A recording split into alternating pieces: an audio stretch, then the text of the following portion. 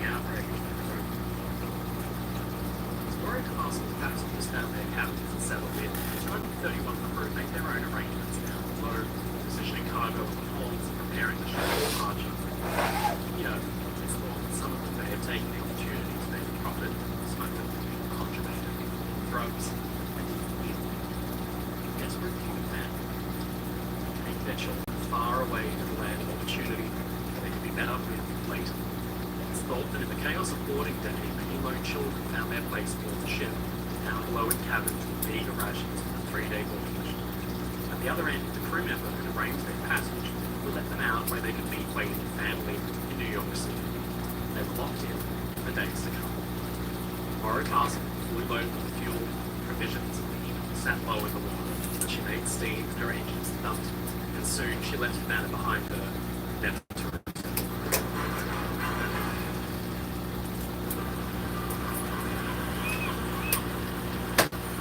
The return voyages to New York were always the most fun.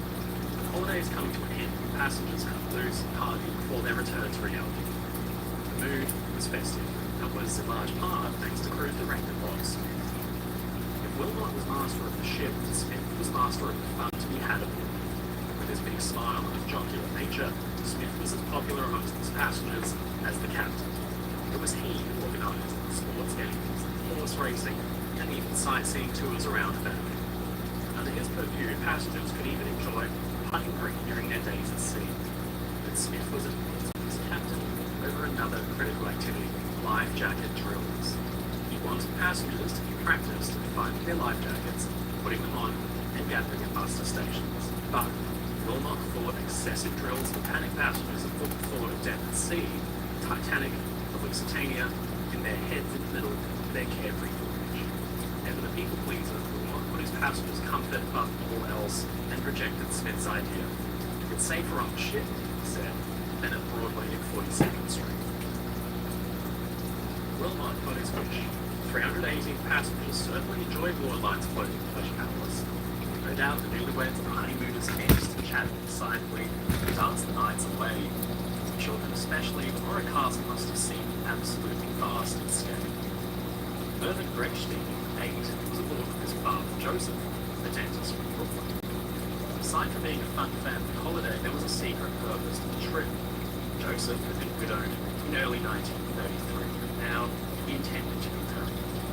It had been an immense trial for both father and son, and Joseph paid for the trip to soften the blow and tell his son the news. As Mervyn explored the ship, Joseph worked up the courage to have the difficult conversation with his son. Then there were the saints of the sea. Maria Caridad was travelling with her children, her husband Braulio, and stayed behind. She was joined by Martha, 11, Margarita, 8, and Braulio Jr., 13, who had his own cabin. The family travelled relatively often, and they lived well. In 1957, they'd taken a transatlantic voyage on their living. On this voyage, their cabins were on A-deck, Morrow Castle's boat deck. They were among the finest the ship had to offer. The orchestra played, the engines rumbled, but on the horizon, a thick grey cloud loomed. A freshening breeze plucked at Captain Wilmot's cap. His veteran years at sea told him what it meant. A storm, a big one, lay directly ahead.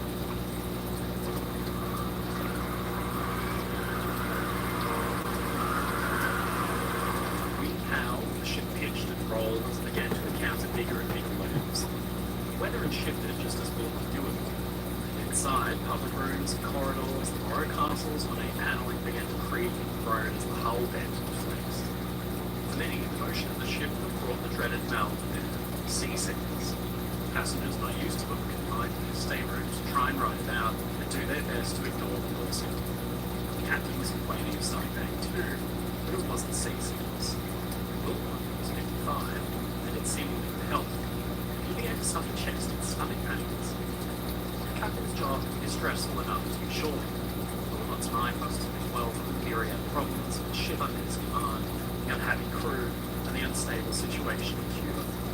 He shied away from his passengers, uniform for such precarious character, consulted the ship's doctor at bedside. If anything were to happen to Wilmot, command would probably pass on to his second command, Chief Officer William Williams. Wilmot's cheerful presence was more reserved and bitterly disliked by the crew. His pride may have been stung by the fact that when Wilmot had some past, the command had not passed to Worms, but instead temporary captains been brought aboard specifically. The crew's dislike of Worms stemmed from his command style. Many of them thought he simply had that he lacked leadership capability, and men like Wilmot natural figures in control of their ship. But still, Worms knew Morro Castle well. She was in good hands, even with the skipper in unusually good health. As the day wore on, the scene became bigger, and unmistakable signs of a developing nor'easter threatened to check Morro Castle's again. On her way to New York, she picked about a strong headwind that had the seas. The most modern ship in Waterline's fleet was well equipped to handle. Bob Smith, the cruise director, was making the final preparations for the farewell party, a raucous tradition on the final night of the voyage, which culminated in a roaring dance contest. It all began with a lavish dinner. Conspicuously absent was Captain. The seat at the captain's table was vacant. Passengers so enjoyed his company they even chose to travel specifically with him or annoyed with the absence. The captain was instead in his cabin. His steak and vegetable dinner did nothing to settle his stomach. They phoned up to ask Dr. Van Zyl to mix him a hammer, but then fell silent. His crew left him alone with no stomach pain, and the night continued. Outside, the winds picked up. By about 7 p.m., they were screaming at over 30 miles, nearly 50 kilometers per hour. Morro Castle's bow lifted over and surged into wave troughs. The powerful electric engine meant she should be able to make it to New York with little delay, just as her buildings had intended. Chief Officer Worms was at dinner with friends, and got a sudden interruption and shocking news from the bridge. He jumped on the table and made his way topside, where he found Dr. Van Zyl wearing a dark expression on his face. Captain Wilmot was dead. The news was like a gunshot that spread through the ship with alarming speed. It began as a rumour amongst the crew before it leaped like a wildfire to the passengers. Except it wasn't a rumour. It was true. The chief engineer had tried to phone Wilmot up to report a boiler issue, but he got no answer. Around 7 p.m, the captain was found draped over his bathtub, stone dead. Dr. Van Zyl had given a cursory pronouncement with a cue indigestion. Waterline's most beloved captain was no more. His passing was left in question. Who would take his place? Morro Castle headed into a developing storm. A deft hand was needed to guide the ship through the worst of the weather. And who was? Chief Officer Worms wasted no time in sending an urgent radio message ashore to Waterline officials telling them he was unwilling. It might have been a move more aimed at assuming control of the situation more than anything. Many of the crew favoured Chief Engineer and even added to take control, but in the end, his telegram cemented his authority, and he took control of the ship. His first act was to ensure that each officer beneath him was subsequently promoted up one rank to assume the duties of running the ship safely through the storm. Then he turned his attention back to Wilmot. Worms thought it best to maintain the scene where the captain had been found and locked up in his quarters. Then he called the cruise director, Bob Smith. The night's festivities were to be cancelled in deference to the old skipper's passing. Smith took on perhaps the most difficult task he'd yet experienced, and took centre stage at the diving salute and announced, through a megaphone, the captain's death. The happy mood of the passengers was ours to hear. Smith went through most of the main public rooms to make his announcement, even going to individual rooms and interrupting gently by saying, "I have some sad news." The party was cancelled. Passengers were told the bars would still be staffed. They huddled in small rooms and chatted quietly, but many turned in for the night. Overhead, the rain fell in sheets and Morro Castle groaned under the strain of every big wave.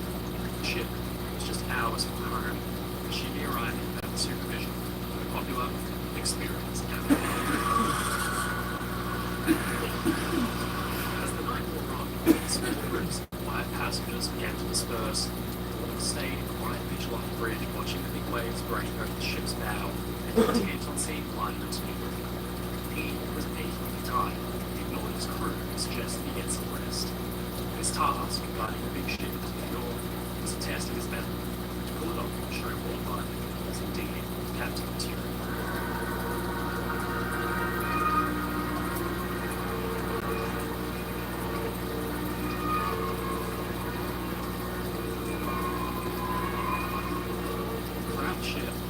7th of September became gate. The hours passed by, lights began to be doused in empty public rooms, stewards cleared tables and glasses, and finished the cigars. Just after 1:30 a.m., the ship cleared Barney Gap Line. New York was a little over 7 miles, 414 kilometers long. The smoking room, at 2:45 a.m., the steward, Campbell, was serving a table of gentlemen, refused to retire for the evening. He was suddenly interrupted by a passenger who asked, "He can smell smoke." Our morning espresso looked a little different, Virgin Voyages. 17. It was a funny question asking the smoker. The passenger said it seemed to be coming instead from the lounge. Campbell could have dismissed the fact that passengers raised false alarms all the time. Little else to do at such a late hour, he followed him into the next room and found, alarmingly, that he was wrong. Something was burning. He stepped into the reading advisory room, and then he saw smoke pouring out from the cracks of the door of a small cabin. He reached for the handle, but it burned in his hands. He sprang back in pain, and the door swung open. It was like the boiler furnace from a steam bucket, hissing, glowing red hot inside of the cabin, and consumed by flames. A sudden rush of oxygen and fire appeared and surged, burning in the ears of the little light. Campbell ran for help. Another steward rushed to grab the fire hose. On the bridge, people was paced back. He wasn't supposed to be on watch. In fact, Second Officer Clarence Hackett was on the middle of that early morning. Just a few short hours to go until rounding Sandy Hook Spit, taking on the pilot for New York, Worms was determined to see his ship. His ceaseless pacing and his unwarranted presence made the middle watch crew nervous. Then, with a bang, the door to the bridge burst open. The breathless night watchman barked out a simple warning. "There's a fire!" he roared. Smoke was rising slowly from the mouth of the deck vent, which ran straight through, down into the public rooms. It was obvious cause for alarm, but to the situation in hand. "Get down there," said the Second Officer Hackney. "See if there's a fire." Hackney rushed below, fire extinguisher in hand. 50 feet away near the radio room, wireless operator George Bunya, 21 years old, woke up startled by the sound of rushing feet. The junior radio operator on shift, he could smell smoke too. He burst into the cabin where the chief radioman, George Rogers, was asleep and tried to rouse him. As the lineman sat himself down and said Rogers pushed him out of the way and took control, tuning the set to the distress frequency, but then he stopped. The distress call required direct authority from the bridge. He attempted to use the phone line for a futile when the line crackled and died. Smoke began to pour into the room. Rogers sat waiting. Instead, Lightner rushed out to the bridge to see what was going on.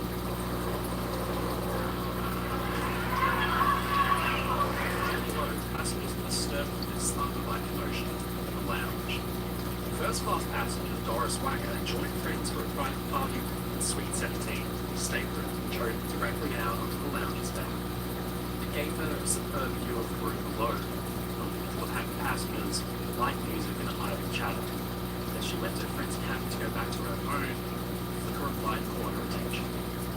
She peered out over the railing down to the well, where crew struggled with buckets to throw water onto a roaring fire in the briny. Around the same time, Second Officer Hackney burst into the lounge to see a sight that took his breath away. Flames spread wildly out of the reading and writing room and began to be the luscious carpet of the lounge. It roared equally, crackled as varnished timber was consumed with voracious speed. The stewards desperately threw buckets of water onto it. It was like warding off a typical charging bull with a spray bottle. The battle to save Morrow Castle had begun, and the crew had no idea. It was already over.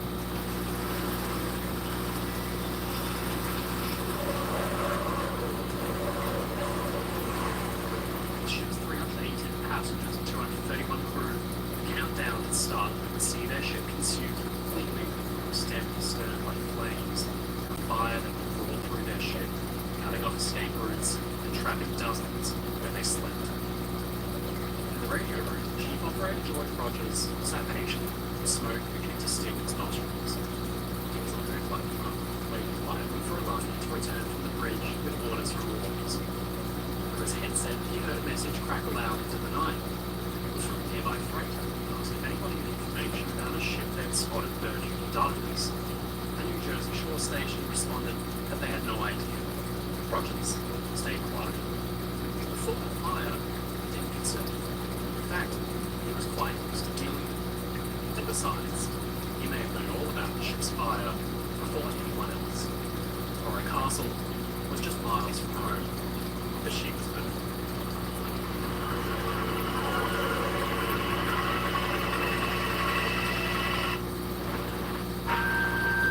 Oh, that's interesting. Your lifelines. It's like they've...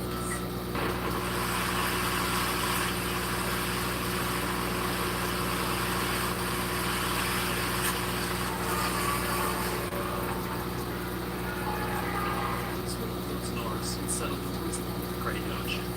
The midnight 8 p.m. stretch was usually very quiet. That September morning, wind and the rain howled. Then there came a phone call.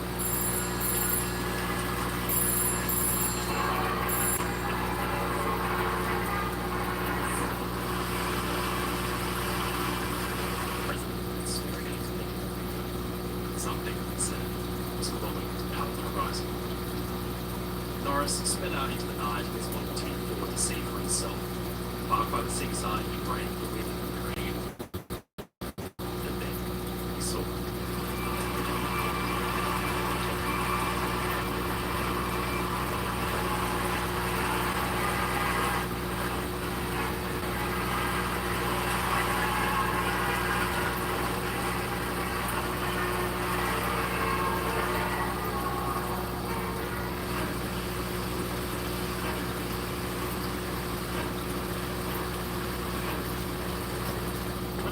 Radio man George Armandale burst out of Warren Castle's Radio Shack down from the bridge. We needed to find out what was going on, to speak to Warren Castle's acting captain, William Walls, to get his okay to send distress signal. The radio room was situated conveniently close to the bridge, about 50 feet or 15 meters away. The smoke was so thick, Armandale could barely see at all, that stung his eyes to tears. Something, somewhere, was badly wrong. Armandale was going to be caught out by a fire in the big eggs. He'd have to find another way to the bridge.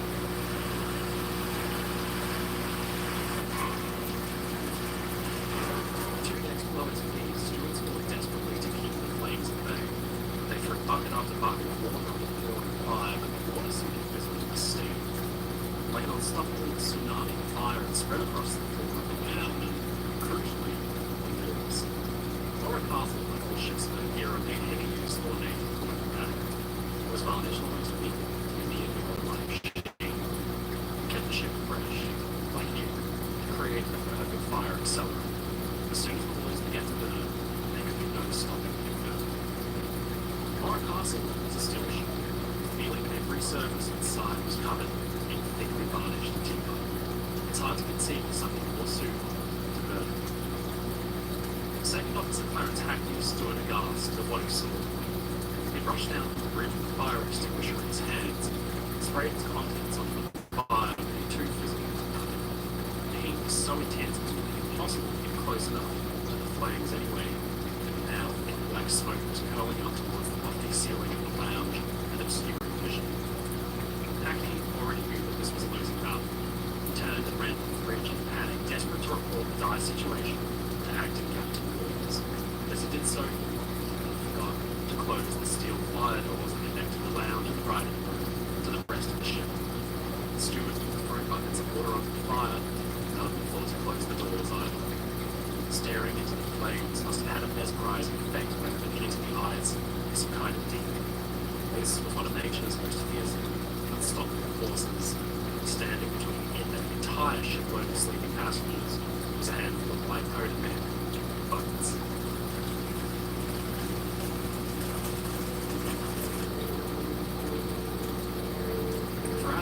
Passengers still slept. Those closest to the burning writing room were roused by commotional stirring. Marjorie and Edie woke up by chance. The stateroom was stuffy. She woke up to look out the porthole. There, the glass was flickering orange light. She didn't think much of it, and half asleep, she rolled back over in bed. The bridge was back to water, 10 feet of the ship's fire indicator down. Lights corresponded to sectors of the ship's deck, reassuring none of the cabins and rooms around the lounge were Second Officer Hackney at last returned and made his report. The situation was fast and getting out of control. Wolves at last swang into action. He sounded the general alarm and rang bells throughout the ship. They sent for the seamen and all the part of the ship off watch to be woken at once. Then he phoned up the engine room and told the duty crew to get all possible pressure on the main fire pumps. Buckets obviously leaked. The crews took any chance of containing this beast of fire. They needed fire hose and a dedicated assault from the heart of the flames. Chief Engineer Hadley, roused from his sleep by the commotion and reported that past the British crews was actively in his dress whites. Paul sparked at him to get down to the engine room, being sure that the pumps were well fed with steam. It was like preparing his crew to go into battle.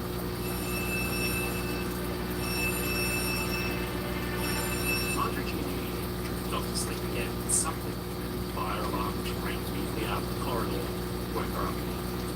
This time, she could definitely smell the smoke. She bolted out of bed and woke her husband Paul with a start. Even though they hadn't been for an emergency drill, they grabbed their life jackets and put wet towels over their faces. The couple was as ready as they could be to face whatever was out in the hallway. They opened the door to take off. Fire alarm rang bells in corridors and rooms throughout the ship. It rang so softly, almost like peacefully through it. On A deck, that was directly above where the fire raged, passengers slept soundly through the alarms too. The Saints family in their luxury suites probably never heard of it. Just beneath their beds, crewmen were fighting a desperate struggle to bring the fire under control.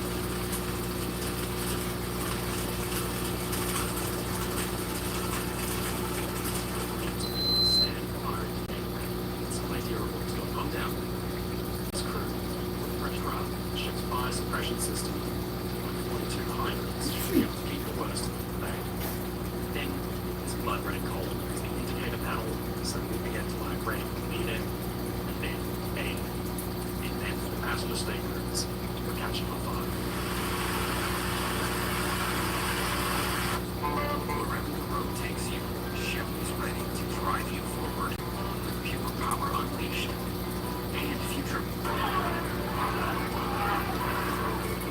Paul's efforts to rouse the rest of the crew received effects. They came in teams, making pots and pans, wrapping men up and flooding up the doors to wake everybody up they could. In panic, dressed in their pajamas and dressing gowns, people stumbled out in the smoky corridors without the foggiest what was happening. They grabbed their life jackets and rushed to the boat deck, and slowly a crowd of people began to gather by the boats. Those on the bridge watched in horror as fire unexpectedly burst onto the deck where the boats were smoking. Barriers that licked at them took boats to and toward. There was a source of the blaze below. Yet the buckle toggled appealed. This must have had a million doors close by. They'd been so close to making it one. To others, he seemed dazed until he moved what was happening around him. Then he was snapped out of his shock by a huge boom and a ball of furious flame erupted on the side of the ship.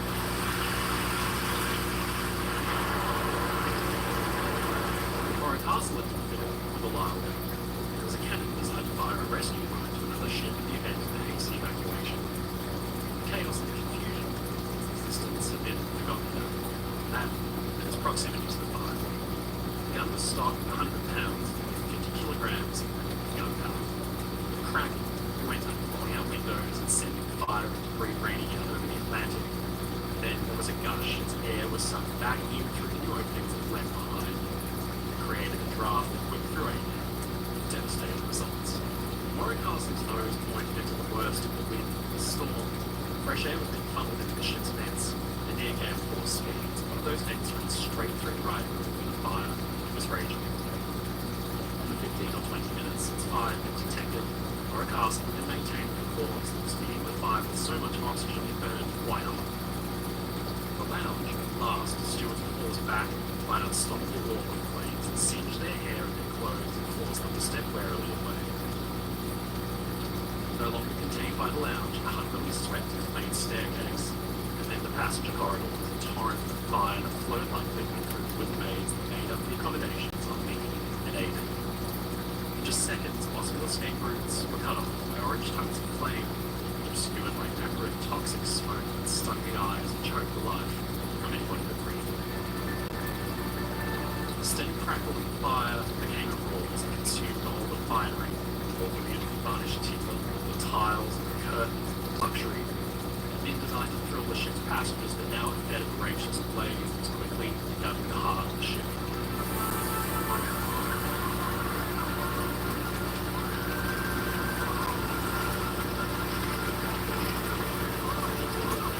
Watching the bridge in frozen terror as fire burst onto the boat deck and rolled forward.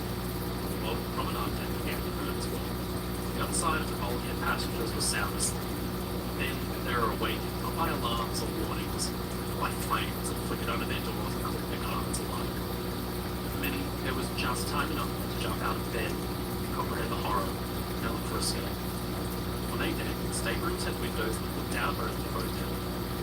In A21, Mrs. Carradine Saints and her two daughters woke up in terror as their room suddenly caught alight with absolutely no warning. With just seconds to act, Mrs. Saints rushed for the window to get her girls out. Fire roared and consumed everything in its path. Through the window came one of the Saints' girls, and burned, but nobody followed after her.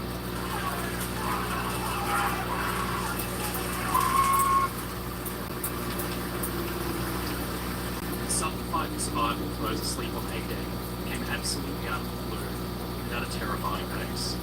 There were only seconds to act, seconds to live, or die. On the boat deck, those heavy sounds of screams. Then, one by one, people fell out on top of the planks. And jealously, one fell onto the deck of the stateroom A16 with her face and her hands burned, and her night clothes smoking. In her rush to escape, she left her head with it behind. On the starboard side of cabin A23, 13-year-old Braulio Saints appeared panicked at his window and tried to squeeze through. Badly burned, he was pulled through and collapsed on the deck, and he was smoking. Then at AMT, there came 13-year-old Bobby Gonzalez, small and alive enough to squeeze through his stateroom window, but he too was horribly burned, laying still on the deck below the lifeboats, surrounded by a disturbed crowd who had no idea what to do. Just forward at A10, 41-year-old Max Berliner had no chance of getting through his narrow cabin window, and as the fire spilled into his cabin, he began to hit the room. Nearby, at A3, was Catherine Cochran, the man they woke up. Murray Castle's finest passenger cabins have been reduced to small room.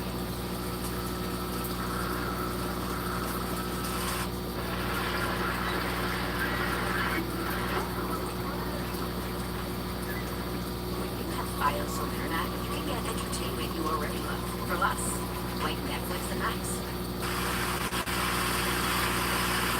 Across the ship, passengers began to wake and gathered in small groups, just feet away from them. The fire raged. Beneath their feet, the deck began to radiate with intense heat. In the radio room, Chief Operator George Rogers sat awaiting orders. And even then, his inaction seemed on. Smoke poured into the little room, and tongues of flame began to lick at the open porthole and turn the light paint around to black. He maintained a stress signal could quickly be sent with direct orders from the captain. Radio Operator George Bunyan struggled to find his way to the bridge through the thick smoke. Bunyan, for his part, had at last made it to the ship's control center, counteracting Captain Walter frozen days. He ran to him, reported that Rogers had sent him orders. Warren seemed to stare through him. "All right," he said, talking off into a cloud of smoke. Commander Bunyan noticed that the helmsman was struggling with the ship's wheel to keep the nose into the wind. He had frantically to spin the wheel with absolutely no feedback whatsoever. The steering wasn't responding. The line that ran the telemotor down the steering engine and rudder had been eaten through by the fire. Then, a snap. Lights on the bridge and throughout the ship cut out for good. Morro Castle was enveloped in darkness.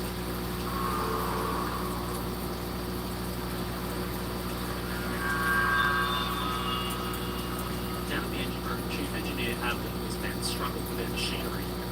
500 steam, sure enough, the pressure was dropping alarmingly. Morro Castle had been designed was, for the time, an impressive fire suppression system. Aside from the steel doors, there were some 42 hydrants and thousands of feet of fire hoses that were reaching through the ship. But their designers had dealt with a serious fire required no more than 6 hydrants at a time. The pumps had been designed accordingly. Now with the fire fanned by storm winds and flames ripping through 3 decks of the main passenger cabins and public rooms, the crew were forced to fight sporadic battles with their hoses wherever they could. More than double the amount of hydrants in action was designed. Pressure across the entire system, divergently to a trickle. Crews that faces blackened with silver, their skin peeled by the heat, felt the pressure go. The most crucial weapon the men could use to contain the blaze was dying out. The fire would be able to consume the ship without noticing. No one could stop it.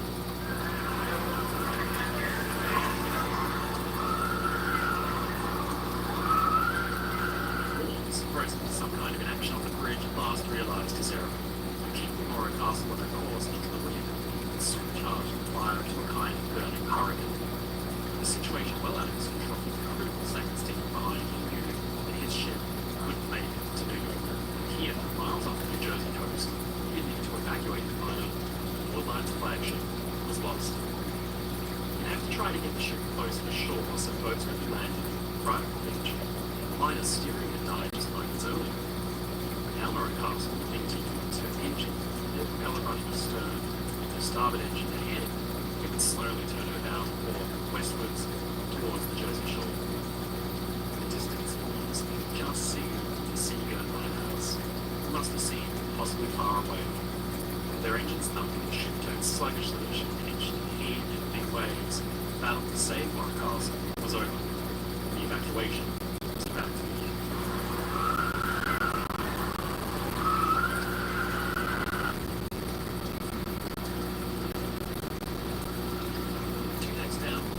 Charles Spitzer, 27, was asleep in his stateroom next to his wife, Selma. The pair had been married just a week and a half earlier, only moved to Cuba and been short and sweet. They'd been photographed there, around one another, the whole white, chic, happy, their whole lives ahead of them. In the middle of the night, as the ship around gently rocked and swayed in the big sea, Charles's eyes blinked open in the dark as he could smell smoke. He bolted out of bed, slammed his head out of the cabin door into the hallway. It was hazy, mud, water. Something was desperately wrong. He shook his wife gently away and reached for life jackets. Serious for days. Oh, and when I tell you the Virgin Voyages food is absolutely unreal, and it's all included. This has been truly amazing. But next time, you really need to be here. You might know Harbor Freight for affordability. What you might not know is performance and durability go right along with it. You see, we test, and then... In other corridors, passengers and crew ran through, banging on doors and dragging people out. The G&Es come out with their mouths covered by wet towels to protect against the smoke, and did their best to rouse their friends and their shipmates from their slumber. Those that stumbled out, weary-eyed into the corridors, the ship's layout, and fire's location, presented a simple problem. The fire had started in the very center of the ship. It burned fiercely up at the hay deck with the lifeboats in the ocean. It was so hot the boats to and forward, but water line had completely fallen off their davits of the ocean below. At the center of the ship, a white-hot inferno that connects corridors and hallways being choked with smoke. Simply a way for anyone aft of or behind the lounge to get to hay deck where the lifeboats were stored. Boats were designed to be lowered from a deck, boarded by passengers on the deck below the promenade. Captain Wilson had so hated lifeboat drills, the inconvenience they caused for passengers. Those passengers who certainly had enjoyed their cruise into consideration, gathered in confused groups towards the stern, their escape routes cut off by fire, and progress through unburnt areas checked by eye-watering bugs stinging smoke. Crew director Bob Smith had been a popular organizer of glitzy gala dinners, fun, sun-drenched deck games. Now, straight into action as an organizer of terrified, confused people with nowhere to go. He ran through the corridors, some flooded by the fire hoses, banging on doors and getting as many topside as he could. But when he realized paths to hay deck were impassable, he gathered over 100 people at sea deck towards the stern. He were made to be there. The fire began to eat the aft-main staircase and blocked his tattered group of people from the upper decks. As the flame heat of the ship from the center out, while we the stern, on the extremities of the ship, would be the last to burn. Mora Castle's radio room, George Rogers sat in the darkness, his wireless sense emergency batteries in action, providing the ship with a vast, tenuous connection to the outside world. As the ship's engines drove her closer to the Jersey shore, the radio waves began to come live with strange reports of a ship burning somewhere out there on the the ocean. But Rogers did not respond. No distress call was sent. He was out. He had to wait for orders from the bridge. Lanya's assistant had spent the last half hour running back and forth trying to find the captain and get the orders he needed out of him. At last, Lanya arrived, coughing, and showed smoke breathless from his efforts. Holmes had finally given his permission. Rogers turned to see Lanya who gave the okay, and he sprang into action, tapping out Warren Carlson's position and an SOS. Then there was a thud, and a puff of smoke. Emergency batteries had exploded in the heat. 3:24 a.m. Warren Carson's one approaching distress call had just been sent. The radio operators had no idea whether it had received or not.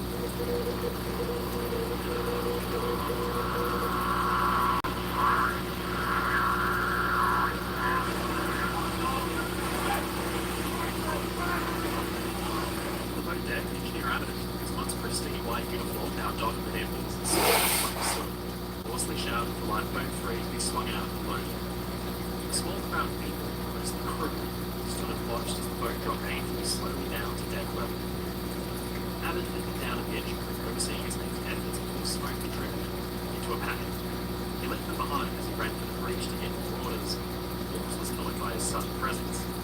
Instead of sending him back down to the engines, Holmes told him to oversee lowering the ship's boats, so now Abbott found himself in the boat deck. Boat 3 had become stuck. Abbott bawled the crew to keep compelling him from security to deck 3 to put up with the much. He and a small crowd of crewmen lost their patience.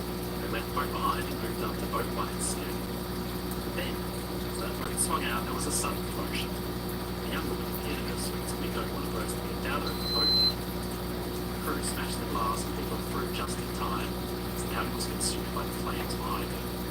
She was tossed into boat 1, 3 other passengers, and 27 crew. And sitting among them was Chief Engineer Abbott. The boat lowered away to the pitchy, roiling sea, and it left the burning ship behind.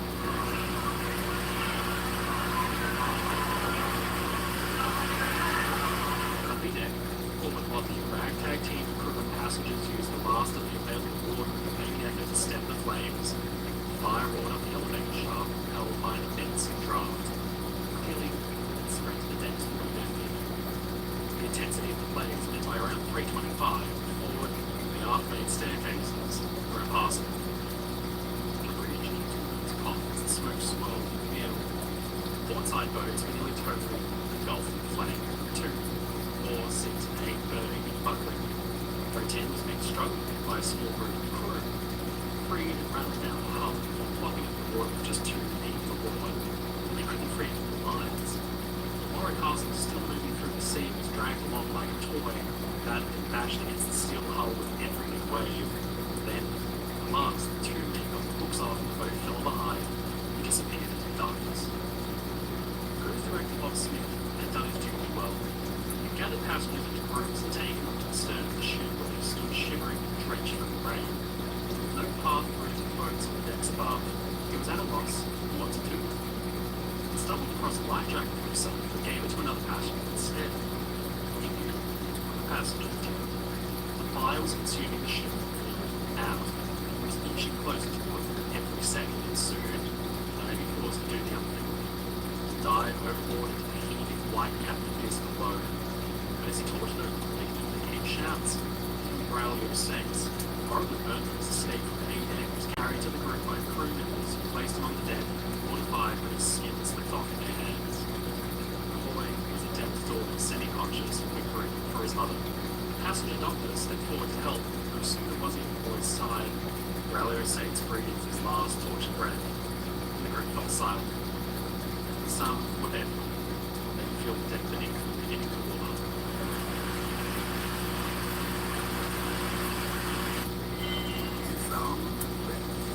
Of course.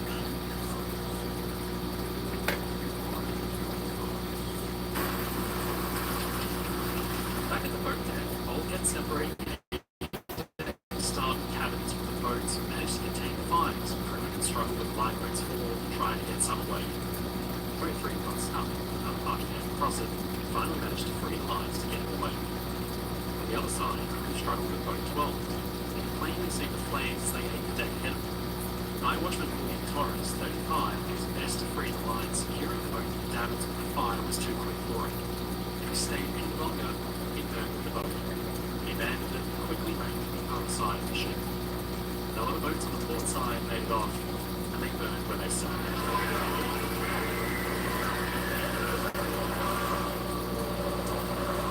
From the bridge, Captain Williams watched as small groups of crew fussed with the few remaining boats on the starboard side. To his frustration, no joining in amongst the cook members, and passengers were nowhere to be seen. Torres had just abandoned lifeboats rolled on the other side of the ship, now wrestled with the lines for number 11. Second Officer Clarence Hackney barked orders at groups of crew, and some stood dumbfounded as if they had no idea how to work the boats gear at all. Others ignored his orders. They were supposed to swing the boats out and wait for passengers to board, and the cockpit themselves were not on the way. Boats, some of them a handful aboard, thrashed down into the water, and battered about by enormous waves as they drifted far away from the burning ship. All shouting was almost plausible, but there was no use. Nobody could hear it over the gale. Where were the passengers? When it didn't move for the stake or its arms were completely cut off. Then something must have caught his eye. A lone figure bobbing in the waves, ahead, and then another. His passengers were there. They were jumping.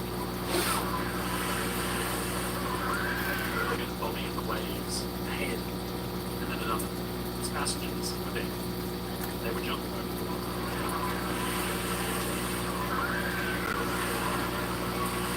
The stern rail, Cruise Director Bob Smith knew that the end had come. Passengers were taking it upon themselves to leap into the raging ocean without his direction. He cleared the wind to dive head first. Light panic, many ignored it. Life jackets are designed to keep the wearer floating at all costs. They're extremely important. Jumping from a high life jacket can have dire unintended consequences.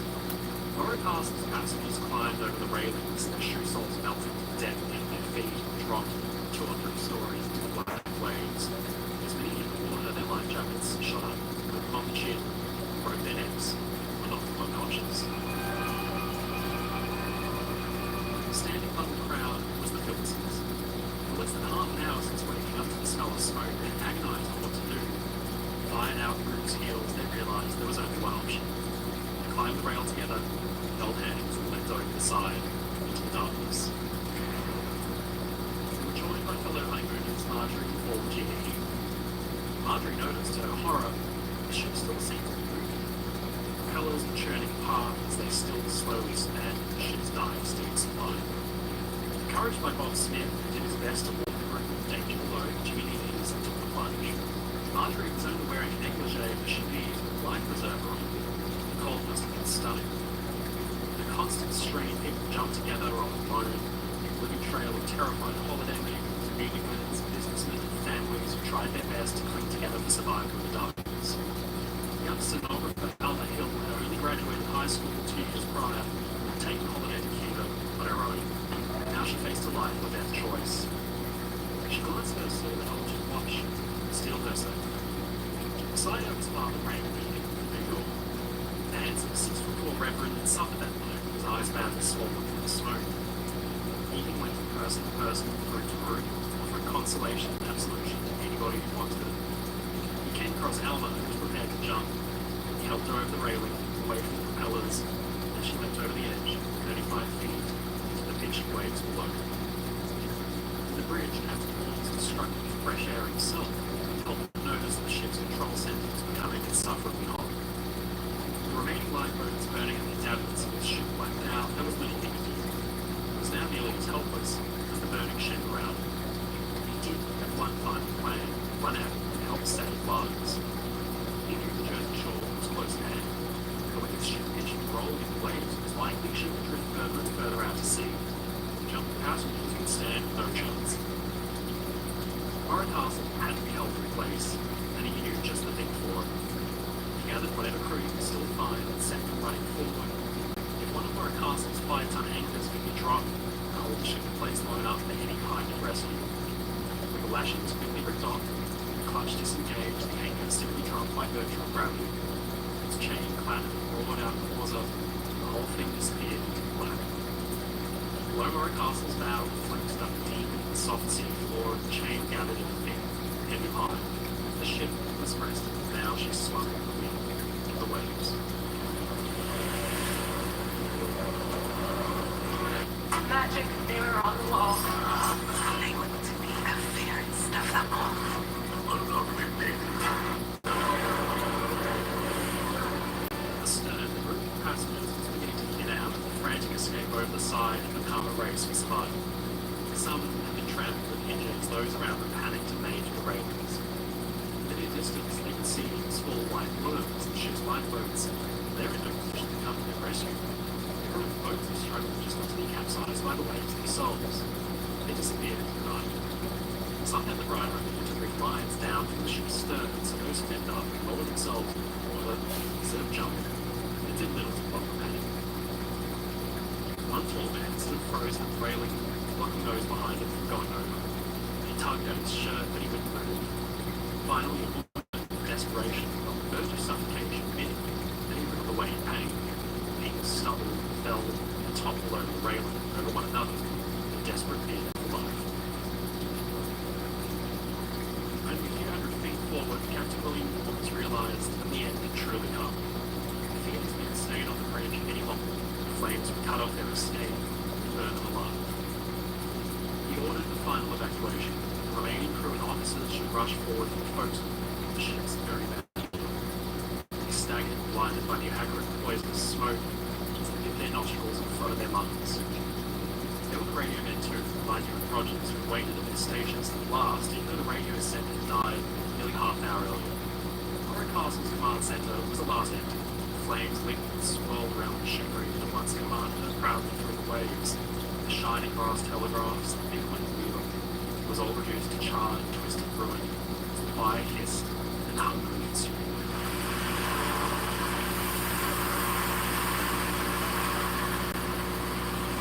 That was it.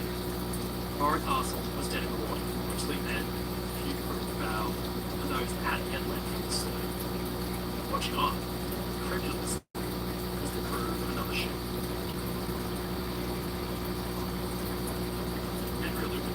Carter ship, battling north into the storm as well. All they received was a frantic, curt SOS call, which suddenly cut off. Their raised all steamed to close for 10 miles or so to Warwick Castle position.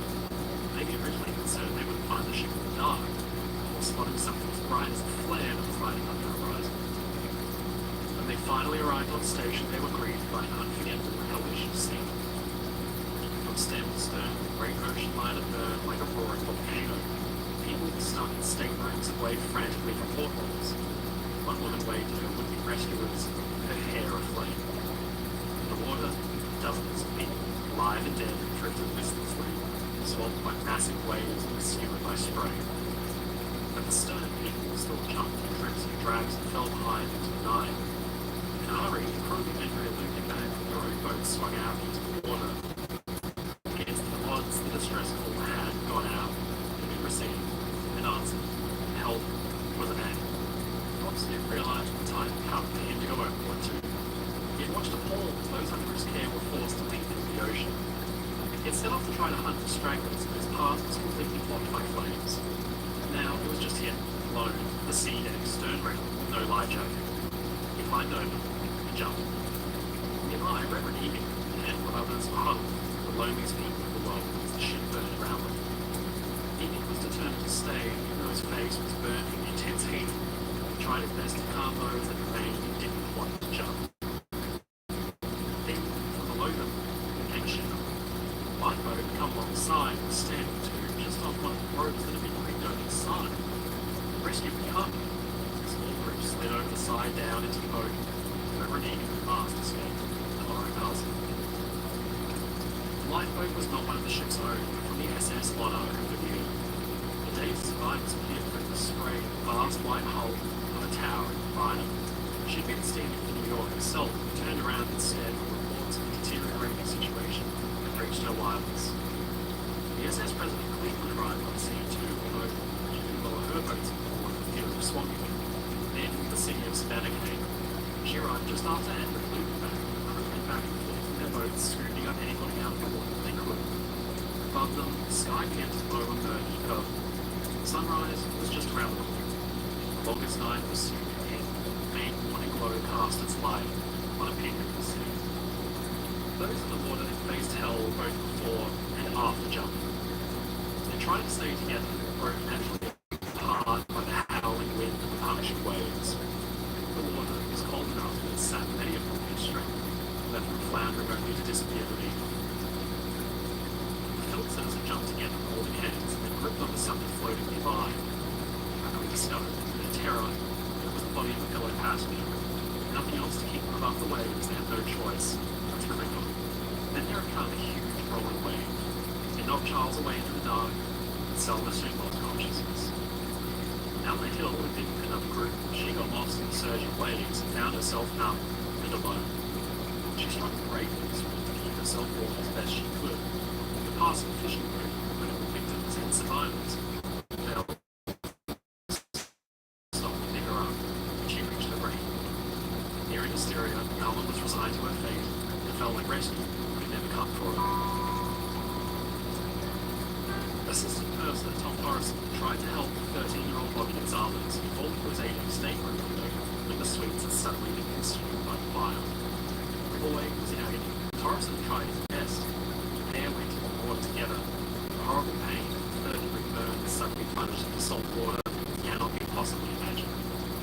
Safe like the care, safe like the place. Nobody likes a cracked windshield. But at least you can go to safelight.com and schedule a fix in minutes. Go to safelight.com and schedule a replacement today. Safe like the care, safe like the place. Sunlight is a powerful thing. Pets know, and so does Purina. That's why 100% of Purina's power. Tarzan took Gonzalez onto his back and the boy put up a great fight. But after a while of working together, Tarzan realized Bobby wasn't responding anymore, and he had passed. Still, he held on until a boat came for him. He took Tarzan on, but refused the boy because there was no room for the dead.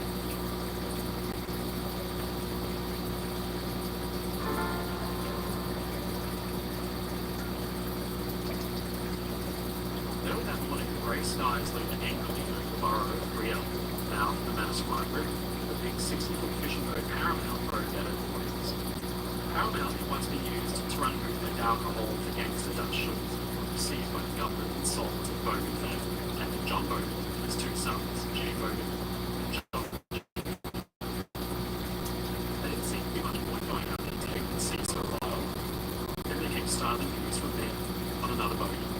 Somewhere out there was a liner burning. They quickly made preparations and set off into the burn. There was a job to be done. Laura Castle had once been a Spartan jewel with a warline fleet. She had been designed and built at a time of great national difficulty. She became something of a symbol for American technological prowess. Now she lay smoldering, twisted, destroyed. In the span of 2 hours, the ship had completely consumed hundreds and set adrift in the vast Atlantic. It should be just hours.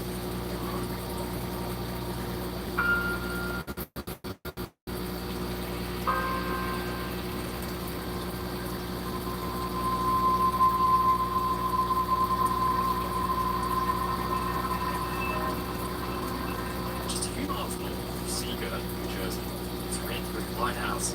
What is Asbury Park? Asbury Park is still a very popular resort town. To this day, its crowning glory is its spectacular, stately convention center. The convention hall was built in the late 1920s, right on the heralded Golden Age of the Jersey Shore, and houses flock for summer vacation on the beach, pageants, parades, events in the summer calendar, large overall, corners, Oards. Its most famous moment in September 1930. Hall instead became the backdrop to something bizarre and terrible. And it was here, just behind me, just over 19 years ago, that morning in 1934, the residents of Asbury Park, New Jersey, woke to a truly incredible sight.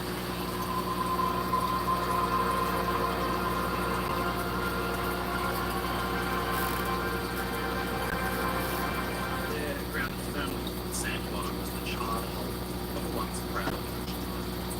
It filled you with thousands of curious onlookers, all with buckled hull plates, remained killed. Disturbingly, the davits sat boats designed to save human lives. Instead, they'd burned the ship. One had even broken another. The entire smoking palace of destruction had come to rest just off the eventually built wall. It was practically within touching distance.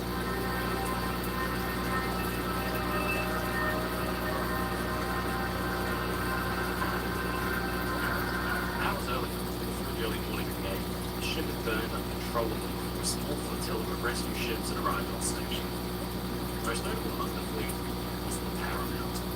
The brave crew had surged out into the choppy deck boat, going back and forth in a desperate attempt to pull as many people out of the water as they could. It was tough work. They were driven off by the ragged, eerie survivors they came across, some just clinging to life. They were guided at times by an airplane, New Jersey Governor A. Harry Walker. The pilot did his wing over the position of the body.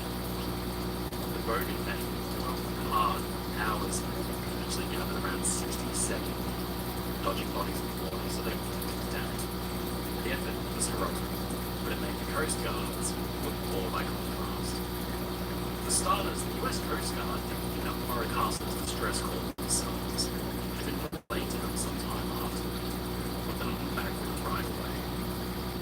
At 4:30 a.m., Carter Tampa on Staten Island prepared to get underway should the things at sea until it peaked at the same time as the cutter Canary.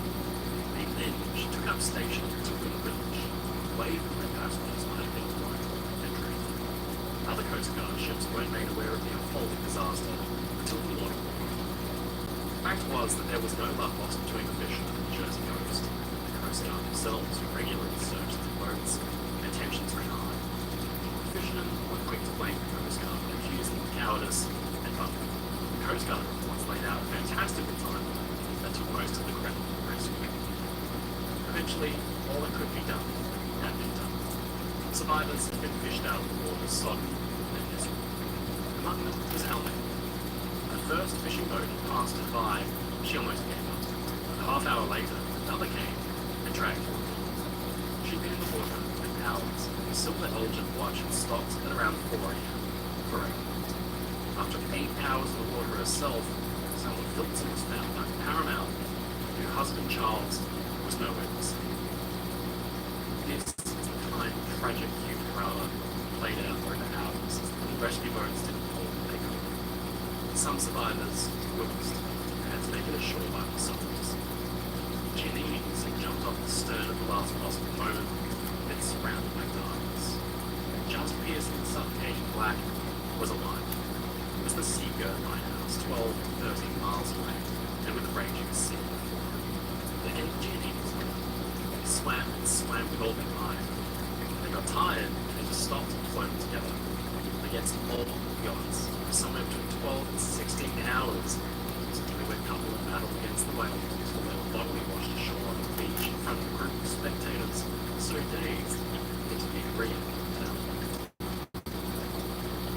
I'm Kate, your Italy expert. I know the secret to the bathroom. Shh. Wait. Meanwhile, aboard the ship was Captain William Waters, a small group of crew, Frenchmen, Melania, and Rogers. They'd seen 2 passengers off and waited for rescue themselves. The question soon arose of what to do about the massive ship. Waters stood on the bow, 24 punishing hours away, trying to negotiate a tow with the tugboat. The cutter Tampa arrived on scene and offered the top instead. Waters agreed and signaled in Morse code with a flashlight that he and his men would stay there until a line could be got. Eventually, they did it after considerable fuss and fight. A 12-inch thick line was passed up the men on Warwick Castle bow so the ship, what was left of it, could be towed to safety. Now the men ran into a frustrating problem. Warwick Castle's anchor had been dropped while the ship had drifted through the night. To raise it required the use of a massive motorized wings, so the ship now went dead for 50 hours. There was just one thing for it. Through the morning or early afternoon, the native crew worked in shifts to saw through 3-inch thick steel rings with a hand axle. The Tampa waited patiently. Then they got a horrifying report on the radio. Other Coast Guard vessels, like small lifeboats, had still been patrolling, fighting people out of the water. The Tampa had set up on the wrong side of the ship.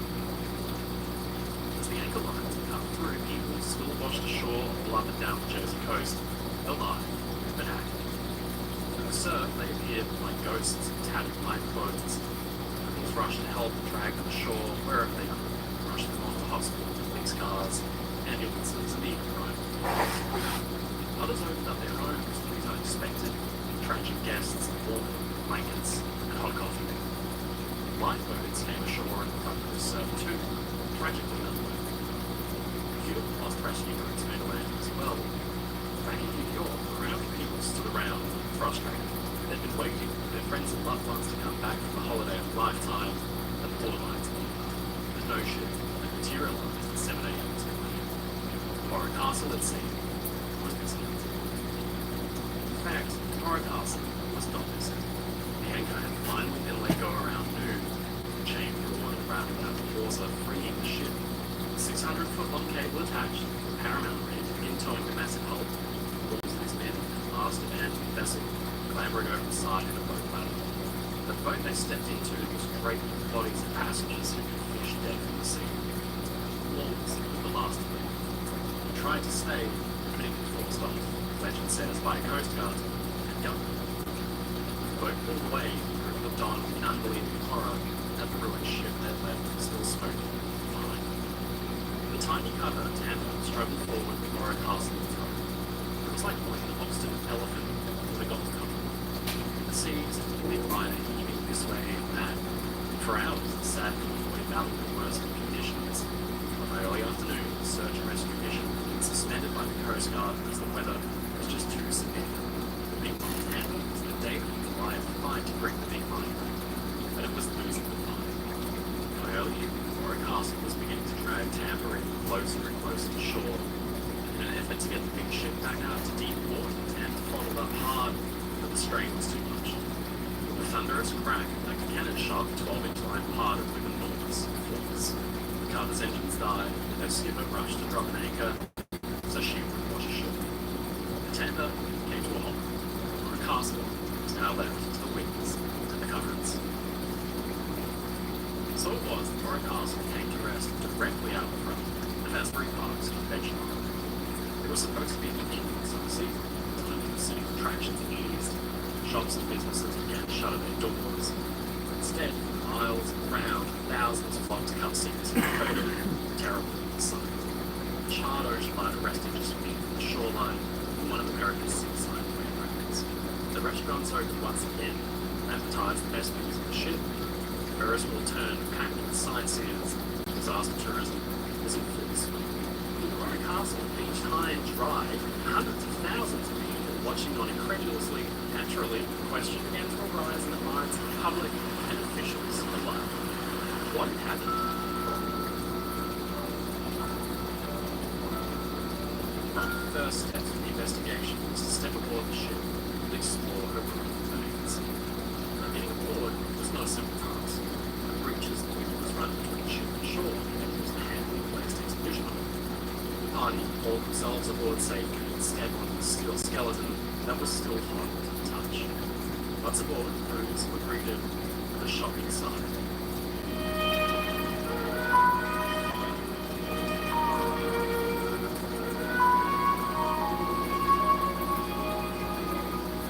The ship was nearly unrecognizable. The elegant interior spaces had been completely gutted. The fire was so hot it melted bulkheads and beams and bent them into abstract shapes. Virtually every inch of deck wood had been consumed, behind exposed deck beams and bolts that once would have secured the planks. It's almost impossible to imagine a way Morrow Castle could have been more destroyed. The same inferno that bent steel like it was solid paper could also spare the wanting touches of humanity. Resting on deck was a tray of food, perhaps room service set down by a steward or passenger, the charred remains of pineapple still standing up on it. It was hoped that a thorough search of the ship might help in the answers that were so desperate. The first order of business was a cabin-to-cabin analysis. Not many people had been trapped in this state of news. Most of Morrow Castle's conflict, smoke, or commotion had woken them up long before the fire had come off. The same could not be said for a few unfortunate souls on the deck. These were some of the finest staterooms on the ship. They proved to be death traps where the fire had rushed up from the deck below and swept along the deck. In A3, Charlotte Cochrane had been asleep. hard to come to terms with the violent nature. All the jewelry, eyeglasses, golden motif were found, and a few smoking bones still resting on a bed of spoons. In A10, to Berlina's cabin, cufflinks, wristwatches, belted, gold teeth, bones.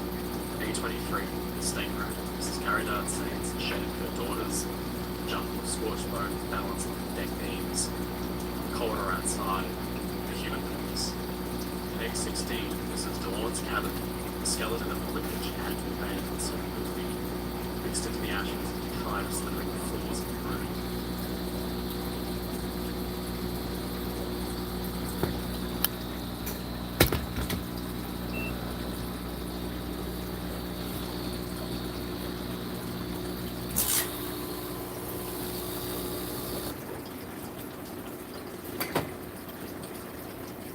Terror felt the heat of flames. This is where things became difficult. The story, events that happened, characters involved, it all presented investigators with an incredibly complex web that had to be pieced apart bit by bit. The questions began to mount even as the ship's bedraggled survivors came to terms with what had just happened to them in hospital beds across the state. Investigators of the US Coast Guard had their work cut out for them. First and foremost was the cause of the blaze. Fires at sea were not infrequent in the days of steam, when liners were covered in wooden paneling and thick varnish. Back then, discarded cigarettes could be sucked back into open vents or portholes, igniting carpets and drapes. Many big passenger ships were lost this way through a single moment of carelessness. But the uncomfortable fact that the Murray Castle's fire seemed to have originated in the dead of night, with a storm raging up above and inside of a closed cabinet. It was the perfect storm. The fire doors hadn't been closed. The ship's course had been maintained long enough for the flames to take complete control of the vessel. Then there was the captain, Wilmot. He died suddenly, unexpectedly, on the last night. Command had fallen to his chief, William Warnes. The radiomen gave their stories, Chief Operator George Rogers being hailed hero of the disaster. But in the event, a single vague distress call had gone out at the 11th hour, and even then, only just. Only 5 passengers had left Murray Castle in one of the ship's lifeboats. The rest of the boats had launched were full of crew instead. In the end, accounts showed that at least 124 of Murray Castle's complement had died. The alcohol, weapons, drug running, the political ties, the communist threat, the people smoke.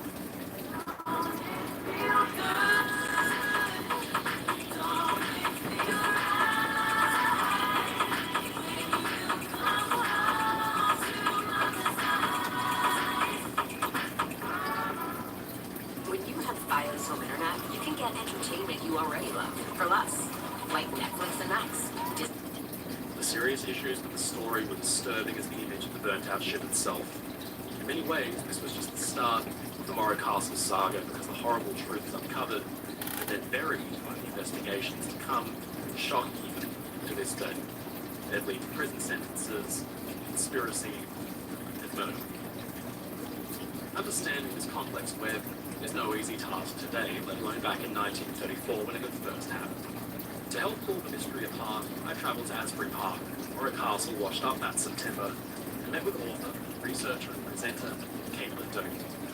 Caitlin has dedicated her career to charging death practices around the world, serving as a politician and advocating for funeral industry reform.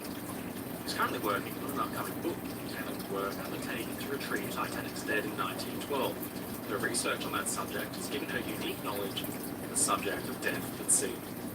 We met in the shadow of the Asbury Park Convention Hall 90 years ago. Just a few hundred feet away from us, the ship had sat smoking and brewing. 90 years ago, what would this beach have been like? Just a macabre spectacle. Hundreds of thousands of people on this beach, and out in front of them, which they had no context for, this beached ocean liner, which was described as a smoldering coffin. For those watching on, it would have been impossible to comprehend the nightmare the ship's passengers had endured. The survivors gave statements and began to paint a picture for investigators of true horror. They had to wind the clock back to understand the full magnitude of what had happened. The all began the evening of the 7th of September, just hours before the fire broke out. Captain Wilmot retired to his cabin early, complaining of stomach pain, and suddenly, unexpectedly, died. What do you mean by people were dying on ocean liners all the time, right? But the death of a captain was really different. And yes, they still had to get all these passengers back to New York safely. But the big final dance was canceled. There wasn't as much drinking. All the public music was shut down because this funereal pall had fallen over everything. And there really was a different vibe entirely on the Morro Castle after the captain died. With Wilmot's passing, Bond passed on to Chief Officer William Forbes, only because he demanded the responsibility. His first task had been to deal with his dead predecessor. So what did they do with the captain's body? There's an account from a steward who said he cleaned, dressed, and laid out the captain's body in his bed in his cabin. However, keep in mind, there's starting to be rumors circulating that his death might not have been entirely natural. And so they're trying to balance showing honor to their captain while at the same time realizing that there's probably going to be some sort of forensic investigation that happens once they reach New York. With the captain's body locked in his cabin, Lawrence turned his attention to getting his ship back to New York. For passengers, Wilmot's death was a sudden shock. He was a people pleaser through and through, and he'd do anything for his passengers. But beneath the veneer of confidence was a man stressed to his limit. The ship under his command was deeply, deeply unhappy. Almost as soon as the dawn sun had revealed Morro Castle's charred hull resting on the sand, movements were made for a hurried inquiry. The chief concern among investigators is that all the witnesses and survivors of disasters like this can disperse and scatter across the country and the world. They had to move quickly to get the truth out. Just 2 days after the fire, September 10th, 1934, it began. A panel was put together made of experts. For one, there was Carl C. Nielsen, the captain, the district inspector of the Steamboat Inspection Service, who probed the sinking of the line Vestris back in 1929. Two other inspectors joined him, James Smith and John Crone, and overseeing all of it was Assistant Director of the Bureau of Navigation, Dickinson Hoover. This group of experienced professionals got to work hearing testimony and heart-wrenching tales of survival and death in New York. The picture that witnesses painted was a disturbing one. It became obvious that Morro Castle's crew were badly underpaid and highly undisciplined. Because wages were so poor, crewmen supplemented their income by smuggling all kinds of contraband into the States from Cuba. Rum, marijuana, and concerningly, heroin apparently all found their way aboard. Discipline was so poor that the crew had to be sleeping in unoccupied passenger cabins. A strange practice that would have been strongly discouraged in other lines. It seems wardline treated its crews a big difference. Testimony from wardline seamen and officers showed a picture of serious discontent and the captain's straining to keep it all together as one cohesive unit. It had come to a head just weeks before his death and the fatal fire. On August 27th, the ship had been off the Florida coast when an alarm sounded. Fire had broken out in the cargo hold down in the bowels of the hull. More than 60 bundles of cardboard and paper had erupted into flames that were doused and put out just before they could set the cargo around them on fire too. Most worrying of all was the crew's reaction, a bungled event that had nearly seen the ship burn in its entirety. In a letter to a friend, Wilmot said it had given him a jolt. And when investigators began to turn up more facts, it soon became clear why.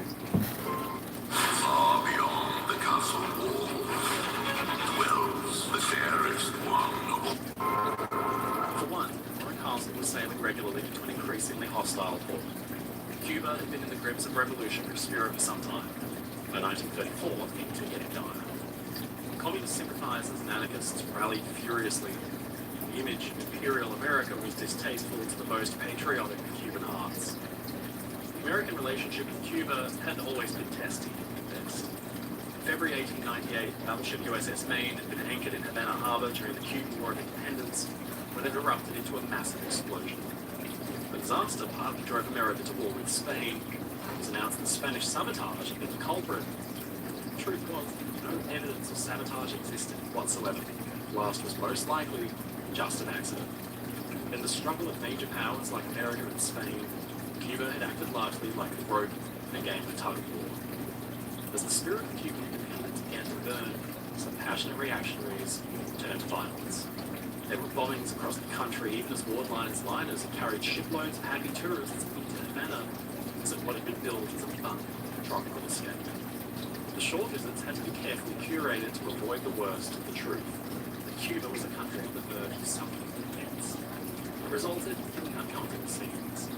Once, refugees had demanded asylum right there on the docks as Morro Castle's shocked passengers had been boarding to return home. Some passengers were mugged on Havana's streets on their visits. There had been riots, demonstrations, and then the worst had happened. As Morro Castle was about to leave one of her routine return voyages from Havana, she was even shot at by rebels. Some of those that fought for their nation's independence, Morro Castle and her sister Oriente might have stood as symbols of arrogant imperialism. This was the kind of toxic environment Morro Castle steamed into every week. Captain Wilmot had been warned personally by the chief of the city's police to be very careful of communist agitators and possible sabotage.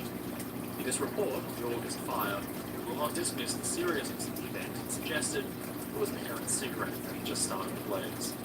His mind must have darted between any number of possible causes. In the privacy of his cabin, it's not hard to imagine paranoia setting in at the thought of Cuban rebels sneaking aboard and setting fire to his beautiful ship. But less than a month after the small fire in the cargo hold, Morro Castle had burned completely. So concerning was the threat of communist sabotage that the FBI immediately sprang to work interviewing survivors and compiling top-secret files on key crew members. Their findings showed the true depth of unhappiness aboard the ship, and even cast doubt on the nature of Wilmot's death. Captain Wilmot's crew were largely a surly lot, unhappy with their pay to be sure. The environment they worked in, the culture on board, was simply rotten. Living conditions aboard the ship were very poor. Food nearly rancid. Surely it was frequently cancelled.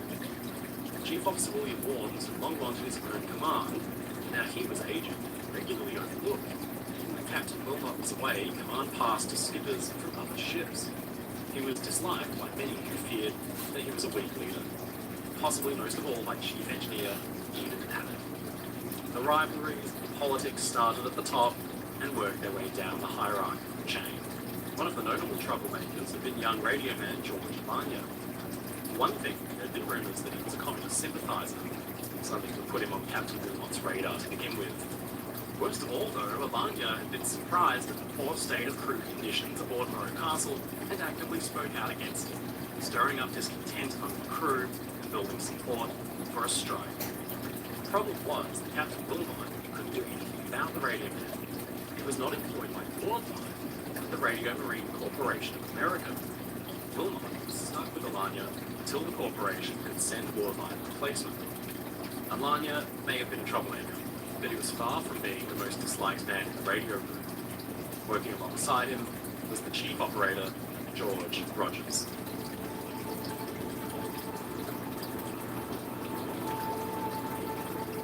Rogers was a tall, unattractive character who made people around him generally feel uncomfortable.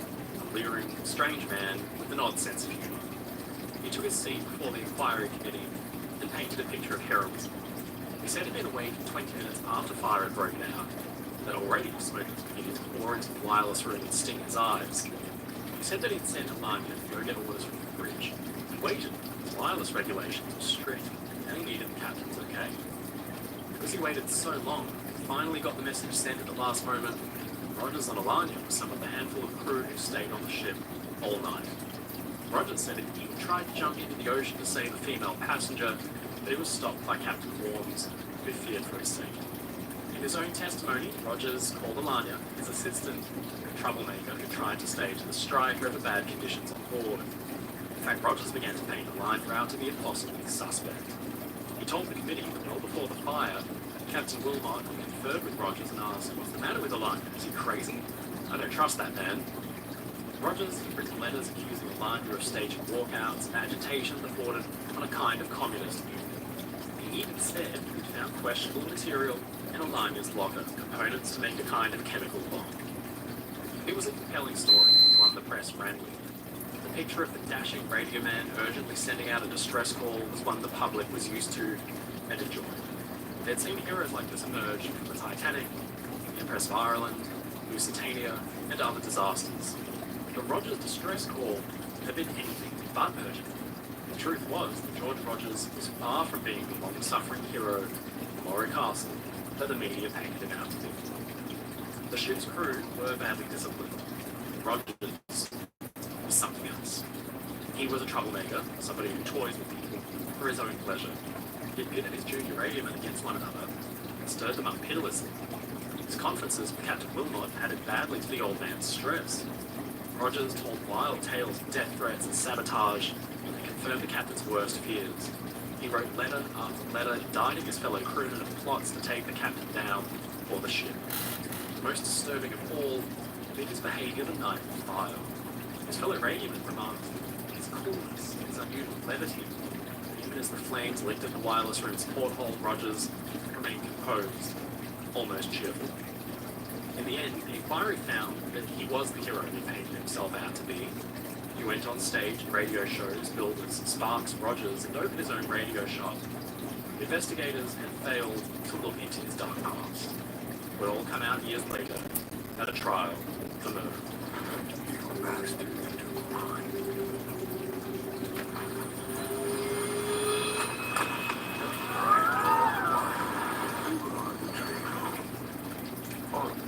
There's more to imagine when you listen. At Merrick, food is our love language. It has been for over 30 years, and it always will be. With the investigators beginning to get a clearer picture of the strange conditions aboard Moreau Castle, they turned their attention to Captain Wilmot himself. The rumour had been that he'd been poisoned by an unhappy crew member. The night of the fire, Wilmot had retired early to his cabin, complained of stomach pain, and then suddenly died. The ship's doctor, Van Zyl, had concluded it was a heart attack, so had 3 passenger doctors aboard too. Van Zyl could never give his testimony because he died in the disaster that followed. To get to the bottom of it, all eyes turned to the mangled wreck of the still smoking ship. Aboard her, somewhere, what remained of her once beloved captain, and the critical evidence that might prove that his death, the resulting fire, had been an intentional act. There's an incredible account from the Asbury Park chief of fire of finding Captain Wilmot's body, and it was in his cabin, but the fire and the heat was so intense that the legs of his bed had actually melted and his body had slid down. And body is a bit of a strong term here. It was essentially a set of charred bones and ashes. Well then, given what was left behind, were they even able to determine if there had been foul play involved? They really thought there was a chance that they could, which is why, even though the body was in the state that it was in, they decided to collect it and bring it in and have it autopsied, believing that chemists or toxicologists might be able to see if there was, for instance, poison in his system. They didn't find any poison in his system. What they did find was traces of lead and copper because of the high heat and metals in his cabin. So is this any conclusive proof that he was or wasn't poisoned? Here's the thing, we can't say that with 100% certainty. We discovered in our research that the man who actually performed the toxicology test was a man named Alexander Gettler, who was the guy in this field. He was the father of forensic toxicology. But when you have someone at the cutting edge of this technology, there's still so much more to go and more to learn and tests to devise and technology to develop. So in the 1930s, did they have what was needed to test for the poison that was in his system? That's unclear. We can never really know with complete certainty if he was poisoned or not. Wilmot's death was one thing. The fire that engulfed his ship was another thing entirely. Even as the inquiry committee met day by day through September, victims of the ship washed up ashore. The stories from passengers and crew began to clarify the frantic, sudden events of the night. The discovery at the stern of the ship told the tragic fight for survival. There, scattered on the after decks, were clothes, belts, trousers, shoes, all hastily discarded as passengers made the decision to stay behind or leave into the unknown.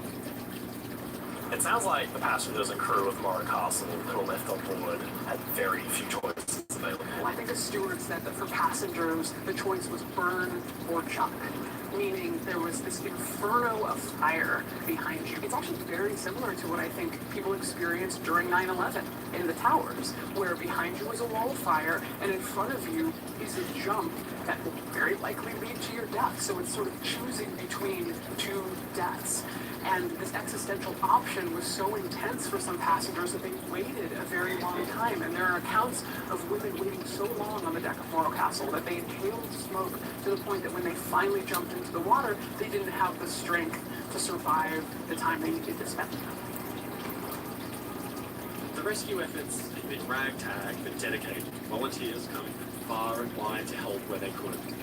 Notable among them was the boating family, with their boat, Paramount. There's a story of a family who brought their fishing boat out to rescue people just of their own volition, and they did. They rescued 67 people. But they describe again and again coming upon these clumps of people in the water, and one of the family members has died. And they're telling the living people, you have to let this person go, let them float away, someone else will pick them up. There's only room for living people in this boat. But it was so difficult for them to give up the corpse of their family member, to just leave it behind in the water. And you can understand that. I don't know what I would do if I was in that same situation. For those who made it off the ship but died in the water, what happened to them? The bodies in the water scattered all the way down this beach. Some of them washed up on shore, half dead, half alive, and they worked on them with these machines called pulmotors, which were some early respiratory machines that pumped oxygen into their lungs, and some people could be saved that way. Because of the current, bodies washed south of here, and there was a 10-mile stretch that they were washing up, and one policeman said that you could not go a mile in this stretch without finding one or two bodies of the victims. And because of the grim nature of this tragedy, sometimes burned body parts of the victims.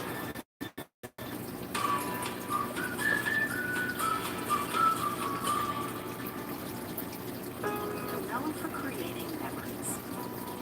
No one wants to be known for cancer. With dozens of bodies to contend with, the overwhelmed constabulary rushed to catalogue and house the dead.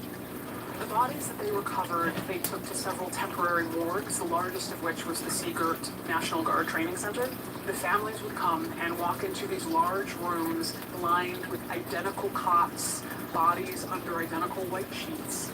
And you would walk along and the body would be revealed to you. And it was absolutely horrifying to think of finding your dead loved one, but at a certain point it became even worse to think that you wouldn't find your dead loved one, because that would mean they were missing. In these temporary morgues, they would also embalm the bodies, which was extremely important to preserve the dead bodies after the level of fire and the time in the water that they experienced, in order to transport them either within the country or out of the country for burial. There were over 110 victims of the fire recovered. Among them was the honeymooner Charles Phillips. His wife Selma had been pulled alive from the water. The handsome businessman had been washed away. He'd only been married 8 days.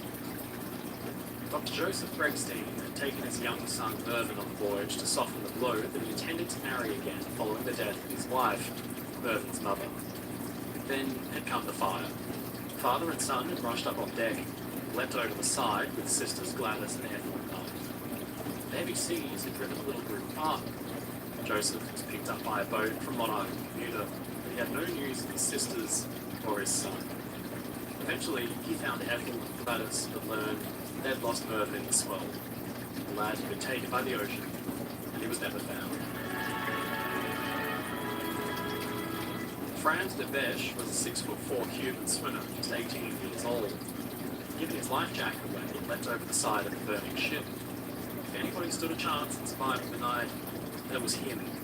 But he was exhausted, last seen speaking to the woman in the water, pulled out to sea, and never seen again. Nearly 10 other victims of the disaster were never found. In the end, the inquiry found that the disaster had been the result of negligence. That old one-deck officer, 2 of her senior engineers, had handled the ship poorly and failed to coordinate an effective evacuation. The ship's construction and design and fire prevention technology was found to be modern and completely satisfactory, but The alarm itself was defective and the escapes had not been properly marked out. The report stated officers had waited too long to send the SOS. The fire, which broke out inside of a closed cupboard, was of an unknown origin, an act of God, but that it should have been contained and dealt with far easier than it had been. Acting Captain Warnes was indicted for negligence. So was Chief Engineer Ian Abbott, Warline's Vice President, Andrew Cabot. They were all sent to prison, and in the end, an appeal released them. There was far more obvious scapegoat. Captain Wilmot was a people pleaser who had fire hydrants tapped so passengers wouldn't slip on them. He'd failed to act decisively following the earlier fire in the cargo hold, and he'd done a poor job at managing his almost delinquent crew. The story passed from the headlines, and the world moved on. Rogers did his stage radio shows, still hailed the hero. Tragedy. It had taken a full week for the fire to die out aboard the ship, and Asbury Park enjoyed the lucrative tourist trade. Then, many of the tourists had gone home. All that remained was the nauseating stench of burning hides and the ghastly charred wreck. In March 1935, the towering hull of the ship was at last dislodged from the Asbury Park beach and towed to Baltimore, where she was broken up and scrapped. The case, it seemed, was closed. But then, in 1953, 20 years after the Morro Castle burned, George Rogers, the hero of the story, was arrested for double homicide.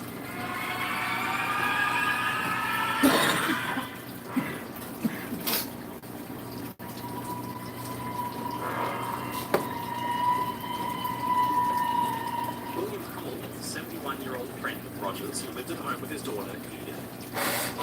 Probable cada día encuentra posibilidades sin límites. Con Spectrum tus juegos te transportan a otro universo y con las velocidades de internet más confiables, haz streaming estés donde estés. Cambia tu Spectrum Internet Advantage.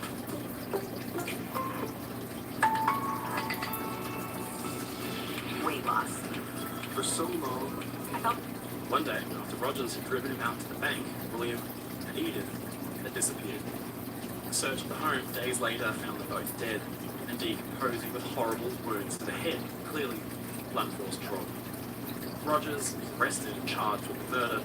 Suddenly, a torrent of information came out about the man who once worked to save the passengers and crew of Morro Castle.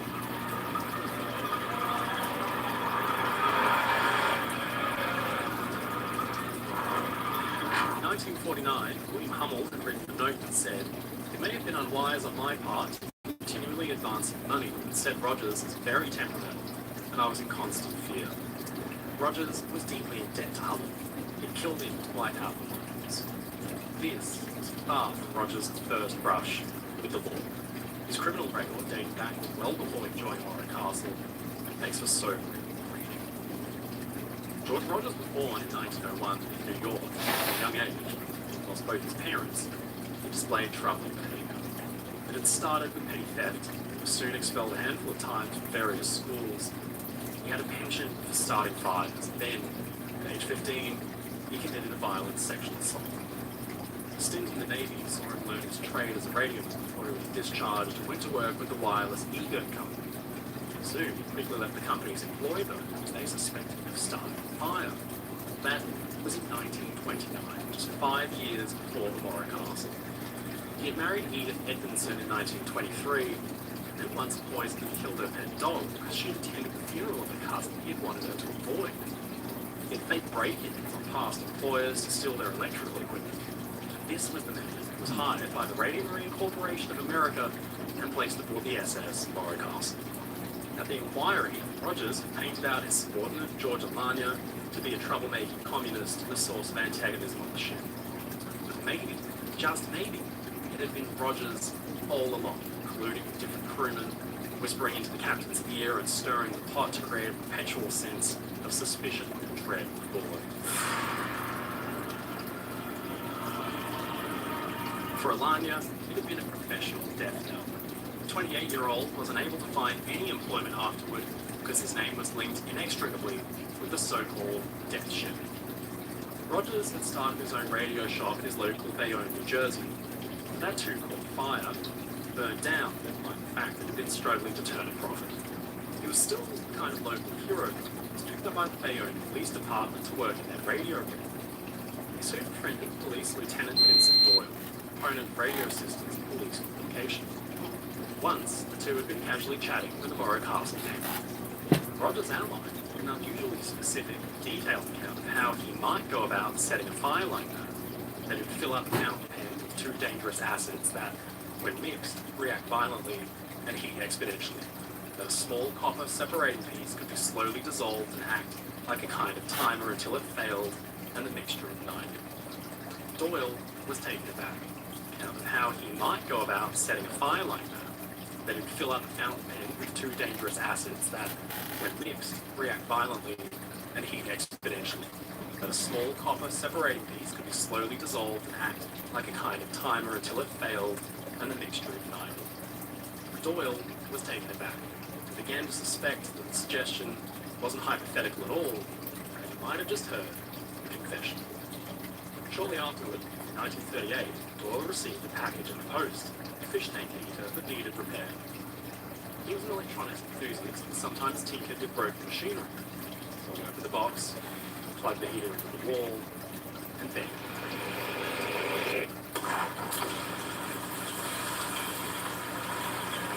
A violent explosion blew out windows in the workshop and nearly shook the building apart.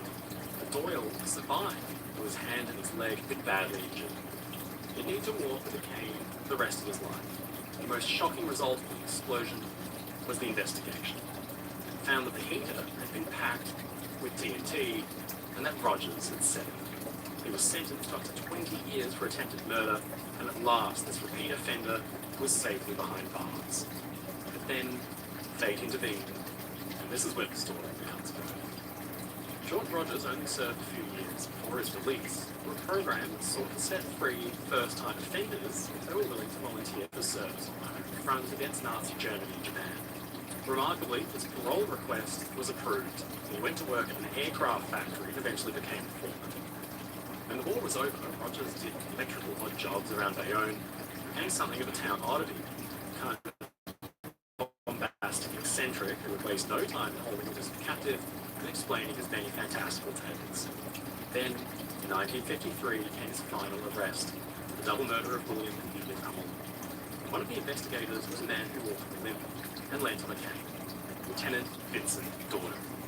He wrote to Edith, Rogers' wife of 30 years, saying, "You have my deepest sympathy, and have known for many years that your husband broke the hearts of both your mother and father. He alienated your brother, Bill. He killed your dog because he went to the funeral of a cousin when he told you not to, and he killed the captain of Morrow Castle before he set fire to the ship, killing 134 more people. But for the intervention of divine providence, he would have killed me. He killed your friends, the Hummels, and spent the money which he robbed from Bill Hummel's dead body. You're right when you say he deserves no sympathy."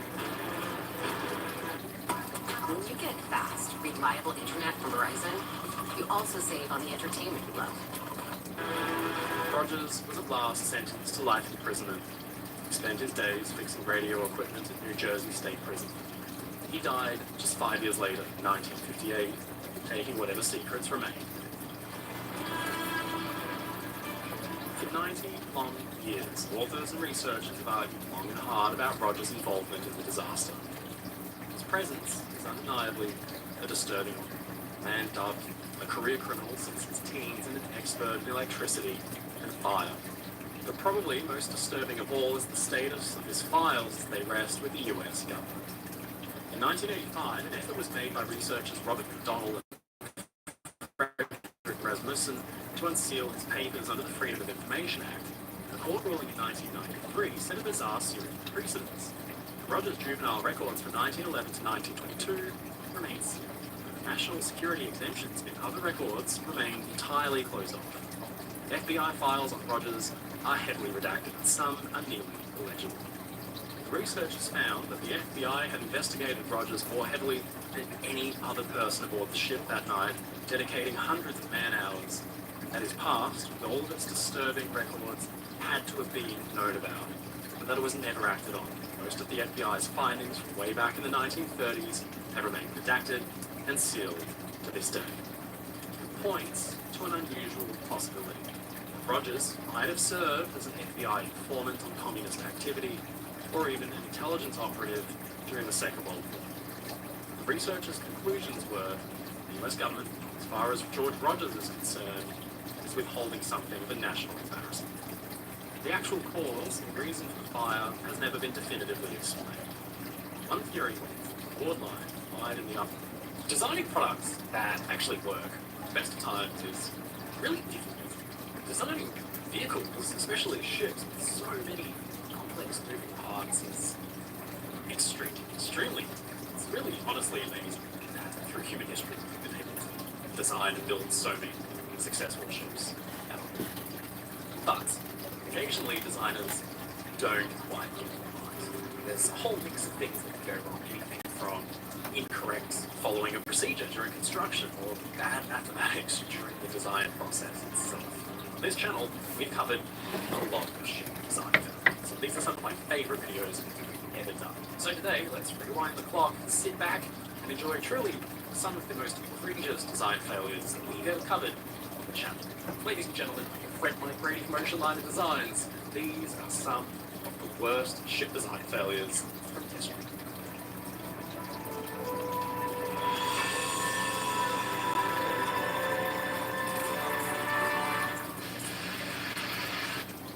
This first one is actually very contentious. See, I said before that sometimes a ship's failure in design can come down to just one simple.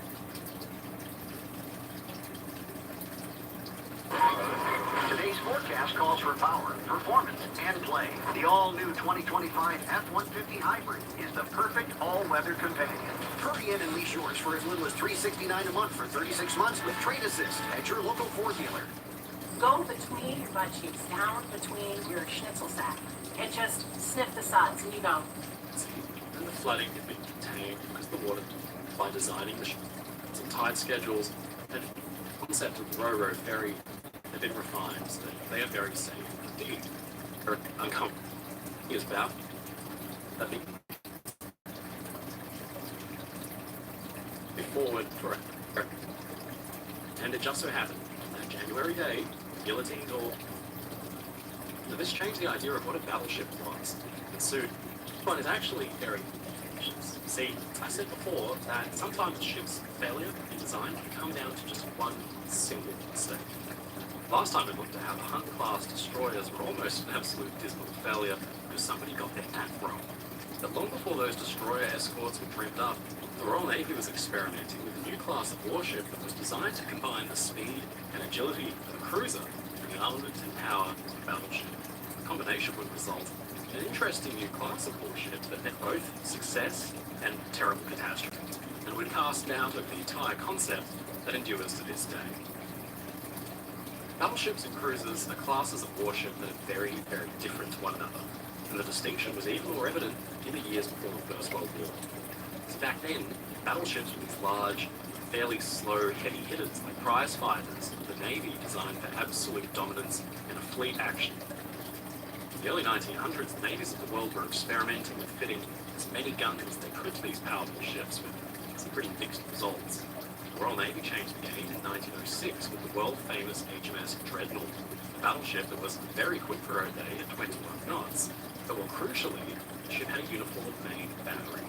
She was designed so that large turrets could field guns of 12 inches or 305 millimeters in such a way that powerful broadsides could be brought to bear, or if the ship was facing to stem onto the enemy directly in front or behind, then at least 6 main guns could be put on target.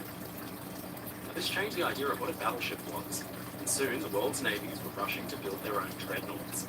And in a fierce naval arms race with Germany, Great Britain's Admiralty rushed to rebuild their own navy to replace many of their aging, lumbering, awkward battleships with dreadnought-style warships instead. But meanwhile, there had actually also been a cruiser arms race for years.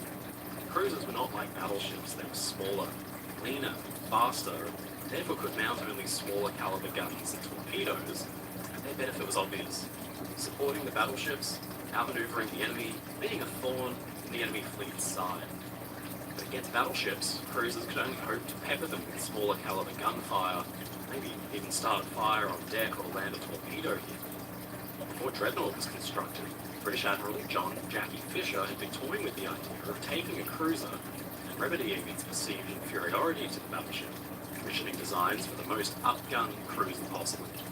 In the end, the design program ensured that one new battleship design would be built, HMS Dreadnought, that 3 new heavily armed and armoured cruisers would be built as well. Now, these new cruisers were unlike any other that had been seen before. They were immense in size and carried the huge 12-inch guns that Dreadnought had. The whole reason for being was to take the fight to the enemy, to run down slower, older warships and hit them hard with their powerful battleship-caliber guns. To do it, designers had to pull off a few engineering miracles. First, the new style of cruiser had to be extremely long. Longer hull form moves easily through the water and is very hydrodynamically efficient. Typically, the longer and leaner a ship is, the faster it will go. In fact, this new style of cruiser was about 40 feet or 12 meters longer than Dreadnought, but it was narrower, which means they could get 25 knots. And this was the same as the then world record-holding speedy passenger liner RMS Mauritania.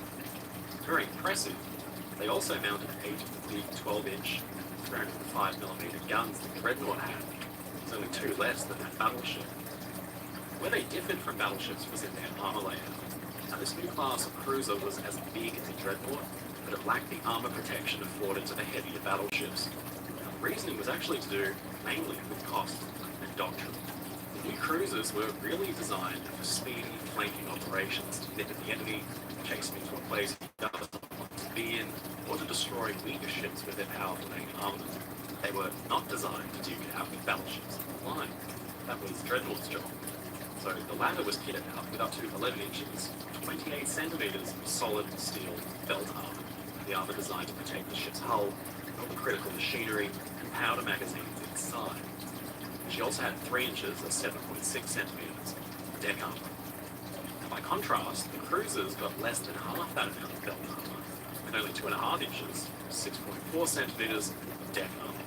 Now, the deck armor was important too, because if Rangers battleships engaged one another, shells would be falling downwards thanks to gravity and be likely to hit the path. Now, less armor, the new cruisers were a little bit lighter than the Dreadnoughts, but more importantly, they were cheaper to produce. They didn't get heavy armor because it was thought in their normal operation they just wouldn't do it. They were clearly not anything like the last generation of cruisers. This was something entirely different. But at first, their actual function obviously caused a little bit of confusion within the Admiralty. Early on, this style of ship was referred to as a cruiser battleship and a Dreadnought cruiser. But by 1911, the designation had officially settled on battle cruiser, and a new class of warship was born. The first Royal Navy battle cruiser was given a somewhat ominous name, HMS Invincible. Now, there's a lot of misinformation and mythology around the battle cruiser and its perceived failure as a class of ship. In many ways, it was actually evolutionary. It led to the largely successful fast battleships of the Second World War. But back in the First World War, the navies of Britain and Germany were excited to deploy their new battle cruiser squadrons. Because, of course, when Britain started making them, Germany did as well. In 1916, both nations finally got their chance, an infamous, sprawling battle known as Jutland. On May 31st, HMS Invincible herself steamed into action against the large German fleet as part of Vice Admiral David Beattie's dedicated battle cruiser squadron. Now, this was actually the first time the battle cruiser would partake in a proper fleet action against combined enemy warships, which included battleships. Before then, HMS Invincible and her type had seen great success in hunting down and destroying smaller and weaker warships like they were originally intended to. This battle would be different. The battle cruiser was supposed to harass the German line. Around 6:15 on the 31st, they engaged the Germans' equivalent battle cruiser force.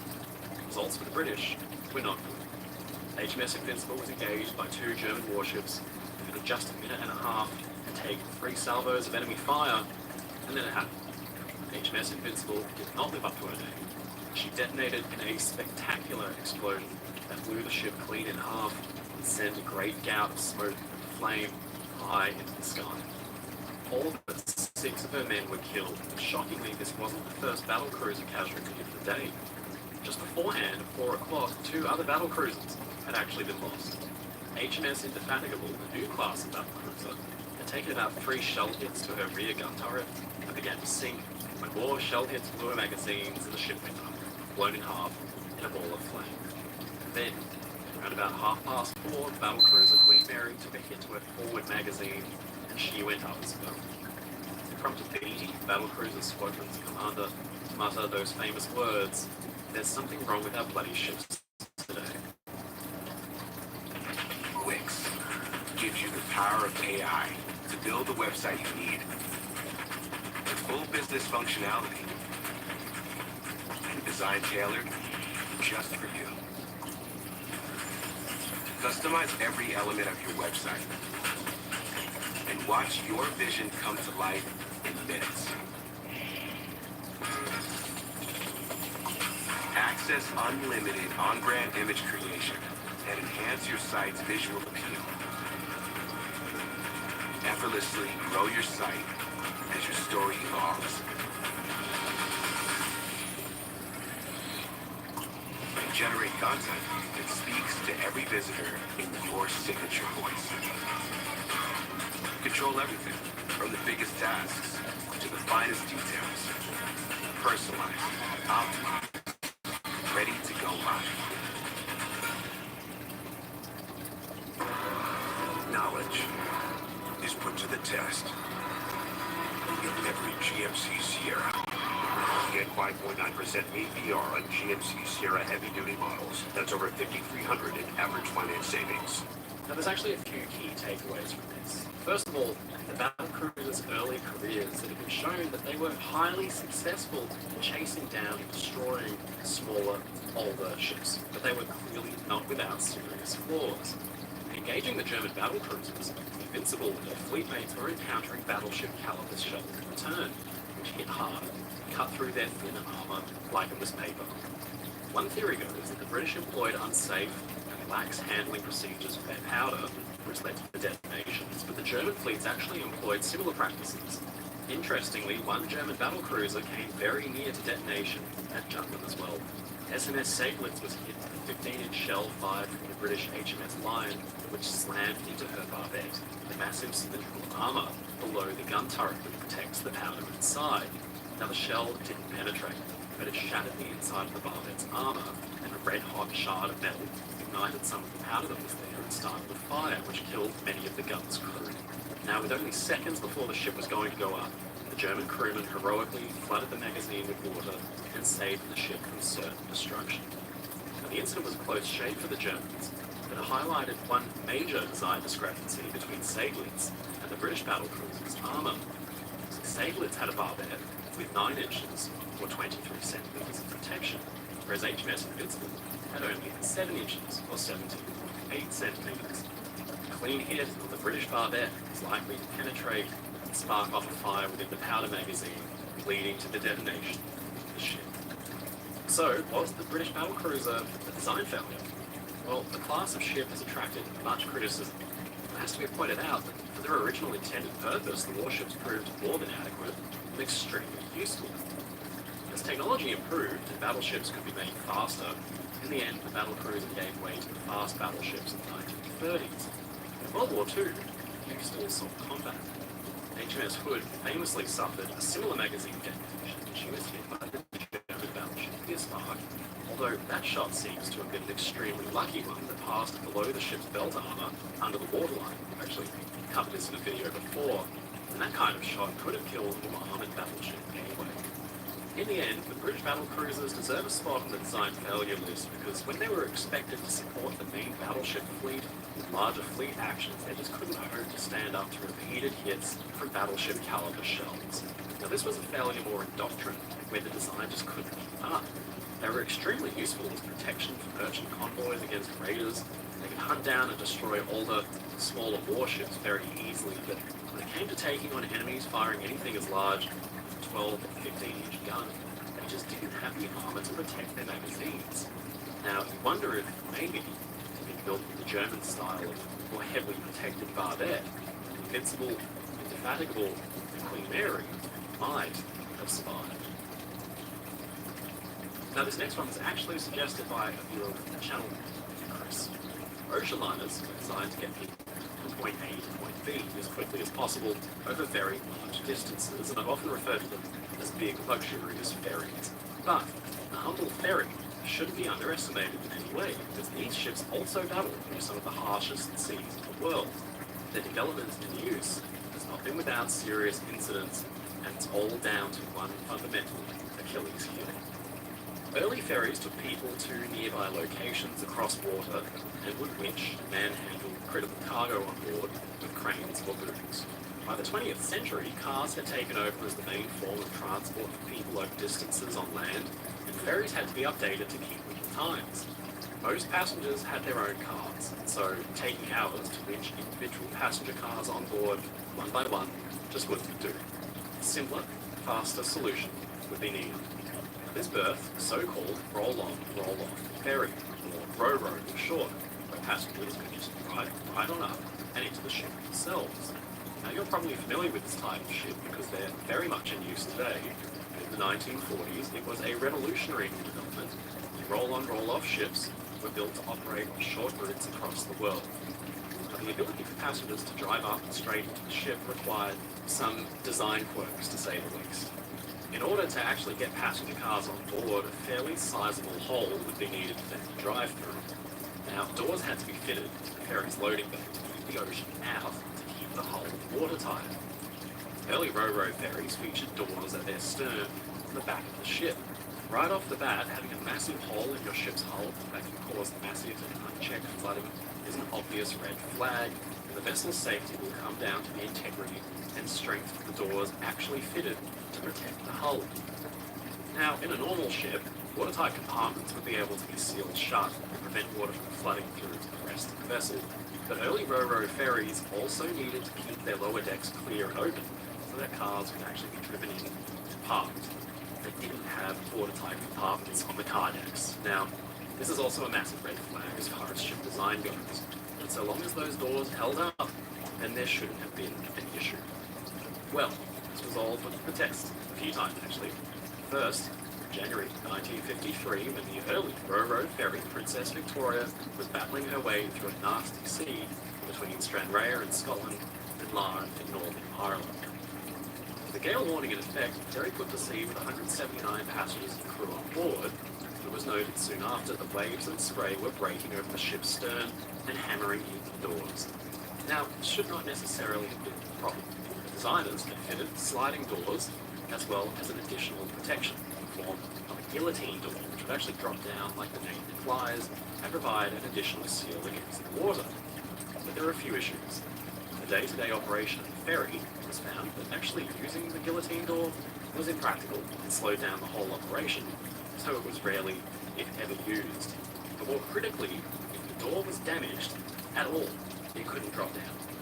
And it just so happened that January day, the guillotine door was damaged and unable to be lowered. Then massive waves began to burst through the stern doors and the crew couldn't shut them.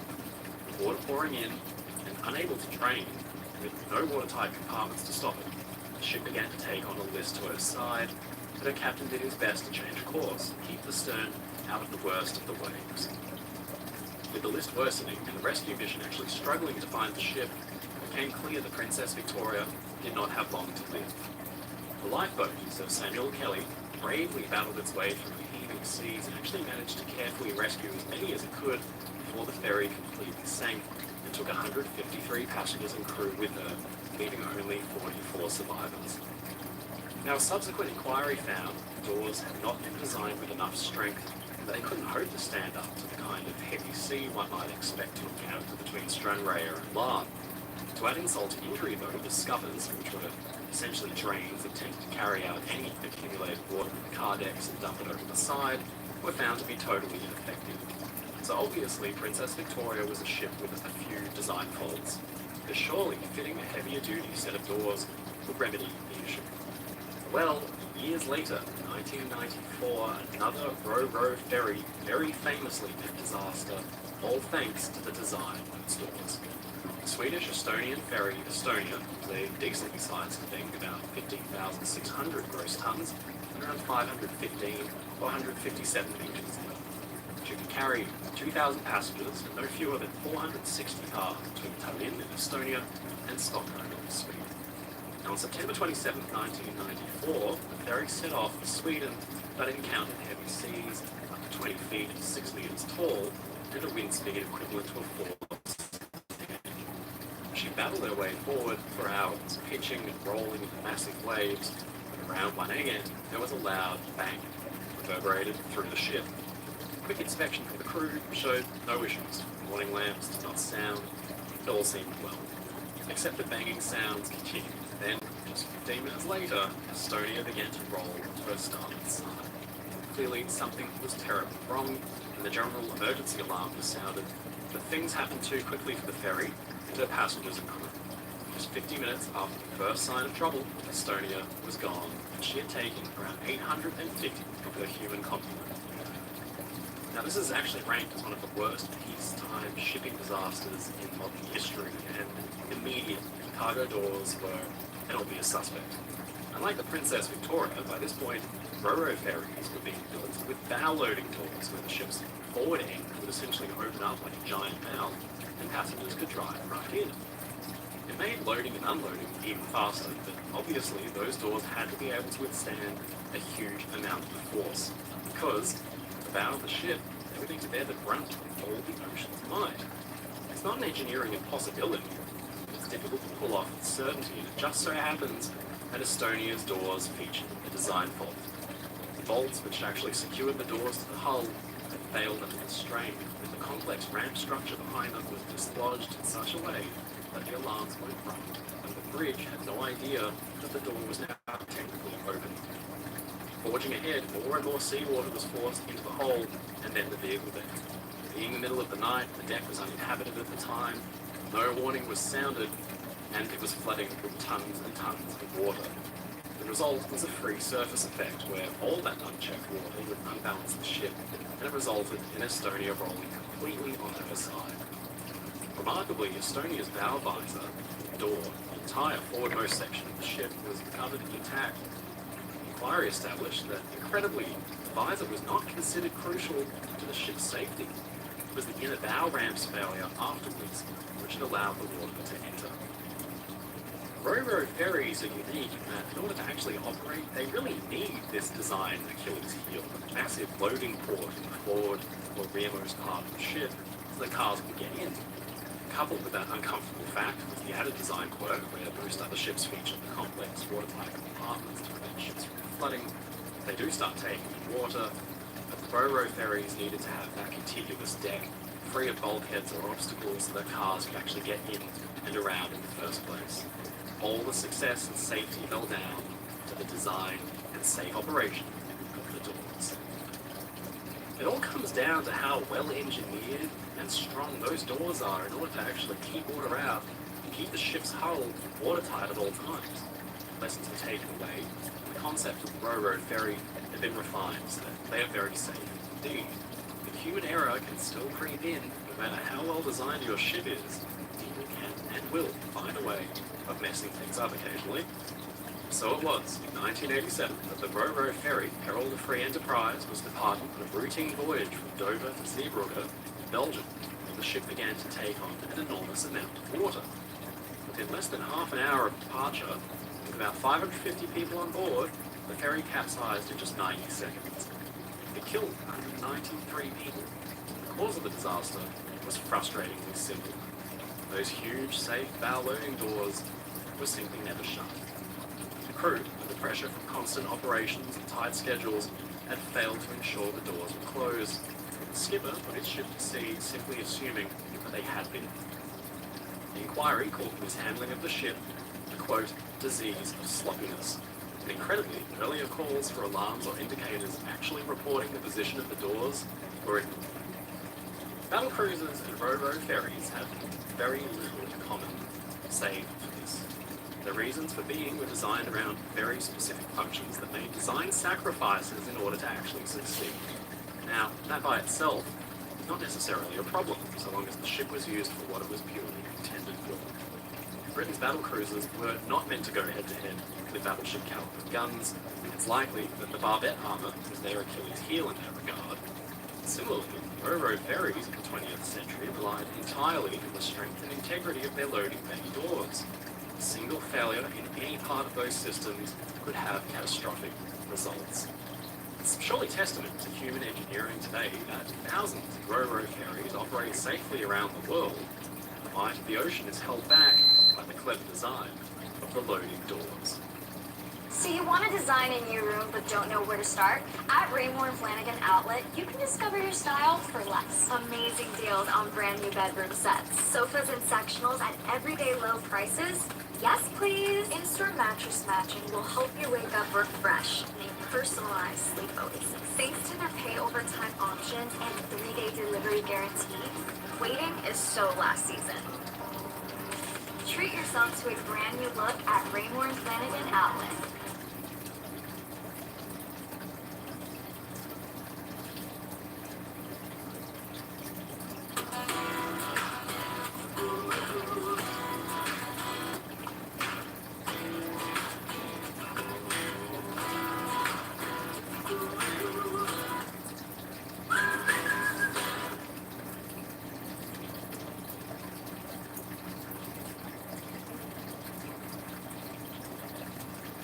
Ships like ocean liners and warships are obviously designed to fulfill a specific purpose, and their intended role actually impacts the design of the ship. It's actually structure way more than you expect. Take, for example, rolling.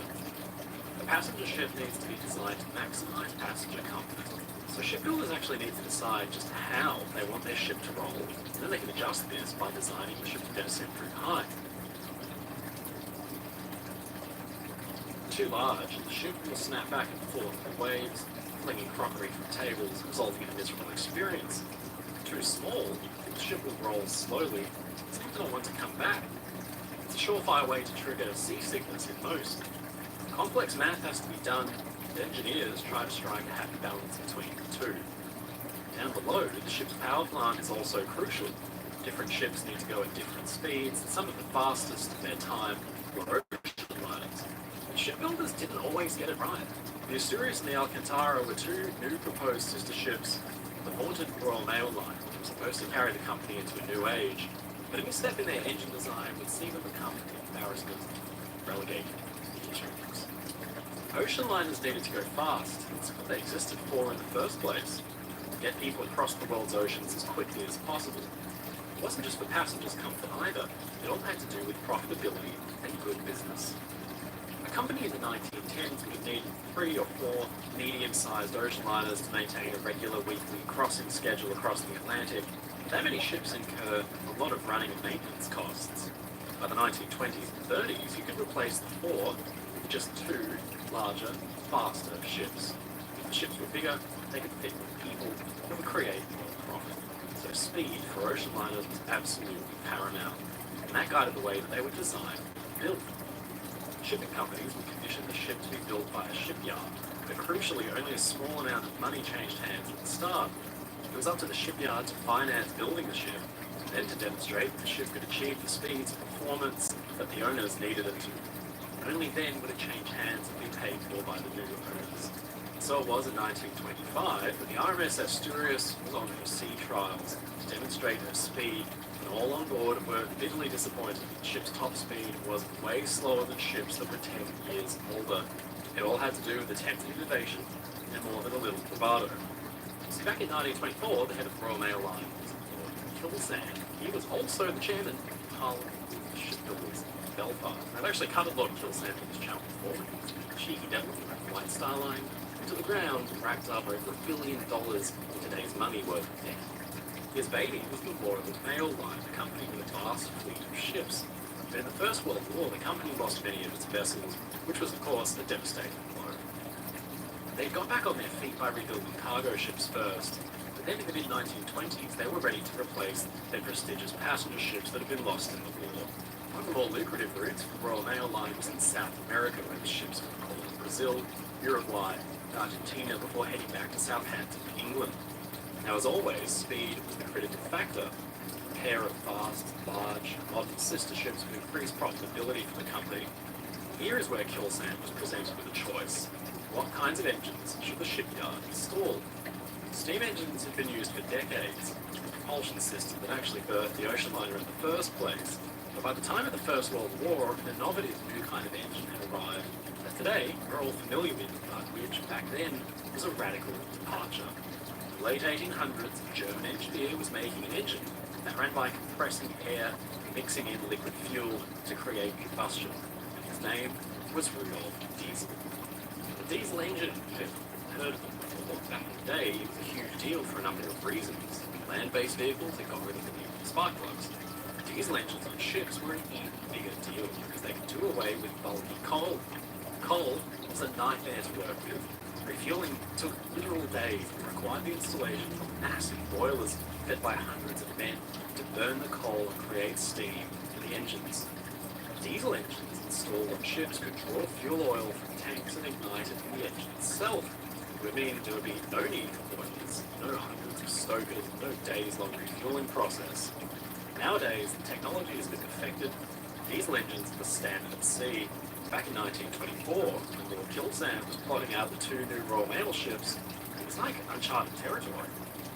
He needed Asturias and Alcantara to do 20 knots exactly.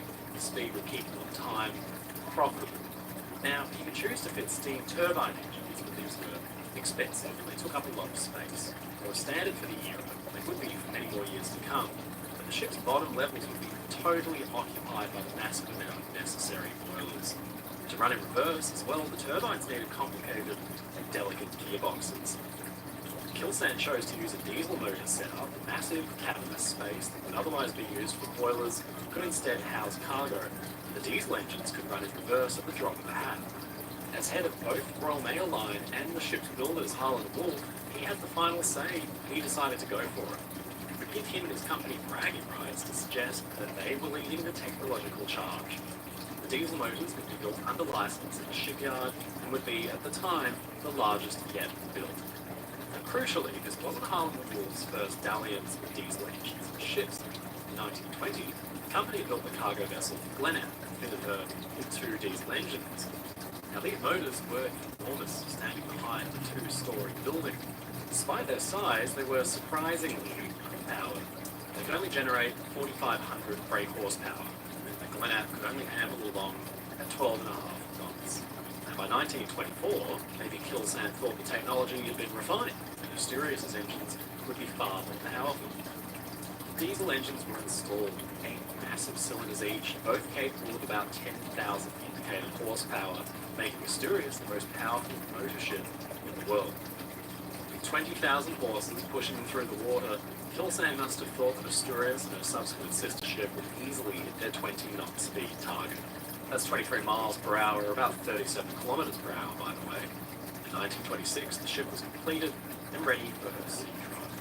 The motors were worked up, and the ship roared through the water at cruising speed, 16.5 knots. She could go faster, but it would mean that the engines would be at full throttle the entire time, burning fuel and money. But even then, she couldn't hit 20 knots.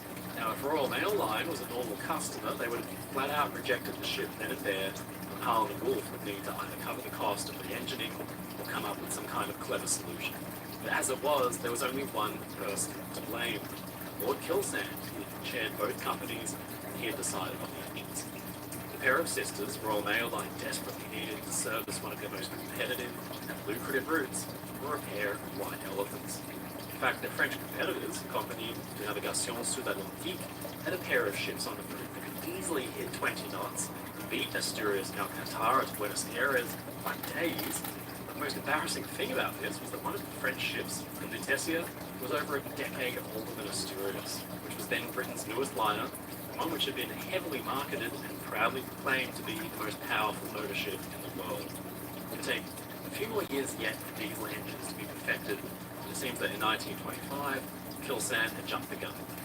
By 1931, Lord Kilsand was in jail. I covered why in my video about the cancelled super ocean liner that White Star was planning called the Oceanic. It's well worth a look because it's a wild story. But the gist of it is jailed for fraudulent activity. Asturias and Alcantara were having their butts kicked on the South Atlantic route by German and French competitors. The Royal Mail Line, now under new leadership, began to float the idea of replacing the ship's engines to get them up to speed. They gave the task to Harlan Wolff on the condition that the yard could put in a new machine that would get the ships up to at least over 18 knots. The yard agreed and got to work, but they knew that for every knot slower than that speed, they would need to have to pay out the penalty. They ripped out the underperforming diesels and put in 6 powerful turbines instead, as well as boilers generating superheated steam. The result was a 25% increase in power, and the two ships could at least hit just under 20 knots. They remained in service up until the 1950s, but the failure of their original designs was just another blight on Kilsan's career.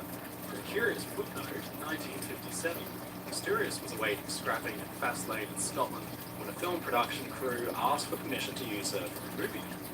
They repainted part of the hull, and Asturias played the role of Titanic in the scenes where the ship's boats are being lowered for the movie A Night to Remember, which is all the more fitting because both ships were even built at the same shipyard. Now, Asturias and Alcantara are an interesting case study because although their engines were underpowered, the designs of the ship's hull and interiors were sound, so all they needed was to be re-engined. But some design errors are actually way more serious because they're built into the ship's very structure, its skeleton, its steel. This can result in some quirky behavior at best, but at worst, it can lead to deaths of many. Take, for example, the German ocean liner Imperator. She was intended to be a response to British superliners like Mauretania and Olympic. The mastermind behind the ship, Hamburg American Line's brilliant Albert Barlin, intended for the ship to be the first of the trio designed to absolutely outdo the British in every way. In itself, it's a fascinating story. I've also done a video on that too, probably in the description. In 1906, the biggest ship that Germany had ever built was the SS Kaiser and Augusta Victoria, about 24,000 gross registered tons. But Imperator would be twice that size. Now, building a ship that big is a huge learning curve. The German shipyard of Wolfenwerker was having to take on. The design called for an immense ship with 3 towering smokestacks and ornate interiors that were modeled in some of the most famous hotels in the world, specifically the Ritz. In 1913, Imperator set out on her sea trials, and her builders and owners must have been extremely proud because they'd achieved their goal. Imperator's interiors certainly put the newest British liners to shame, but there was a huge problem. The designers had messed up somewhere along the way because Imperator didn't seem to want to stay on an even keel. The ship's desire to twist over to one side has become legendary. Passengers on some of the earlier voyages were so dismayed, they gave her the nickname L'Imperator. The ship's hull was huge and towering, and the smokestacks on top stood the height of a 5-story building, which meant that the ship's centre of gravity was just way too high. Urgent calculations must have been done by the builders because they figured that she was safe enough to operate, but that she would exhibit some quirky habits, namely responding to any rudder inputs by lazing over to about 5 degrees and staying there. She wasn't at risk of capsizing, but the ship was clearly unstable. It would need to be rectified. It was too late. A much publicised maiden voyage was coming up. Imperator set to sea. It's actually hard to find a bit of footage or a photograph that shows the ship on an even keel. This, coupled with electrical failures and fires, resulted in Hamburg America Line pulling Imperator from service just 1 season into her career for a full refit. Now, they did everything they could to fix the issues. First, the funnels were cut down in height by as much as 3 metres, or almost 10 feet. Then 2,000 tons of cement was poured into the ship's double bottom to act as ballast. Passenger cabins were attacked as well. Marble bathtubs were ripped out, and they were replaced with cast iron ones, which were actually lighter. Decorative panels made out of marble, a kind of marble, were replaced with plaster, and heavy wooden furniture was ripped out and replaced with cane. In 1914, Hamburg American Line held their breath as the new and improved Imperator entered service, but then they were dismayed to find that the changes had done relatively little to help. In the 1920s, the ship's new owners Cunard Line had a go at solving the problems too, but even they couldn't do it. The simple issue of her centre of gravity was so ingrained in the vessel's bones that it couldn't be overcome with simple fixes. Honestly, in my opinion, to solve it, probably an entire upper deck at least would have needed to have been taken off. In the end, the ship had a successful career, but her quirky lean to one side has become the stuff of legends. Imperator's design fault led to behaviour that was just that, quirky. It was that dangerous, I can't imagine the Hamburg America Line, or even their builders, would have allowed Prado to go to sea in the first place. But sometimes design faults can slip through the cracks that are much more serious, even though they might seem, at first glance, glaringly obvious. In 1906, a pair of sister ships were introduced that were celebrated for their modernity, their luxury, but which actually harbored a deadly secret that resulted in the deaths of over 1,000 people. In the early 1900s, the Canadian Pacific Railway Company wanted to up the standards of its transatlantic fleet. The company ran a fleet of running-mate steamships between Liverpool and Quebec, but they were simple, utilitarian passenger cargo vessels with just as much emphasis on the cargo as they did the passenger. Canadian Pacific's dream was to build a celebrated pair of liners to bring standards of luxury to that route previously only been seen on board the most celebrated liners of the day, which sailed on the prestigious service to New York. The result was a pair of ships built at the famous Fairfield shipyard in Goggles, Scotland, Empress of Britain and Empress of Ireland. The two ships were of medium size, about 14,000 gross registered tons. What they lacked in size, they made up for in modernity. The ships featured electric lights throughout, and modern fixtures like flushing toilets and call buttons. Passenger spaces were lush and comfortable. They brought a whole new standard of luxury to the route, and in that regard, Canadian Pacific Line absolutely nailed their dream. The lounges, cafes, ornate stairwells, and smoking rooms were a huge hit when the ships were first introduced. But what Canadian Pacific Line was most proud of was the modernity and safety of the two ships, as they'd done everything in their power to up the standards of safety at sea as well. The decades leading up to the introduction of the Empress sisters, a series of maritime disasters guided shipbuilders in how to protect their ships. The most obvious takeaway was the need for a double bottom, and then compartmentalization. Now, a double bottom was like a skin on the ship's lowest point that would protect it from damage from below. The second skin would trap water and prevent it from flooding into the ship, but the hull could still be damaged from the side. So to stop water from flooding freely throughout the ship, the hull was split into sections called compartments, which were separated by watertight bulkheads, tall steel walls rising up from the bottom of the ship that could be sealed off by watertight doors. If the hull was damaged in one spot, the flooding would be contained to that one compartment. In later years, the watertight doors could be closed electronically from the bridge, but in the Empress of Ireland's day, it was still largely a manual process. So the crew were trained and drilled in the event of an emergency to take heavy brass keys and manually hand crank the 24 watertight doors shut. In practice tests, this could be done in less than 3 minutes, which is fairly impressive. The Empress of Ireland and her sister ship featured 10 bulkheads that rose through the hull as high as the shelter deck, creating 11 compartments. Water trade regulations stipulated since 1890 that ships longer than 425 feet in length be designed to remain afloat with any two adjacent compartments flooded. Now we'll call this factor floodability. It's the amount of compartments that can be flooded without the ship being lost. Floodability relied on a few things, mainly that the flooded compartments remained watertight. This posed a problem for designers and builders. People, passengers, and crew alike needed to walk through the ship along its length, around. The bulkheads riding very difficult. The crew to close in an emergency.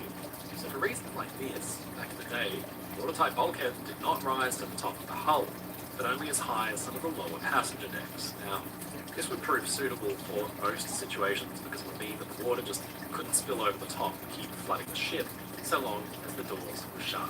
Now, this is all common knowledge now thanks to the Titanic disaster. That ship was designed to stay afloat with 3 or 4 compartments for each. But in the event, all were flooded, creating a cascading domino effect that sank the ship. The Empress sisters had to be designed to make sure that if any 2 adjacent compartments were flooded, the margin of buoyancy would not be exceeded and the ship would sink. If 2 compartments were made too big, for example, in an emergency, a light volume would pull it down and sink it, because the ship would be made far less buoyant. And here is where designers made their first misstep, because 2 of their compartments were far, far too big. It was the engine and boiler room compartments that were the largest of their kind because of the size of the machinery they had to house. The dead center of the ship was a pair of cavernous boiler compartments, separated by a single, tall, watertight bulkhead and a series of large coal bunkers. Now the compartments were huge. They were 87 feet, 26.5 meters long, compared to the forward compartments, which were about half that length. If open to the ocean and flooded, the Empress of Ireland should still have been able to stay afloat, providing the watertight doors were closed. But then, only barely, because the compartments were so voluminous. If they were flooded, it would come dangerously close to exceeding the margin of buoyancy, and the ship would sink. There was absolutely no margin for error. With those two compartments flooded, the Empress could take on absolutely no more water whatsoever, or she'd sink. Now, her designers thought this. Fortunately, it was a necessary evil to make those compartments so big purely because of the size of the boilers. Now, to compensate for this, they came up with what they thought was an ingenious solution. They could take the compartments and subdivide them even more, something like mini compartments that would slow or maybe even stop the spread of flooding water. They couldn't do it across the width of the ship because the crew would still need to be able to get around through the boiler rooms easily as they were. So instead, they could do it down the ship's length, adding things called longitudinal bulkheads that split one half of both boiler rooms essentially into two. In the empty space, they added storage for coal. It meant that if a boiler room was breached, only half of it would flood. Simple. And besides, the odds of the ship being hit dead center like that must have seemed extremely low. With the job well done, the ships were built and introduced. They served well for the better part of a decade. But then in 1914, the worst case scenario played out. The Empress's Achilles heel was revealed. In a dense fog, the Empress of Ireland was rammed dead center by the coal-carrying ship Storstad. And honestly, it's almost as if the disaster had been designed as a kind of engineering experiment, because the Empress was hit in exactly the worst possible spot. At least 15 to 20 feet of Storstad's bow, which by the way was designed and heavily reinforced specifically for ice breaking, plunged deep into the Empress, creating a gash which stood stories tall. Suddenly, the celebrated safety measures which were put in by the builders were put to the test, but there was an immediate series of problems. See, when Titanic hit its iceberg 2 years earlier, something like 12 square feet of the hull was opened up, allowing water to slowly come in and fill the ship over about 2 hours. But the Empress of Ireland was opened up to the river right between her two boiler rooms, the whole allowing 60,000 gallons of river water, that's 250,000 litres, to enter the ship every second. The stewards rushed to their posts to shut the doors, make the compartments watertight, and they were immediately overwhelmed. Stewards in third class were met with a tidal wave of river water that drowned them all on the starboard side of the ship. The doors remained open. The boilers and stokers didn't even have a chance at closing the doors. They did their best just to run out of the way. So now, the two largest compartments quickly employed similar practices. Interestingly, one German battlecruiser came very near to detonation at Jutland as well. SMS Sablitz was hit with a 15-inch shell fired from the British HMS Lions, which slammed into her barbette, a massive cylindrical armour below the gun turret which protects the powder inside. Now the shell didn't penetrate, but it shattered the inside of the barbette's armour, and a red-hot shard of metal ignited some of the powder that was there and started a fire which killed many of the gun's crew. Now, with only seconds before the ship was going to go up, the German crewmen heroically flooded the magazine with water and saved the ship from certain destruction. Now, the incident was a close shave for the Germans, but it highlighted one major design discrepancy between Sablitz and the British battlecruiser's armour. So Sablitz had a barbette with 9 inches or 23 centimetres of protection, whereas HMS Invincible had only 7 inches or 78 centimetres.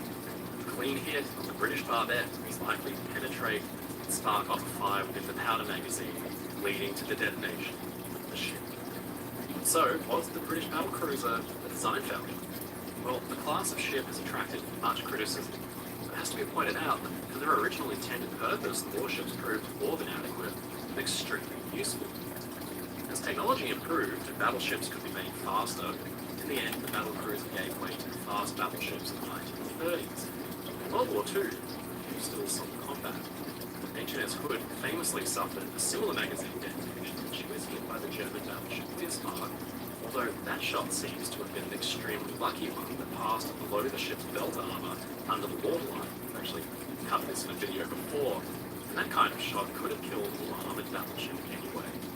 In the end, the British battlecruisers deserve a spot on the design failure list because when they were expected to support the main battleship fleet in larger fleet actions, they just couldn't hope to stand up to repeated hits from battleship caliber shells. Now this was a failure more in doctrine, where the design just couldn't keep up. They were extremely useful as protection for merchant convoys against raiders. They could hunt down and destroy older, smaller warships very easily, but when it came to taking on enemies firing anything as large as a 12 or 15-inch gun, they just didn't have the armor to protect their magazines. Now, you wonder if maybe if it built the German style of more heavily protected barbette, invincible, indefatigable Queen Mary might have survived. Now, this next one was actually suggested by a viewer of the channel, Chris. Ocean liners are designed to get people from point A to point B as quickly as possible over very large distances, and I've often referred to them as big, luxurious ferries. But the humble ferry shouldn't be underestimated in any way, because these ships also battle with some of the harshest seas in the world. Their development and use has not been without serious incidents, and it's all down to one fundamental Achilles heel.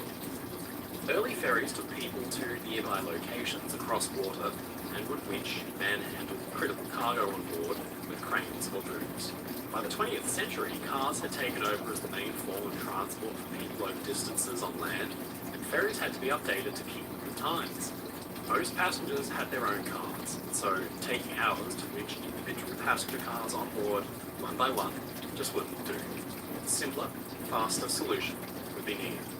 This birthed the so-called roll-on, roll-off ferry, or ro-ro for short, where passengers could just drive right on up and into the ship themselves. Now, you're probably familiar with this type of ship because they're very much in use today. In the 1940s, it was a revolutionary new development. Roll-on, roll-off ships were built to operate on short routes across the world. Now, the ability for passengers to drive up and straight into the ship required some design quirks, to say the least. In order to actually get passenger cars on board, a fairly sizable hole would be needed for them to drive through. Now, doors had to be fitted to the ferry's loading bay to keep the ocean out and to keep the hull watertight. Early ro-ro ferries featured doors at their stern on the back of the ship. Right off the bat, having a massive hole in your ship's hull that can cause massive and unchecked flooding is an obvious red flag, and the vessel's safety will come down to the integrity and strength of the doors actually fitted to protect the hull. Now, in a normal ship, watertight compartments would be able to be sealed shut to prevent water from flooding through to the rest of the vessel. But early ro-ro ferries also needed to keep their lower decks clear and open so that cars could actually be driven in and parked. They didn't have watertight compartments on the car decks. Now, this is also a massive red flag as far as ship design goes. And so long as those doors held up, then there shouldn't have been an issue. Well, this was all put to the test, a few times actually. First, January 1953, when the early ro-ro ferry Princess Victoria was battling her way through a nasty sea between Stranraer in Scotland and Larne in Northern Ireland. The gale warning in effect, the ferry put to sea with 179 passengers and crew on board, but it was noted soon after that waves and spray were breaking over the ship's stern and hammering in the doors. Now, this should not necessarily have been a problem. Designers had fitted sliding doors as well as an additional protection in the form of a guillotine door, which would actually drop down like the neck of flies and provide an additional seal against the water. But there were a few issues. In the day-to-day operation of the ferry, it was found that actually using the guillotine door was impractical and slowed down the whole operation, so it was rarely, if ever, used. But more critically, if the door was damaged at all, it couldn't drop down. And it just so happened that January day, the guillotine door was damaged and unable to be lowered. Then massive waves began to burst through the stern doors, and the crew couldn't shut them. Water pouring in and unable to drain, and with no watertight compartments to stop it, the ship began to take on a list to her side, but her captain did his best to change course and keep the stern out of the worst of the waves. With the list worsening and the rescue mission actually struggling to find the ship, it became clear that Princess Victoria did not have long to live. The lifeboat, Sir Samuel Kelly, bravely battled its way through the heaving seas and actually managed to carefully rescue as many as it could before the ferry completely sank and took 153 passengers and crew with her, leaving only 44 survivors. Now, subsequent inquiry found the doors had not been designed with enough strength, and they couldn't hope to stand up to the kind of heavy sea one might expect to encounter between Stranraer and Larne. To add insult to injury, though, the scuppers, which were essentially drains intended to carry out any accumulated water in the car decks and dump it over the side, were found to be totally ineffective. So obviously Princess Victoria was a ship with a few design faults, but surely fitting a heavier duty set of doors would remedy the issue. Well, years later, 1994, another Ro-Ro ferry very famously met disaster, all thanks to the design of its doors. The Swedish-Estonian ferry Estonia was a decently sized thing, about 15,600 gross tons, and around 515 or 157 meters long. She could carry 2,000 passengers and no fewer than 460 cars between Tallinn in Estonia and Stockholm in Sweden. Now, on September 27, 1994, the ferry set off for Sweden but encountered heavy seas up to 20 feet, 6 meters tall, and a wind speed equivalent to a force 10. She battled her way forward for hours, pitching and rolling into massive waves, when around 1 a.m. there was a loud bang that reverberated through the ship. Quick inspection from the crew showed no issues. Warning lamps did not sound. It all seemed well. Except the banging sounds continued. Then, just 15 minutes later, Estonia began to roll onto her starboard side. Clearly, something was terribly wrong, and the general emergency alarm was sounded. But things happened too quickly for the ferry and her passengers and crew. Just 50 minutes after the first sign of trouble, Estonia was gone, and she had taken around 850 of her human complement. Now, this is actually ranked as one of the worst peacetime shipping disasters in modern history, and immediate cargo doors were an obvious suspect. Unlike the Princess Victoria, by this point, Ro-Ro ferries were being built with bow loading doors where the ship's forward end would essentially open up like a giant mouth, and passengers could drive right in. It made loading and unloading even faster, but obviously those doors had to be able to withstand a huge amount of force, because the bow of the ship, they would need to bear the brunt of all the ocean's might. It's not an engineering impossibility, but it's difficult to pull off with certainty, and it just so happens that Estonia's doors featured a design fault. The bolts which actually secured the doors to the hull had failed under the strain, and the complex ramp structure behind it was dislodged in such a way that the alarms weren't rung, and the bridge had no idea that the door was now technically open. Forging ahead, more and more seawater was forced into the hole, and then the vehicle deck. Being the middle of the night, the deck was uninhabited at the time, no warning was sounded, and it was flooding with tons and tons of water.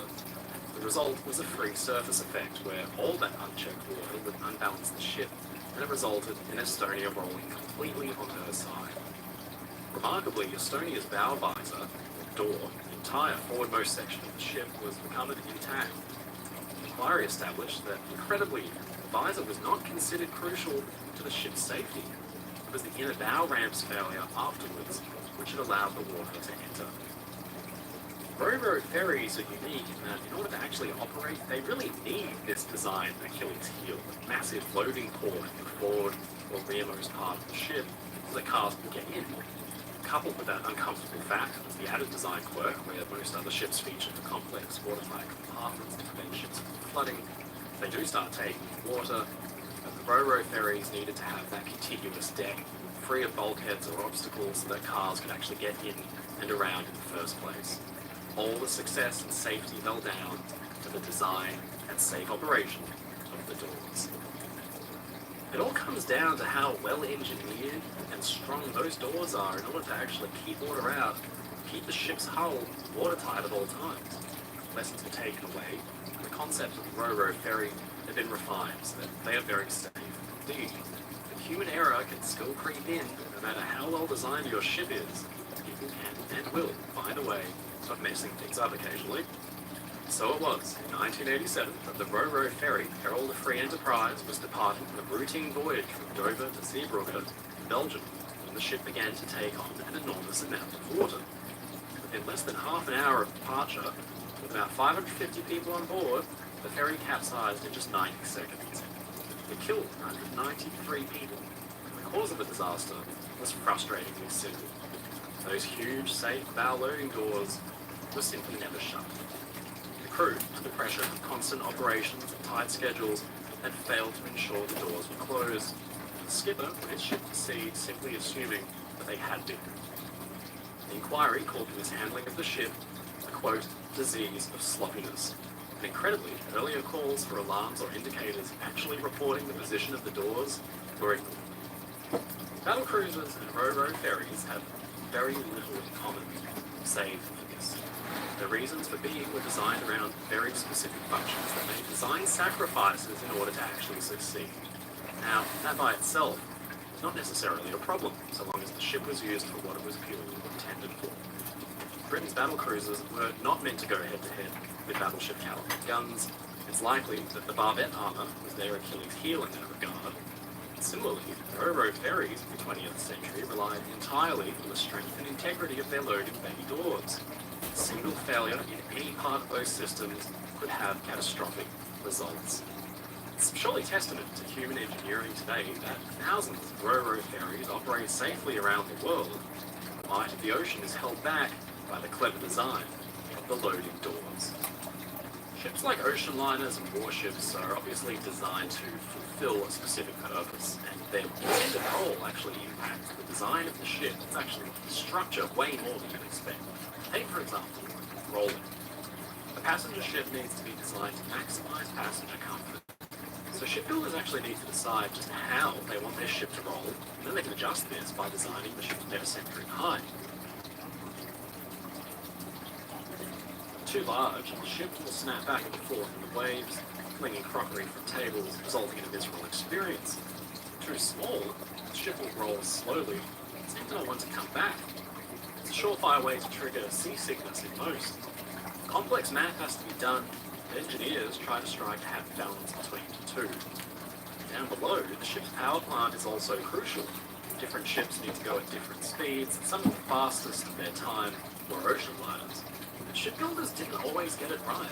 The Asturias and the Alcantara were two new proposed sister ships. The vaunted Royal Mail line was supposed to carry the company into a new age, but a step in their engine design would see them become embarrassing and relegated districts. Ocean liners needed to go fast. That's what they existed for in the first place. Get people across the world's oceans as quickly as possible. It wasn't just for passengers' comfort either. It all had to do with profitability and good business. A company in the 1910s would have needed 3 or 4 medium-sized ocean liners to maintain a regular weekly crossing schedule across the Atlantic. That many ships incur a lot of running and maintenance costs. By the 1920s and 30s, you could replace the 4 with just 2 larger, faster ships. If the ships were bigger, they could fit more people and create more profit. So speed for ocean liners was absolutely paramount, and that guided the way that they were designed and built. Shipping companies commissioned the ship to be built by the shipyard, but crucially only a small amount of money changed hands at the start. It was up to the shipyard to finance building the ship, and to demonstrate that the ship could achieve the speeds and performance that the owners needed it to. And only then would it change hands and be paid for by the new owners. So it was in 1925 that the RMS Asturias was on her sea trials to demonstrate the speed. All on board were bitterly disappointed that the ship's top speed was way slower than ships that were 10 years older. It all had to do with attempted innovation and more than a little bravado. See, back in 1924, the head of the Royal Mail Line was Sand. He was also the chairman of Parliament Shipbuilders in Belfast. I've actually covered Lord Kilsand in this channel before. She definitely threw the White Star Line to the ground and racked up over $1 billion in today's money worth of debt. His baby is the Royal Mail Line, a company with a vast fleet of ships. And in the First World War, the company lost many of its vessels, which was, of course, a devastating blow. They'd gone back on their feet by rebuilding cargo ships first. Then in the mid-1920s, they were ready to replace their prestigious passenger ships that had been lost in the war. One of the more lucrative routes for the Royal Mail Line was in South America, where the ships would go to Brazil, Uruguay, and Argentina before heading back to Southampton, England. Now, as always, speed was the critical factor. A pair of fast, large, modern sister ships would increase profitability for the company. Here is where Kilsand was presented with a choice. What kinds of engines should the shipyard install? Steam engines have been used for decades. The propulsion system that actually birthed the ocean liner in the first place. But by the time of the First World War, an innovative new kind of engine had arrived. And today, we're all familiar with, which back then was a radical departure. In the late 1800s, a German engineer was making an engine that ran by compressing air, mixing in liquid fuel to create combustion. His name was Rudolf diesel. The diesel engine, back in the day, was a huge deal for a number of reasons. Land-based vehicles that got rid of the spark plugs. Diesel engines on ships were a big deal because they could do away with bulky coal. Coal was a nightmare to work with. Refueling took literal days and required the installation of massive boilers fed by hundreds of men to burn the coal and create steam for the engines.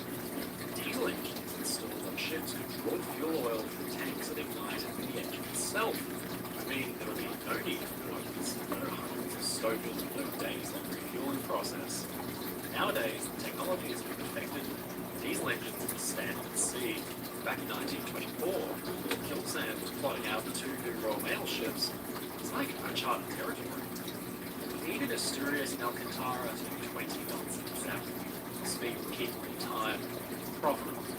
Now, you can choose to fit steam turbine engines with these expensive. They took up a lot of space. It was standard for the era. It could be for many more years to come. The ship's bottom levels would be totally occupied by massive amount of necessary boilers. To run in reverse as well, the turbines needed complicated, delicate gearboxes. Kilsand chose to use a diesel motor setup. Massive cavernous space that could otherwise be used for boilers could instead house cargo. The diesel engines could run in reverse at the drop of a hat. As head of both the Royal Mail Line and the ship builders, Harlan Wolff, he had the final say.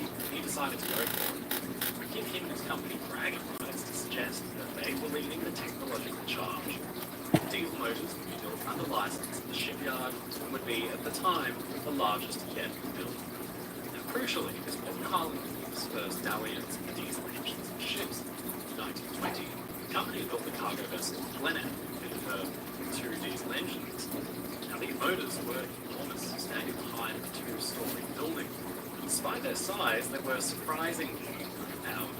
They could only generate 4,500 brake horsepower.